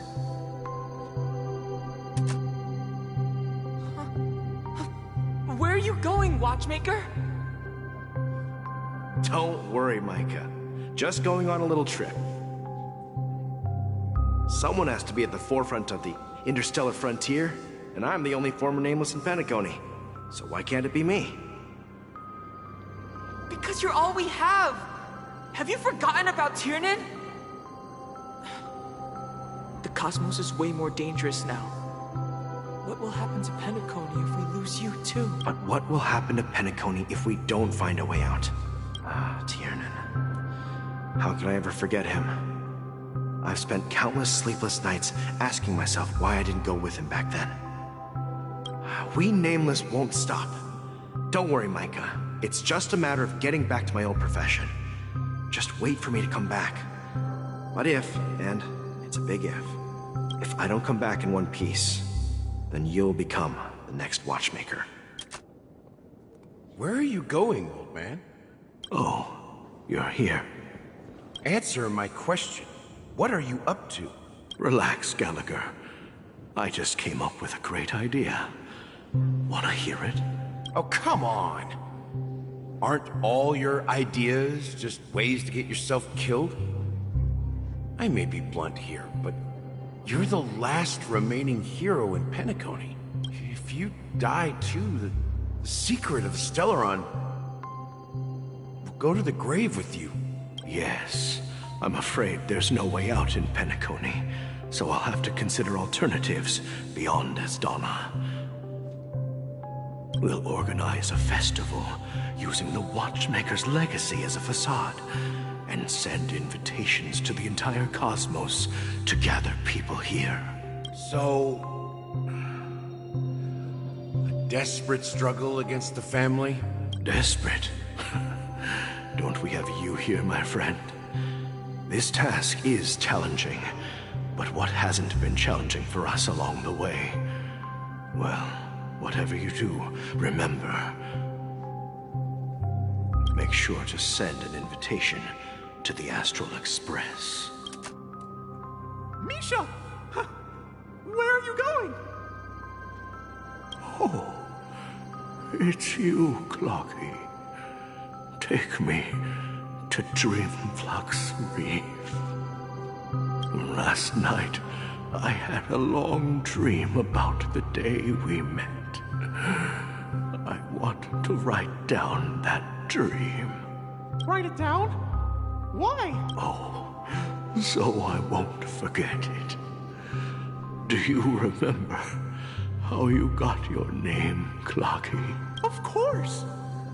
You told me that when you were a kid, you lived in a room full of clocks. Those wall clocks and pocket watches grew up with you and were your best friends. Yes, but what I didn't mention was I was a kid, and there was always a special pocket watch in my memories. It was with my grandpa, guiding him on his sea voyages. I wanted to have a pocket watch like that too. And that's when you appeared in my dreams. Yeah. Every night, we boarded the compass and said... But you know what? It wasn't until the day my grandpa gave it to me that I realized it wasn't a pocket watch at all. It was a compass. So, your name should have been Compassy. And the Watchmaker is just a nameless.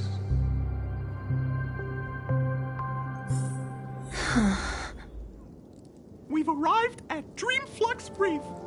So, where to next? You know, Clocky, I don't think I'll be going anywhere else.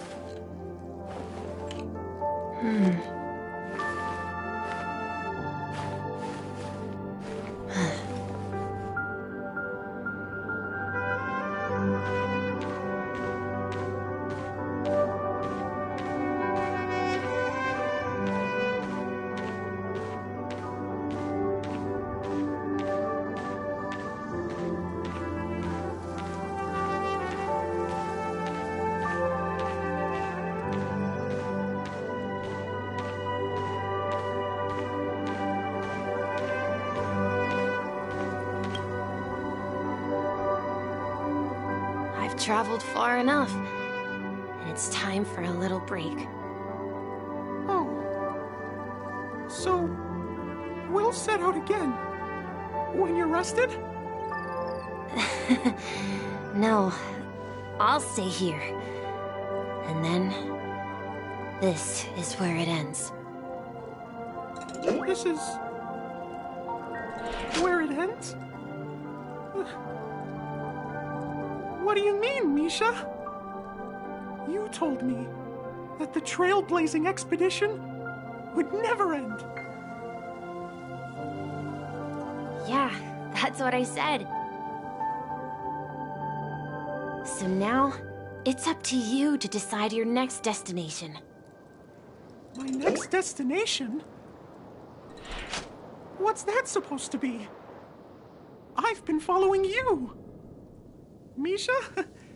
You're acting weird today. If you're feeling down, we can just do what we usually do. With the clockwork. No, I'm not feeling down. As for clockwork, yeah, it resolves all problems in this dream. So, do you know what clockwork actually is? I'm not quite sure. Well, everyone gets lost at times. They may hesitate and doubt which way to go. That happens in this dreamscape and beyond. But don't worry. Everyone goes through moments of uncertainty and hesitation. Eventually, they gather the courage to make bold decisions. Whether it's calming, happy, angry, or sad, all they need is a little nudge to take that step toward where they truly belong. I'm leaving that little nudge with you, and I hope you'll share it with others. Such is the essence of clockwork, the will of the Trailblaze. Clocky's hands spin around non-stop, indicating confusion, frustration, and weakness. But ultimately, people still need to move forward. Just like your hands, always pointing ahead. This is where my journey ends.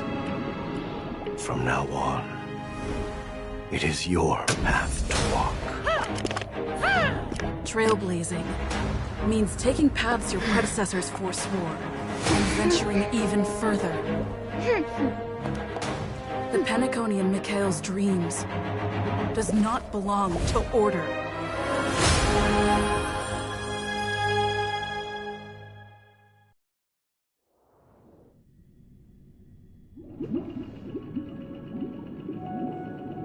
I can't believe that Eon would cast a glance at Peanacony at a time like this. Is it because of the resonance from the legacy of the Trailblaze? Or perhaps the bond between you is so strong that it even impresses an Eon? Well, there might be another possibility.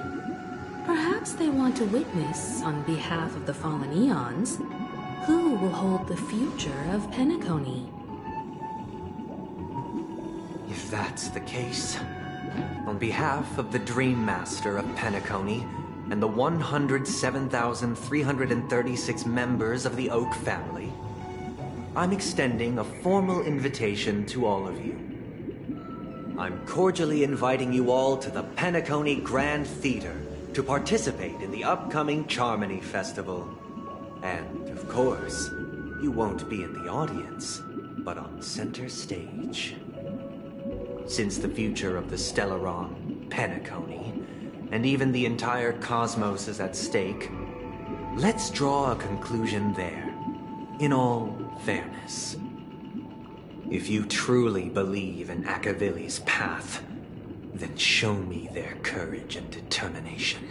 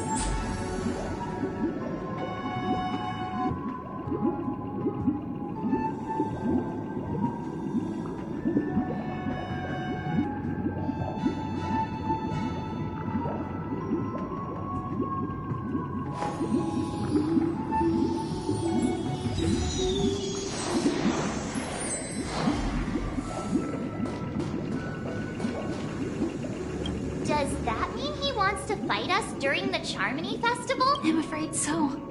This is weird. Aren't Arc villains usually plotting some dirty conspiracy in the end? But he actually said something like, "In all fairness."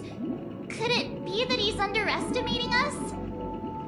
Well, in my opinion, Sunday is deeply committed to his own philosophy and genuinely wants to prove that the Order is right. I sensed a strong conviction and a desire for dominance in him. Maybe he won't accept the outcome unless he wins fair and square. That's why he'll give it his all in the upcoming battle.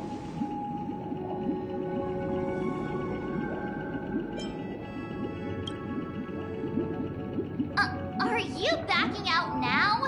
We've even dealt with a Lord Ravager of the Destruction, so a follower of the Order won't be a big deal. Anyway, we can't leave the Stellaron unchecked. This is about trailblazing a bright future for Peanacony and fulfilling Mikhail's and his predecessors' long-cherished wishes. Now that we've taken up the mantle, we can't afford to fail them. However, the same applies to the Order. Their plan didn't materialize overnight, and they have the profound collective consciousness of the planet of festivities behind them. A desire to dream, to slumber and escape reality. All those hidden emotions have given birth to the sweet dream of the Order. They've harnessed the will of an entire planet to create an Eon. This confrontation is far more complicated than a simple power struggle. To secure Peanacony's future, fighting on the stage alone is not enough. What do you mean? Are you not coming with us? I believe Firefly is trying to say that she's heading off to another battle.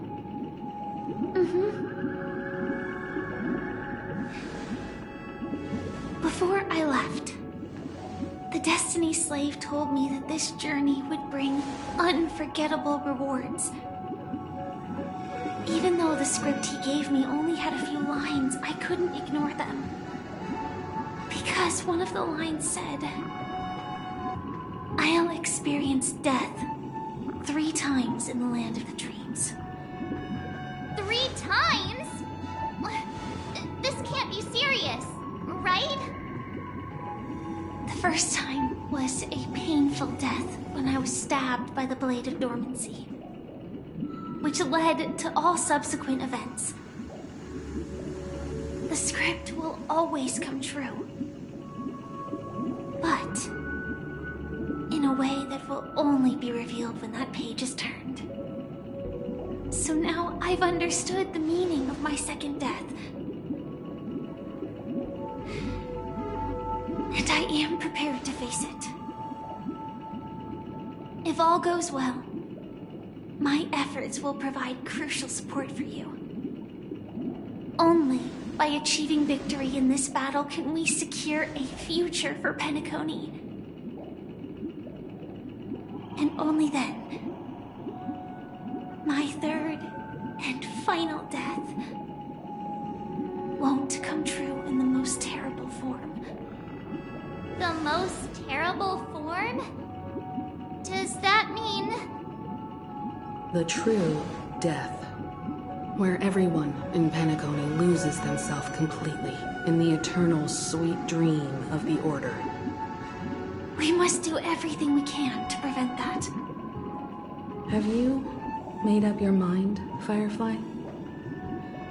Yes.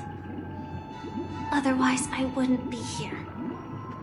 Thank you again for your assistance for the Astral Express.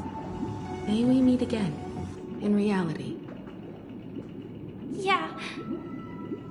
Farewell, everyone. May your trailblazing expedition never end.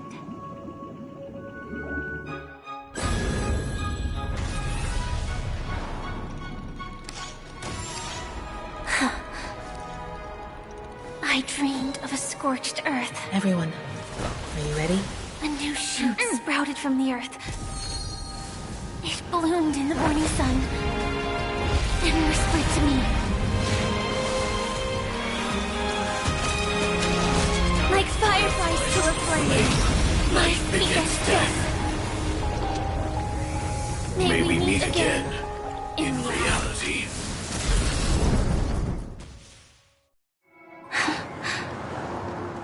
After today, Japella's name will disappear from cosmic history, and the Everflame Mansion will take its place.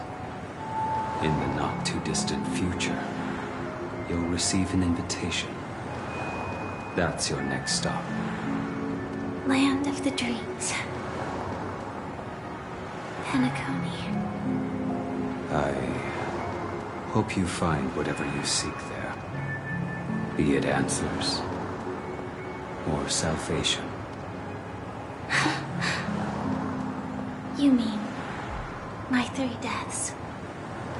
Silverwolf told me about it. It's such a shame that it's not part of my script. Well, I want to live. I'm never afraid of death. The opposite of death is eternal life, and that's something I'll never desire. People die, and I am no exception. Death is like a script, a fate that cannot be defied. But that's exactly why we have to choose where we want to rest forever. Do you exist just to perish? Are you not the same, Blade?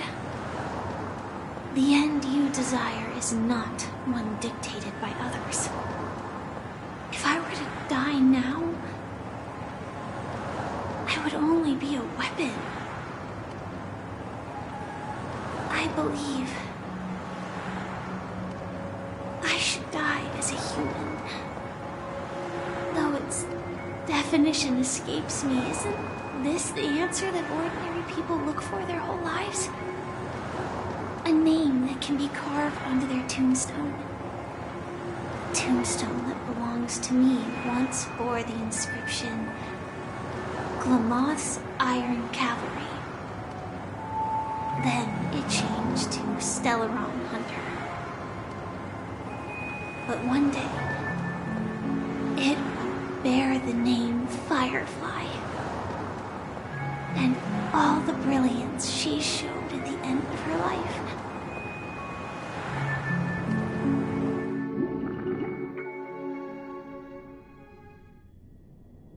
That's quite unexpected, old man.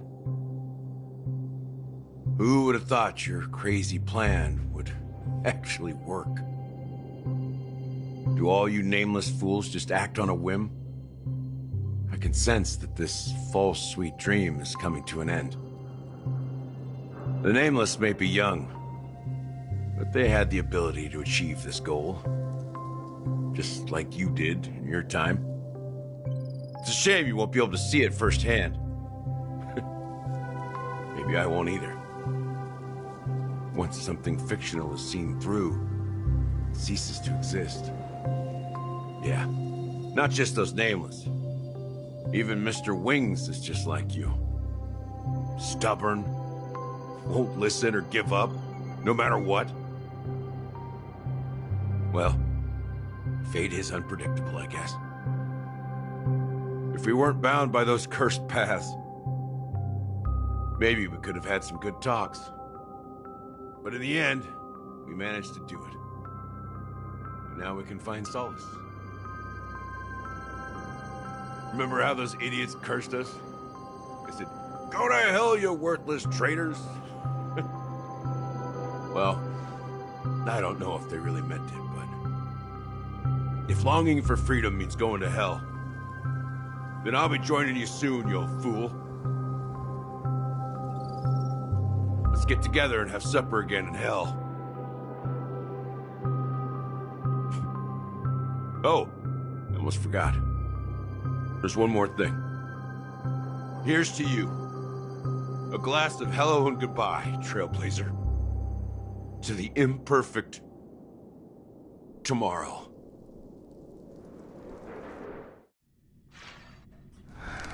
It's warm here, isn't it? You're lucky to have found shelter from the rain. Let alone fresh berries in this desolate place. I was just following the scent of life. It's particularly strong in a place like this. It's a shame these berries don't have much flavor. Seriously? In case you didn't know, this fruit is pretty juicy. The only downside is that when you chew it, it becomes extremely spicy.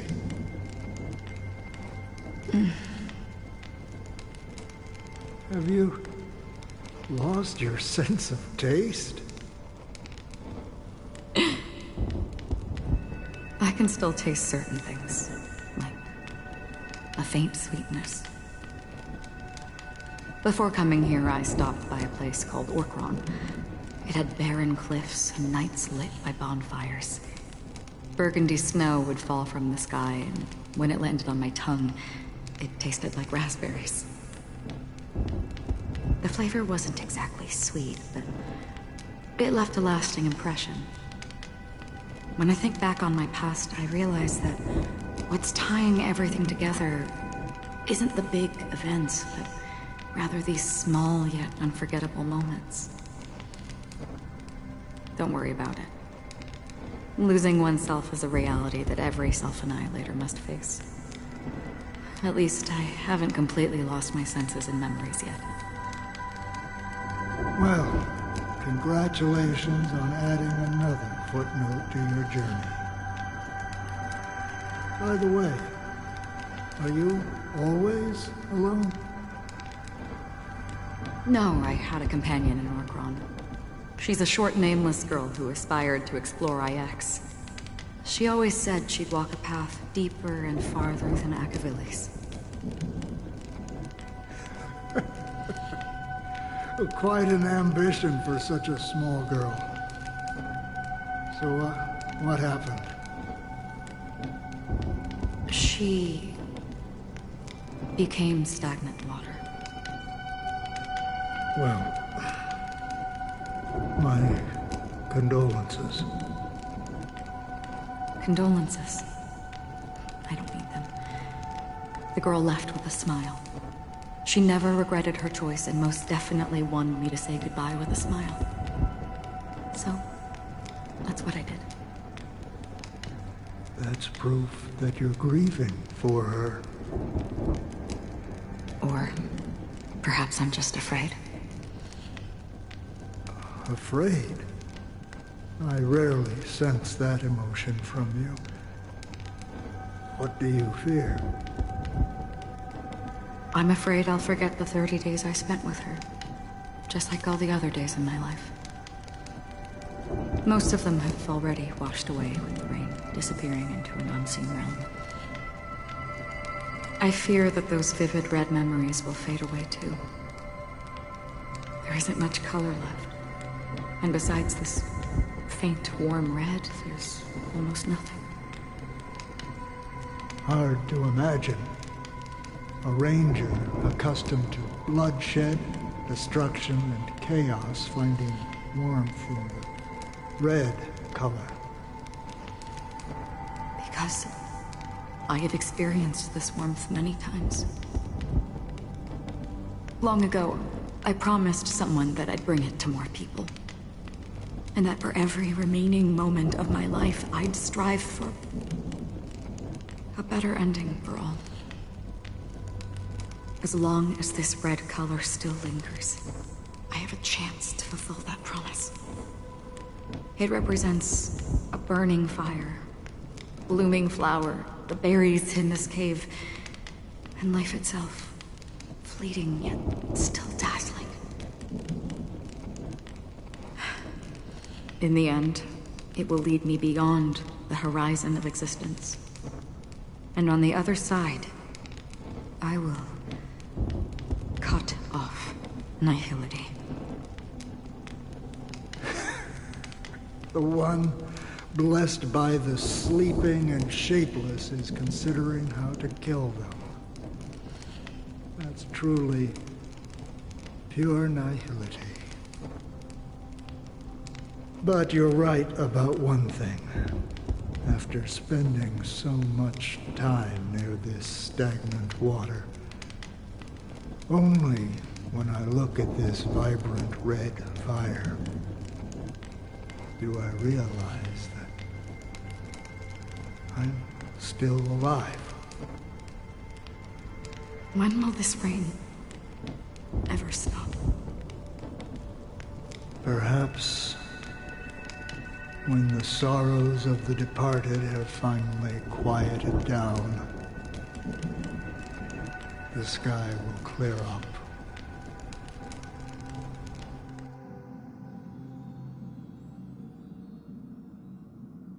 Have you heard of a planet named Biari Scamandros, Don Hung? It's one of the paradises under the influence of the Harmony, a sought-after wonderland for the inhabitants of the Dardanu major and minor systems. Half an Amber era ago, the family held an unprecedented festival there. And after that, everyone on the planet became part of the family. Do you think the same thing will happen on Peanacony? Yes. Or how else can we explain it? The family deliberately used the Watchmaker's invitation to keep all the Pathstriders here, but banished the Emanator of the Nihility. Because of the nihility, I'm rarely affected by the power of other paths, but somehow I can unconsciously infiltrate them. Maybe that's the risk they're trying to avoid. I would disagree. Biari Scamandros is not part of the credit system or connected to the Silver Rail. It's nothing more than a remote civilization sheltered by the Harmony. But Peanacony is different. If the family messes with Peanacony, that would be like declaring war on almost half of the factions in the cosmos. They have no reason to do that. No, they don't. If they truly serve the Harmony, that is. What do you mean? The path in Peanacony is impure. The Harmony here has impurities. Do you remember the ancient swarm disaster? Tazerond, the propagation, brought endless havoc to the universe, and it eventually evolved into a fierce battle among all eons.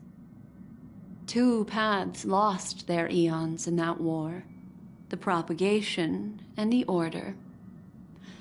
Coincidentally, their downfall is related to a certain Eon. Shipe, the Harmony. Legend has it that they participated in the crusade against the Imperator Insectorum, and devoured Anna the Order for unknown reasons. Holy forkaroni. So you're saying that the two leaderless paths are working behind the scenes? But I don't see any descendants of the propagation in Peanacony. Could it be that the remnants of Beyond the Sky Choir are hiding within the family, trying to resurrect a fallen Eon? I can't say for sure, but they're definitely planning something for the Charmony Festival. This is getting way too complicated. Is this why you want us to leave Astana right away? Are you giving up? The Charmony Festival will start soon. There's one thing that I need to confirm no matter what. A warp jump is the best way to do so. Time is running out. I have another plan.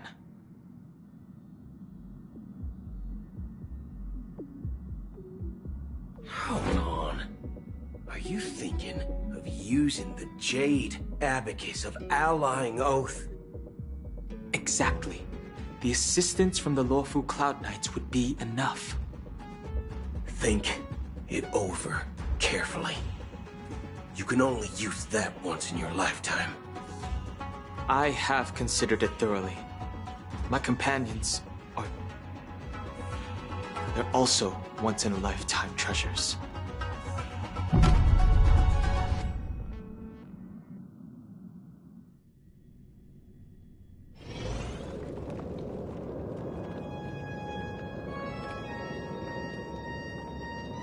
Are you the only one here, my child? The Nameless is quite the diplomat. Our secrets have spread like wildfire within the family. And IPC starships are gathering towards Astana. This is a crucial moment for us. So, where is the Chosen One who harmonizes the varied sounds?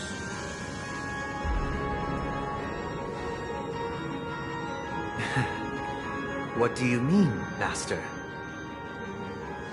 I'm right here in front of you, aren't I? You know, she was supposed to be the star of the Charmony Festival in our plan. But the plan has changed. As her brother, I know she doesn't want to sing for the Order, so I'll take her place. You've always been wise beyond your years. I'm sure you understand the consequences of your choice. If you consider this a betrayal, well, there can't be two suns in the sky. I'll step up and take down the other sun if necessary. Do you believe in karma?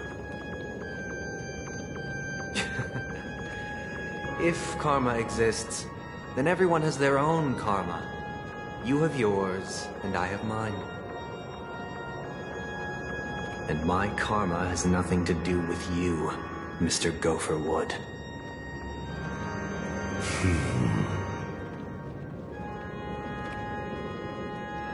All right. Since you're willing to sacrifice yourself for her, I'll grant your wish. Well, the compromise came sooner than expected. Why? You and your sister were born as twins of the Order. And one of you is destined to follow this path to the end.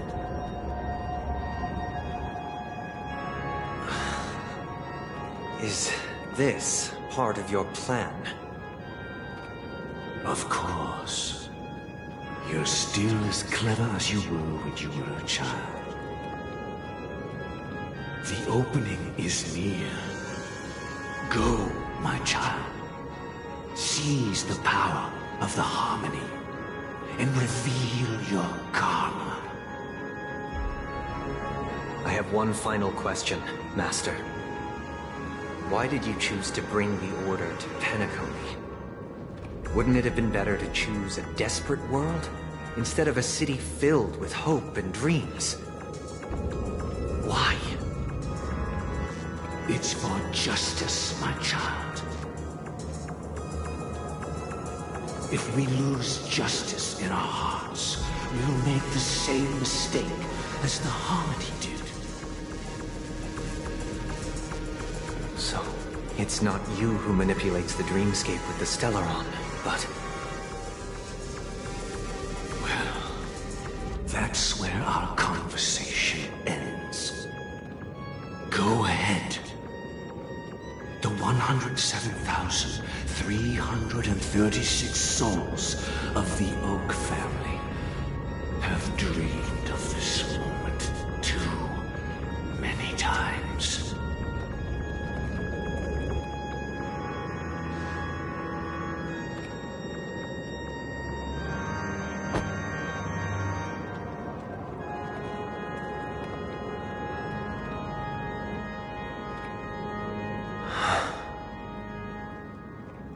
I shall ascend to the heavens, becoming the scorching sun. Bathed in my light, my people shall flourish, while all evil shall be eradicated. This is the interior of the Peanacony Grand Theater.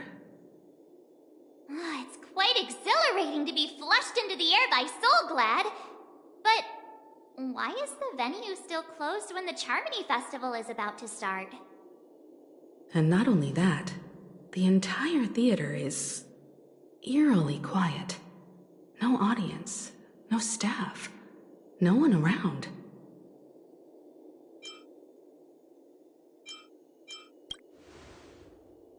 Yeah, I wonder how many tickets... Hey, that's not what we should be concerned about! Let's explore around. Be careful, everyone.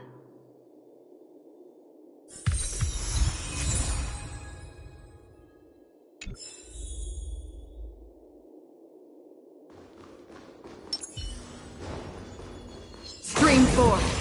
Freedom of old blades.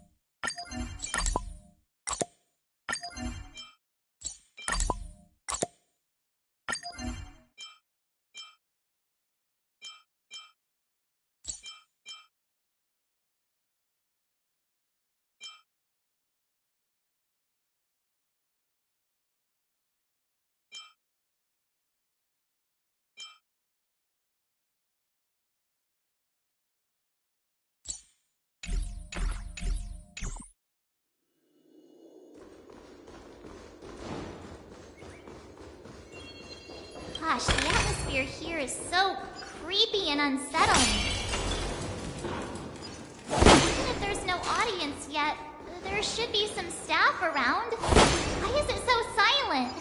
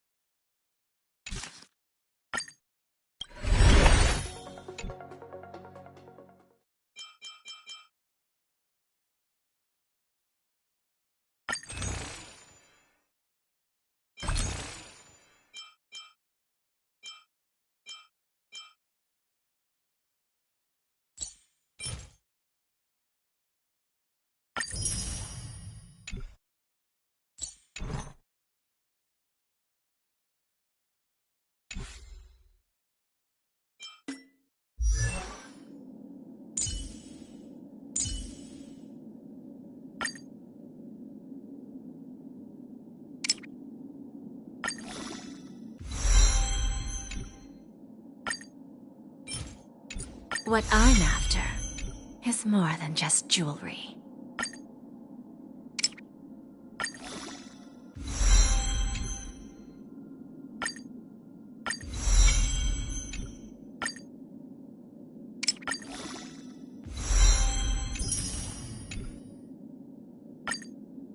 What I'm after is more than just jewelry.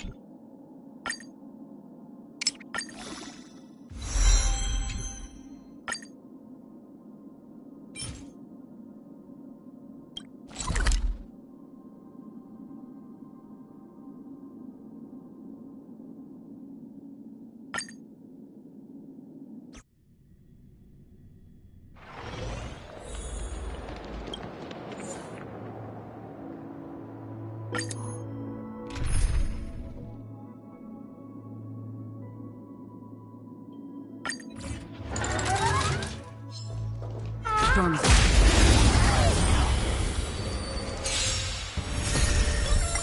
Resonate all together. Ill fate descends. from still waters of oblivion. I weep for the departed. It too shall fall.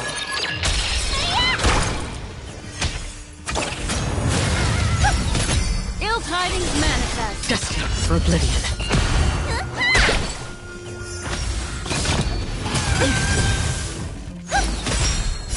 Stars echo.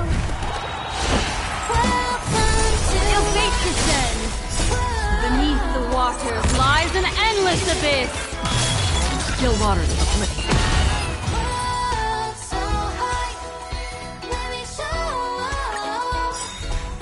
Harmony and unison. Ill tidings manifest. Destined for oblivion.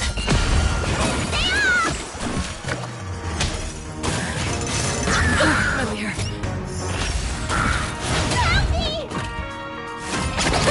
That kinda tickles. Familiar. Still waters of oblivion. I weep for the departed. It too shall fall.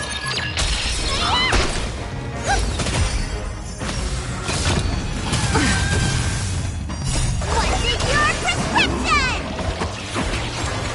Ill fate descends. Destined for oblivion. Resonate all together. Still waters of oblivion.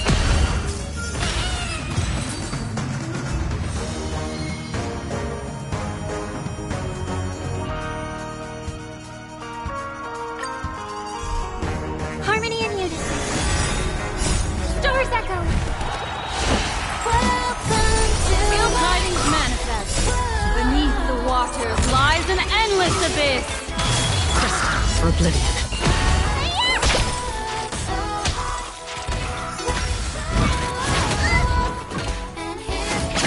Attribution will find Still waters of oblivion. I weep for the departed. It too shall fall.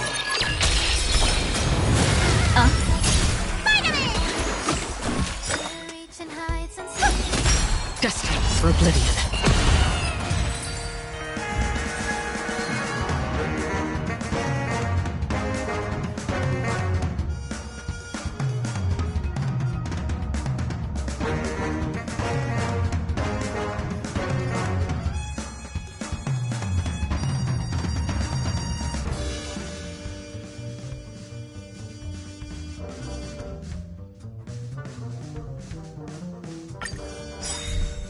Resonate all together. Ill fate descends. From still waters of oblivion.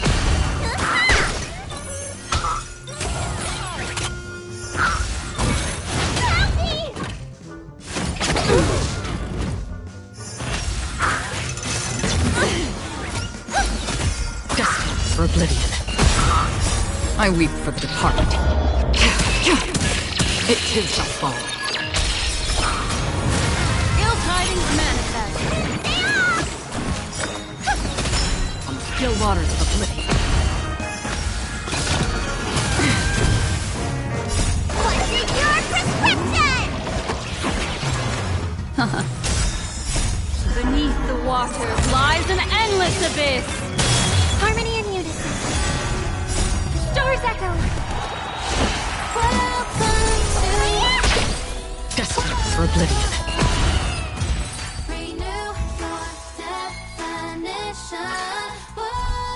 Resonate all together. Ill fate descends on still waters of oblivion.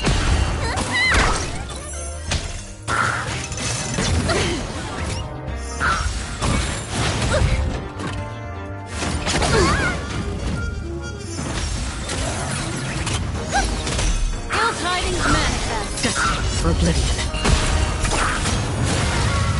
I weep for the departed. It too shall fall. Ill fate descends. Still waters of oblivion. Harmony and unison. Destined for oblivion.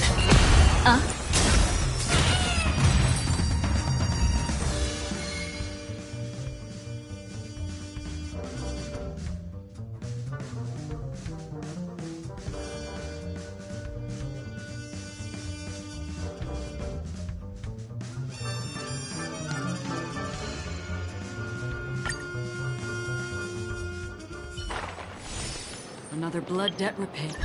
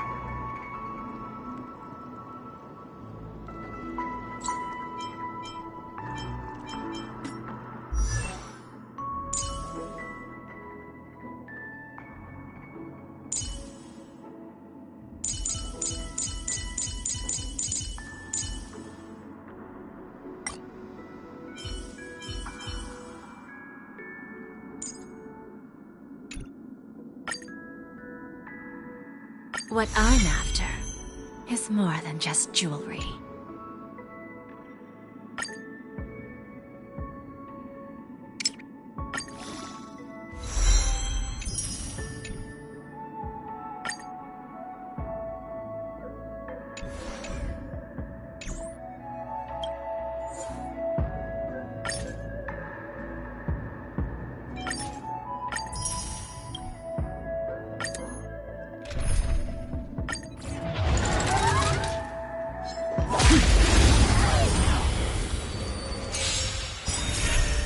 Resonate all together.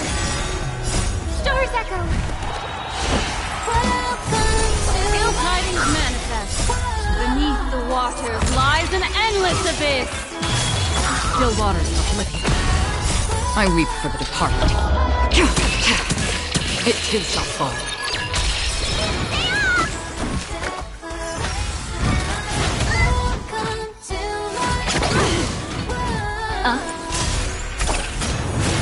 Destined for oblivion.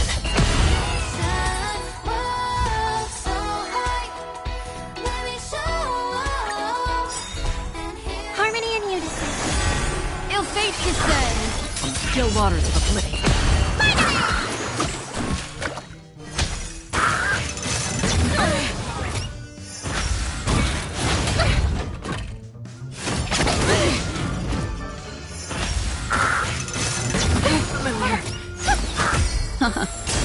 Destined for oblivion. I weep for the departed. It too shall fall.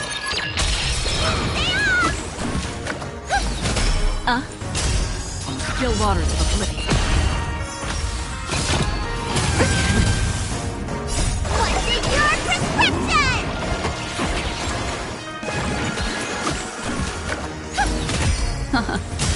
Destined for oblivion.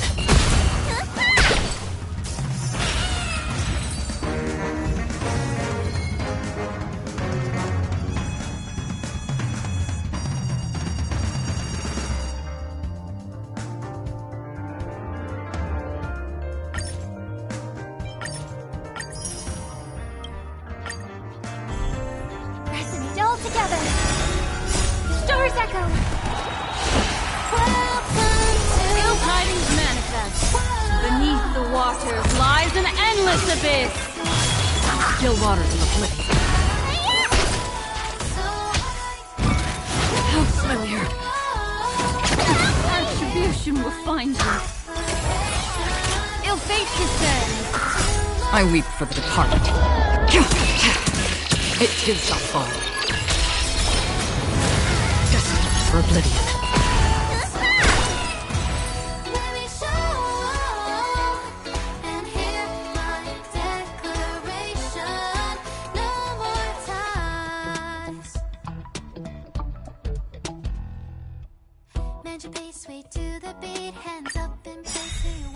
Harmony and unison. Ill tidings manifest. Still waters of oblivion.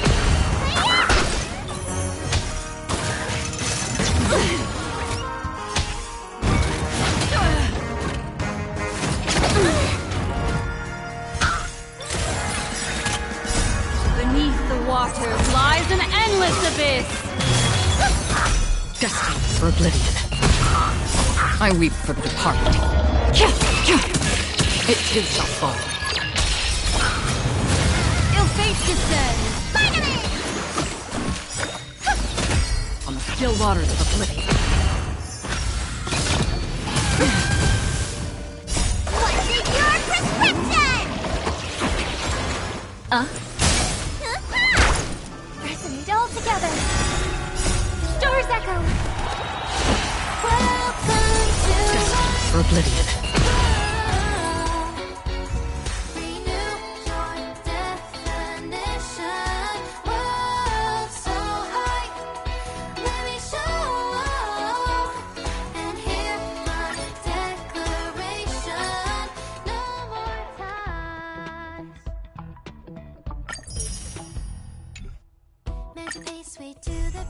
Harmony and unison. Ill tidings manifest. Still waters of oblivion. How familiar.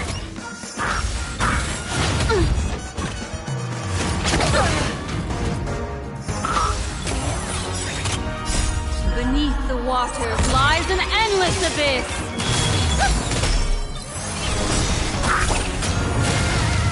I weep for the departed. It too shall fall.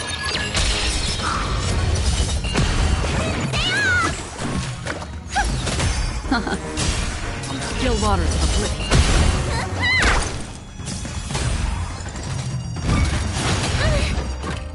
Resonate all together. Destined for oblivion.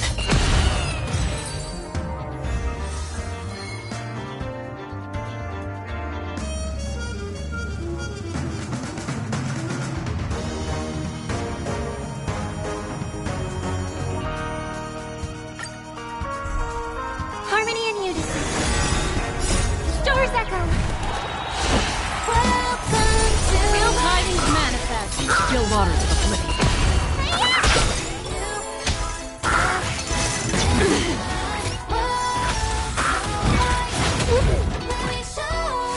How familiar. Ill fate descends. Beneath the waters lies an endless abyss. I weep for the departed. It too shall fall. Destined for oblivion. Feel the fire deep within. You're the key to where my trust begins. Join my dream, it's just the right. Resonate all together. Ill tidings manifest. Still waters of oblivion.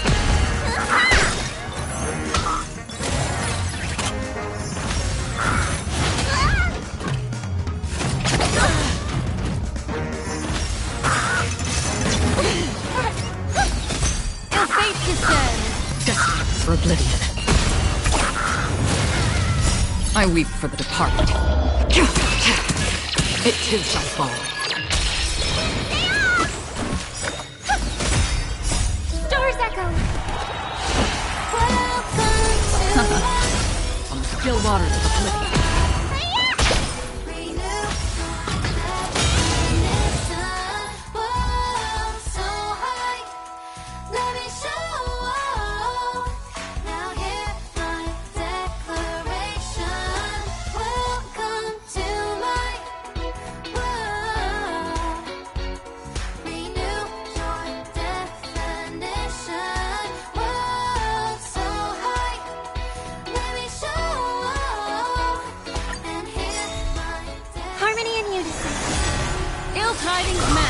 Destined for oblivion.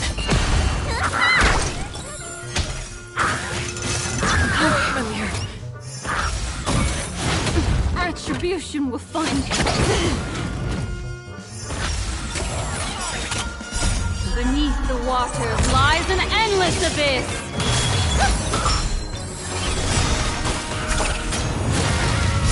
I weep for the departed. It too shall fall.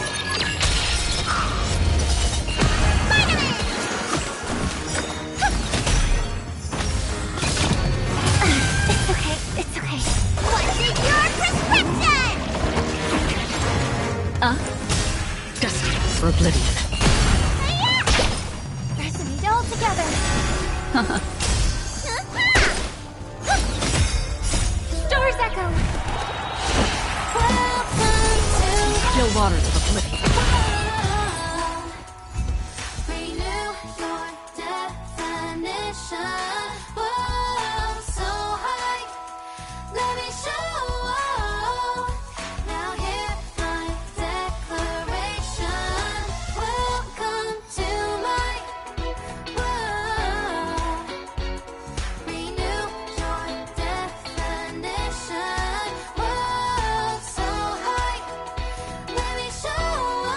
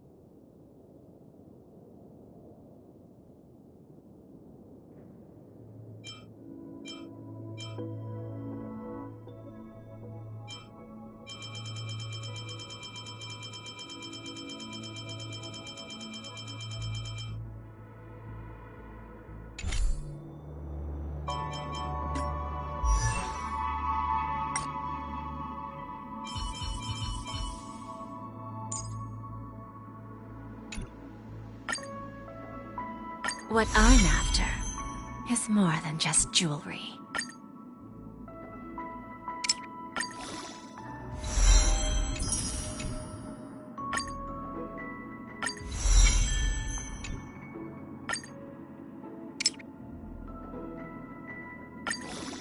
I have an even better deal.